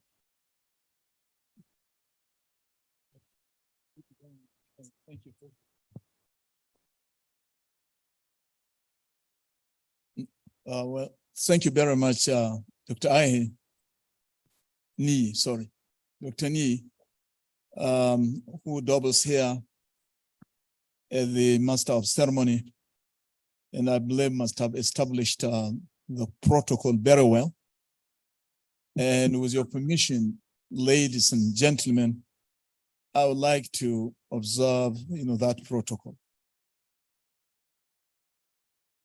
I think I do not intend to stand here and just read a simple speech thanking all the delegates who graciously responded to our invitations, to come to Abuja. That will be really not appreciating your presence. I need to do much, much more than that. But let me first of all ask, did we have a good IGF forum? And for the second time, I can't hear you very well. The answer is thank you. So the answer, ladies and gentlemen, is a resounding yes. And I'm very, very very happy to hear that. Then let me observe that transforming Africa to, as the theme indicated, Africa's digital landscape, transforming it, as well as making sure that it is characterized, by inclusion. Nobody, that is to say, is left out. Security, to ensure that everybody is secure, even within the artificial borders, that, have been put in place for us, which we would like to use the internet to ensure it is blurred. There is the need for blurring of borders between African continents, African countries, as well as improving on the continent's system of innovation will require enabling laws and institutions to do this. Therefore, we must ask ourselves whether these are in place. Enabling laws and institutions. And then, of course, we must have a vibrant communications industry. These are the drivers of digital transformation. And of course, to this, you can add the human capital. We got to have a human capital with a capacity to make it happen, to ensure the transformation takes place in virtually all sectors of the economy, as well as in governance. So the transformation is in twofold: transformation of governance and the transformation of key services sectors of our economy. Finance, education, commerce, and so on and so forth. The list of key service sectors of our different economies is quite long. And then, of course, we got to have in place applications and institutional change. The institutions we have by themselves are not static.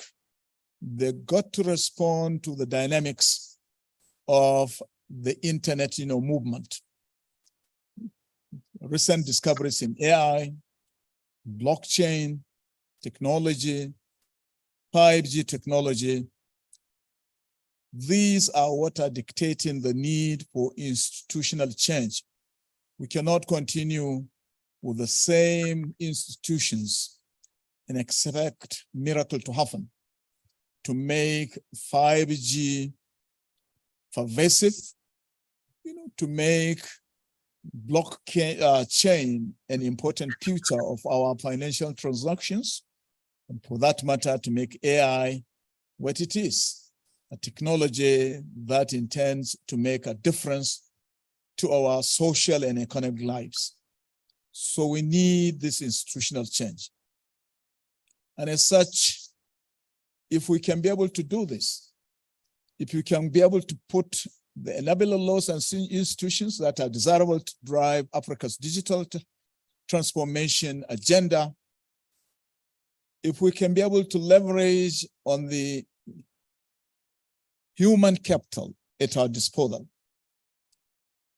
if you can be able to bring up mobile applications and introduce where necessary institutional changes, if we can be able, ladies and gentlemen, to put the right communications infrastructure that is pervasive, that is everywhere, that is, and the one that will serve all peoples of Africa, wherever they are, whatever their circumstances, then the exciting futures of digital transformation will be awaiting us. And what are these? Power of us. Then the power to rule ourselves will truly belong to the citizens of Africa. We will compel our leaders to ensure governance is transparent, open, and credible, because we will be watching them. We can be able to contribute to the debate whenever it happens about the way and manner we want to be governed. And then, of course, we will witness that important thing that is happening all over the world, migration to digital platforms. Is it in the area of finance, in the area of education, in the area of commerce, in the area of cross-border cooperation? All this migration will happen if and when we have a very strong and vibrant internet platform. Of recent, the Nigerian government decided to introduce an internet platform to all our emergency communication numbers, providing information in addition to what these centers are doing to citizens, to be able to call these emergency centers whenever they are in need of an emergency. That is to say, whether it is an ambulance service they want, fire service, okay, road safety service, civil defense, the police, and the important IFE feature we introduce is including the location of the caller. That was not there before. And you will not believe the efficiency that resulted from the inclusion of geolocation, characteristic of our ECCs. You won't believe what this is happening to the emergency communication centers in this country. And there is one emergency communication center in every state of the Federation, making a total of 36, plus the one here in Abuja, making a total of 37. Then talking about innovation, the federal government decided to establish a digital innovation park in every state of the Federation. So far, 8 are functional, more will come on stream. This is just to show the commitment of our leaders to drive the national system of innovation and to ensure inclusiveness in the way this system is being provided for all Nigerians. But That is not the purpose of my standing here. I must say, after that resounding yes that I got when I asked whether we had a vibrant and lively forum, you all said yes. And for that, I cannot thank you enough. The parliamentarians, those governing, or provide the leadership for the IGF, the local organizing committee, the delegates who made a lot of sacrifice to travel from far and near in order to converge here in Abuja for this important event. Words will not be enough for me to say a big thank you all for coming. Thank you, ladies and gentlemen.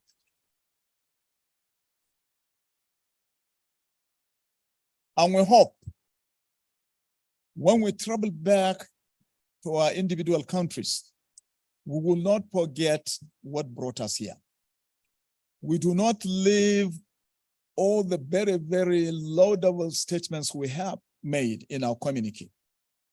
Let us put an implementation process in place to monitor, the implementation of the various communique elements, so that when next we converge for another IGF, we can be able to say with certainty that this is what we plan to do, what we agreed to do under communique number 1, and this is what we have done. Okay, whether it is 50%, 60%, 100%, let us review our progress of implementation. Let us do an honest evaluation of the implementation of what we have agreed to do after this event.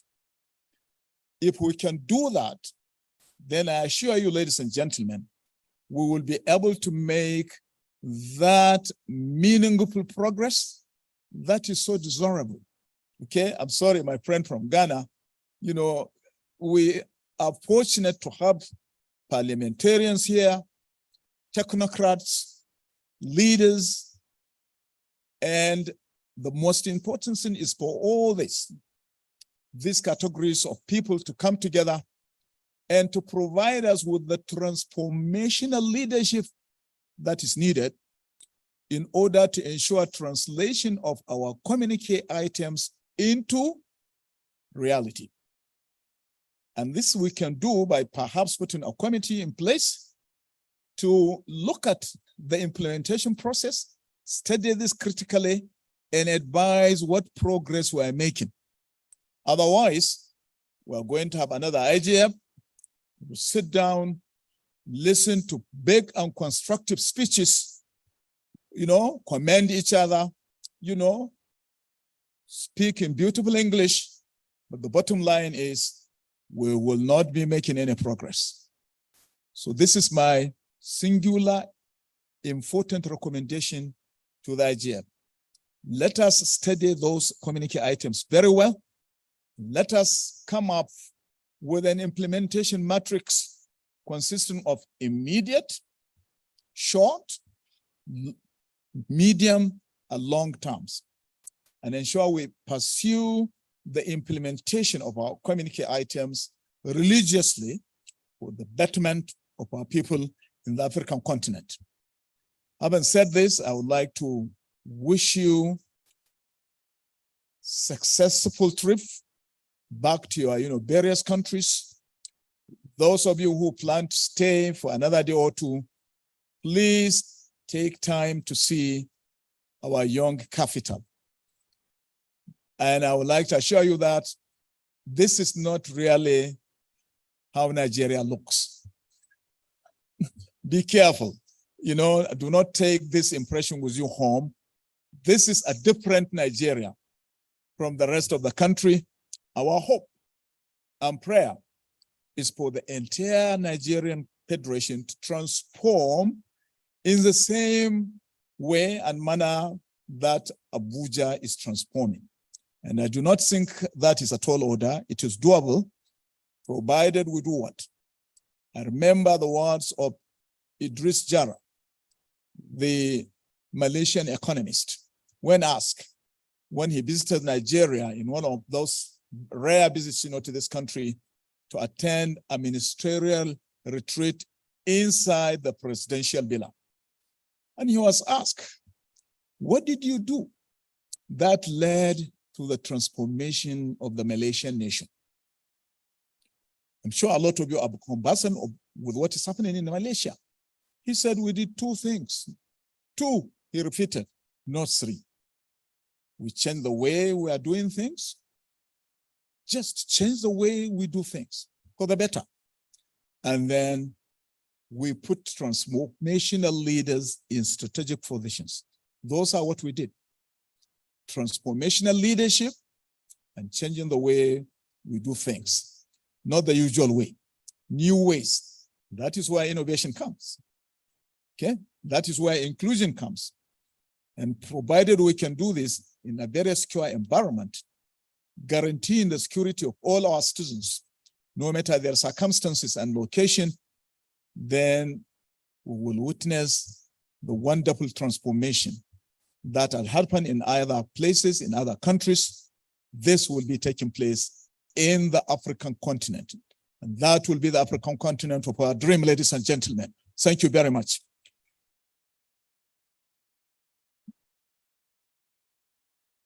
Thank you. Thank you. I appreciate it. Thank you. Thank you. Thank you.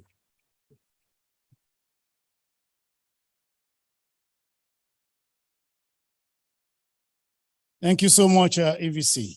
Thank you, distinguished ladies and gentlemen. We are moving into the very last stage.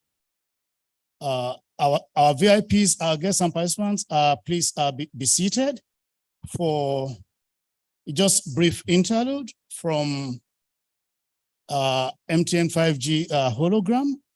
The gentleman there, we can actually interact with him. He's at a different location, but we are going to cut short those interaction. We'll take the music while Joshua comes in to do his beat. Thank you so much.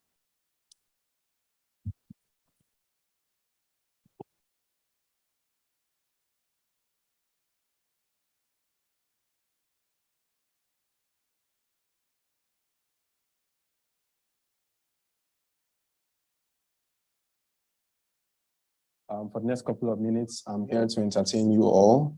Feel free to interact with me. Tell me what songs you'd like me to play, and let's just vibe together. So this first one is a classic, and it's titled African Queen. There are a lot of beautiful ladies here. This song is for all the African queens here. It's dedicated to all of you. Don't worry about that. You're my African queen.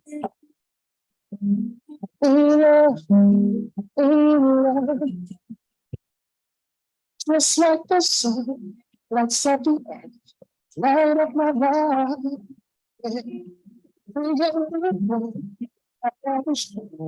Smile so bright. Just yesterday. You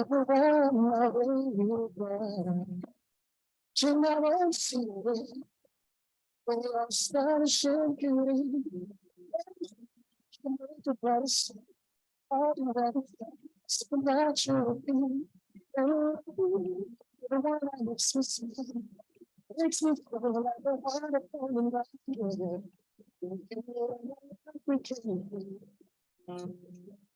Where's my peace? And it's taking where I've never been. My heart is so everybody. African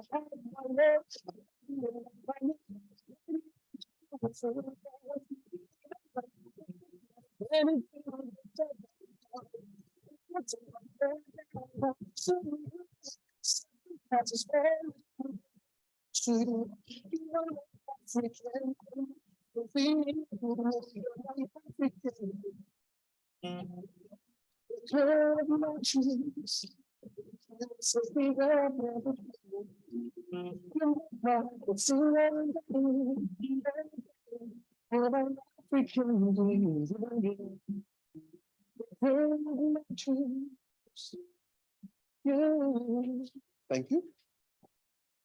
Thank you so much. For a few seconds, I felt like a lady and I felt like a queen, but unfortunately, I'm a guy. Yeah, sorry. EVC. So I'm going to ask Dr. Sek and EVC to come up again. We want to, EVC, sorry, you still have to come up again for a few minutes.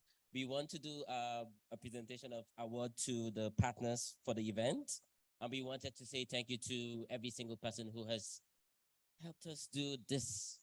I won't call it miraculous work, but this nice work. It's been a privilege to work with everyone who has helped out. So we want to say thank you to everyone who has helped out. In terms of our partners, we have quite a numerous of them. EVC, please, Dr. Sek.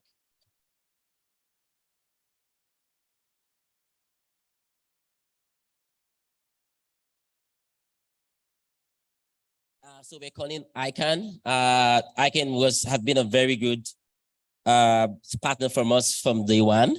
And we felt this is a good way to say thank you so much. Is Yovi here? Yovi. Oh, yeah. Yovi. Okay. So you can go in the middle, so you can take them.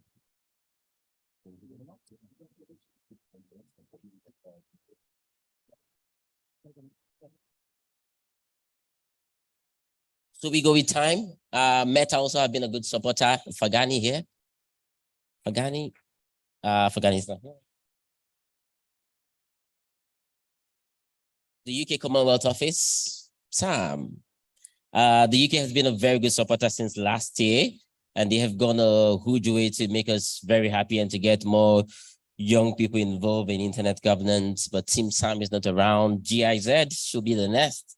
Oh, Sam is here. Sorry. Oh my God.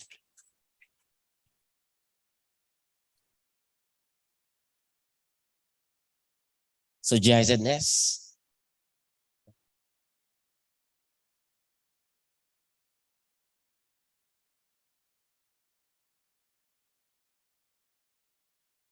So the German Corporation has also been a good supporter.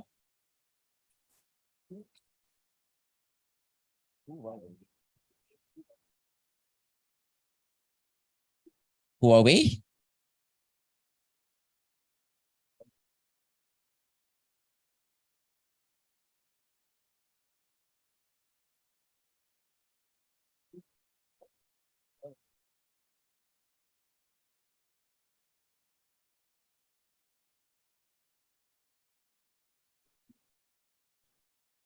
MTN.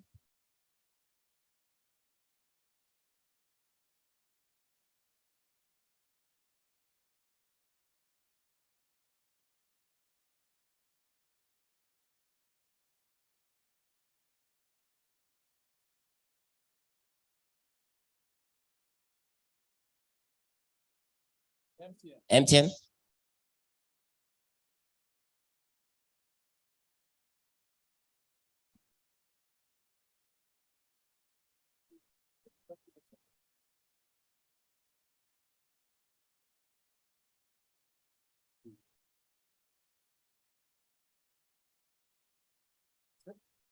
So finally, for the host, which is apparently him, would have Master Sek giving to him the NCCs. Yeah.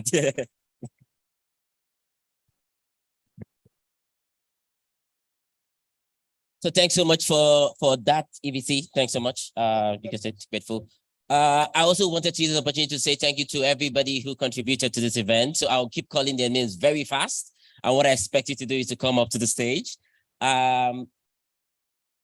Auntie Talks, which is Olatokunbo, Dr. Chidi also, Ibrahim Galadima, Ibiso George, Elizabeth Yisa, Oluwatosin Odonyi, Hamza Salami, Mushin Jibrin, Idris Abdullahi, Usman Bello, Abdurrahman Magaji, Samira Dambura, Oluroba Fafua, Amina Ramalan, Meru Junwa, Chinyere Ifweze, Uchechi Kalu, Adamu Yamulu, and Abdul Rashid Umar, Chinwe Oboju, Mary Uduma, Eitaya Yotim, Toba Obanyi, Hamid Suleiman, Chinaka Hono, Mariam Jobe, Angel Norman, and Stephen Mucho.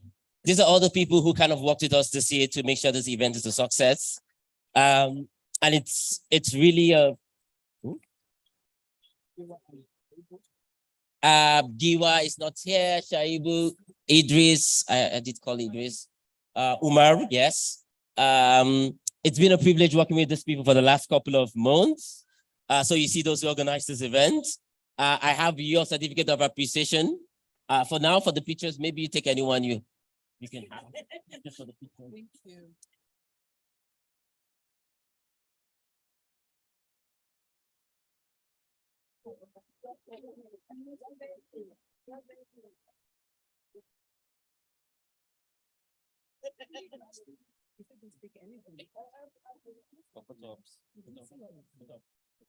So the fun part is I doubt some people got theirs. And for photo ops, I just wanted to have them to have something. It's been a privilege working with you. And I want to say thank you so much for helping the Secretariat for this year. It means a lot to all of us. And from the bottom of our heart, we say thank you so much. To the translators, we say thank you. To the technical guys, we say thank you. To the ushers, you've been doing so well. To all the cameramen, so awesome. Who else am I missing? The seat warmers like me, thank you so much. The security, we say thank you so much. And I want to say thank you all for coming to the 2023 African IGF. And I'm calling the moderators to end it. And yeah, you can see it. I'll give you the real certificates later.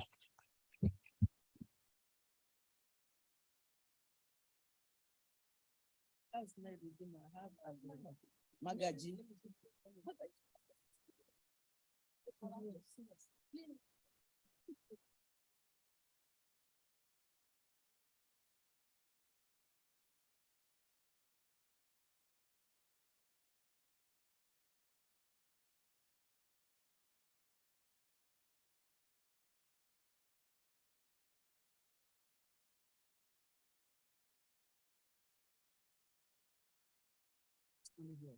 The microphones are not here. Yeah, okay, so. Like they say, all good things must come to an end.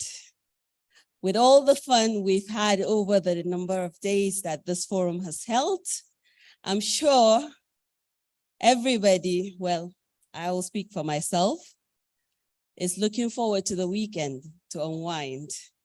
And some of our delegates, I understand, are staying back to enjoy the hospitality of Nigeria a little more. And we're extremely grateful for that. I am Nafisa Usman Ruga. I've been here with you since yesterday. And I want to say it's been an amazing experience. I've made a lot of new friends here. I've learned a lot of new things. And I would like to hand over to you or you. Okay. Thank you. My name is Omoni Ibieton. I work with NCC. I want to thank you very sincerely for participating, not just attending, but participating. People used to attend events and they only take certificate of attendance, but everybody took certificate of attendance and a certificate of participation, which is very important. And you know, underlying the concept of development is the concept of participation. I just want to thank you for the support that you have given us and for your commitment. Please remember the last word that came from Professor Dambata, the need for us to itemize how we are going to implement this, developing metrics around the implementation. It is not just sufficient for us to agree those resolutions, what we'll do immediately, what we'll do in the short term, what we'll do in the medium term, and then in the long term. That's how we can make Africa greater. Thank you very sincerely for participating and for coming. So I'd like to say thank you on behalf of everyone that is not from Nigeria, to the Nigerian government, Nigerian citizens. I think I speak for everybody that came in. Entry into Nigeria was seamless. We were impressed. And I think if we are to have a stereotype when we speak of Nigeria, we definitely put the word hospitality and welcoming as one of them.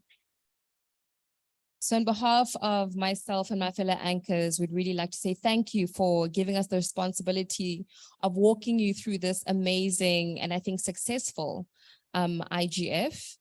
And I think from an African perspective, we've really done well. We can pat ourselves on the shoulder. Yes, of course. I'd like to see that more. Can we do it? Yes.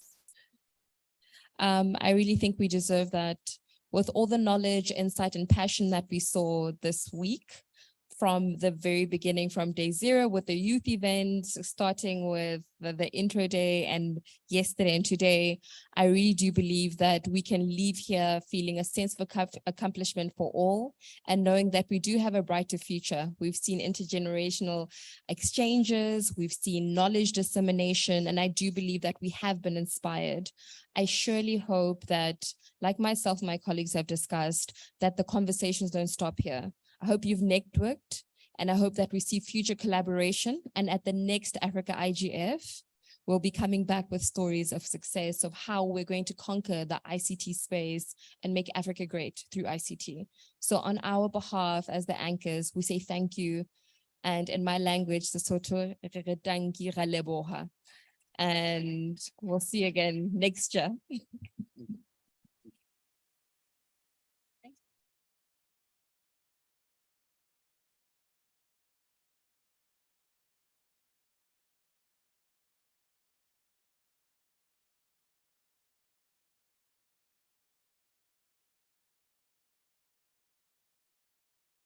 Thank you.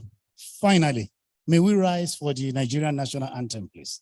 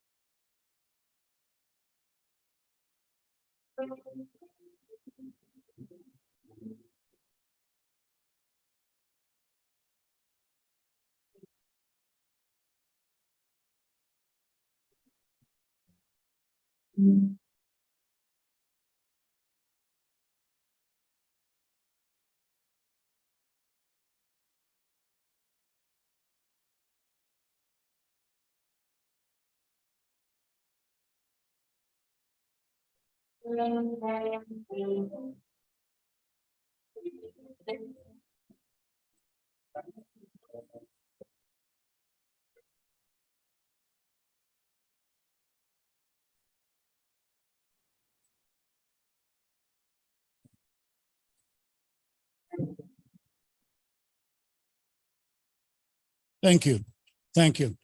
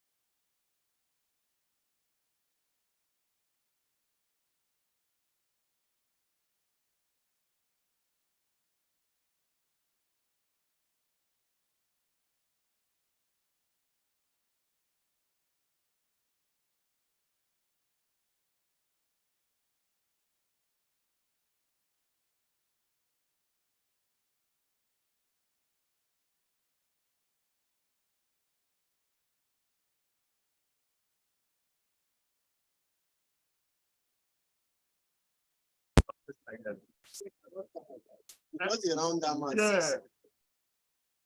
Fine, I didn't know you. I didn't know it was strong. I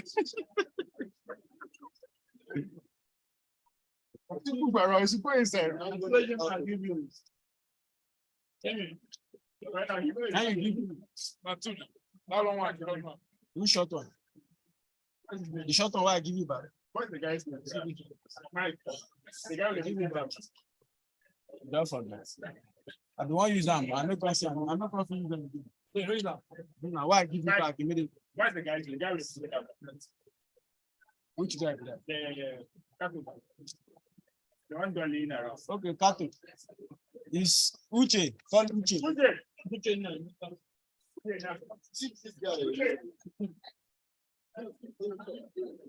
Say na Kato. Leave the guy alone. I'm not getting around that much. You like the man. Hey. Go. Jesse. Yeah, kill. They don't turn everything off. They don't have everything. Why they off it? Where? They never come up for home now. Just hands off the place. Why off it? They don't off the power. There's no screen. Why are we get cutting out? Wow. Huh? I don't know what this power is. Who they keep the power? Why can't you go? On now power. Why you don't fall? Okay, power. So one account of spin. When spin up, there's still going on and they are turning things off. Yeah.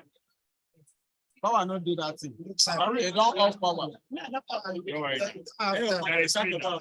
I understand. Okay, I will think now. That's okay because no power. So it's okay. That's something when you are three can handle it. Oh, sure. All the best.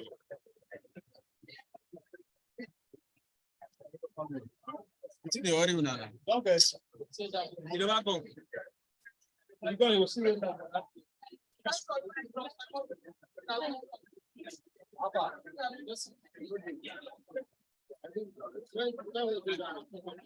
You're not going now. Just leave that camera down.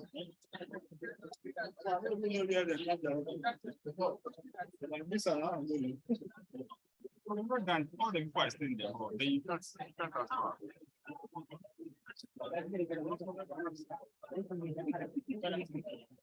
Don't notice.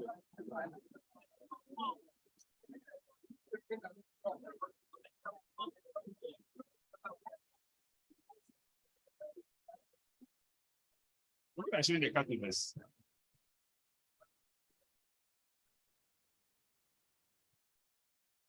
The video's not coming. It's not coming.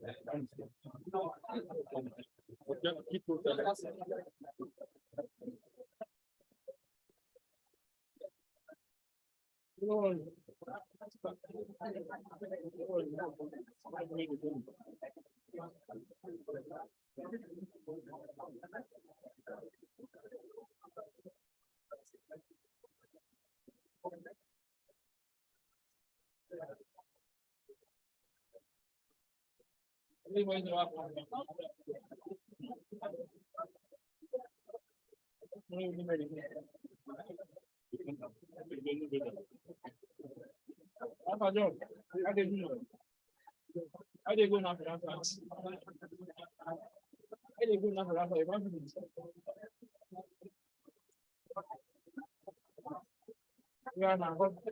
You don't bring for this one. I know you will come it up there. No,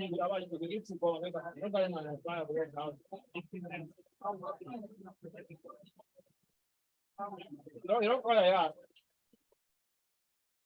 That's not you, I don't get it. Yeah.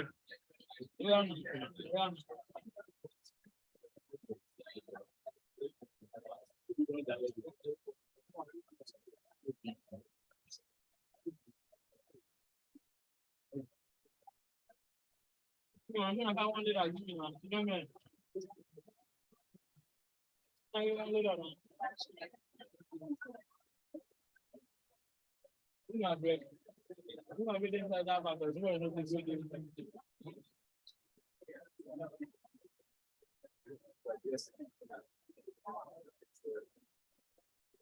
What is that by the man you are moving around? That one that is really good. That one, that one.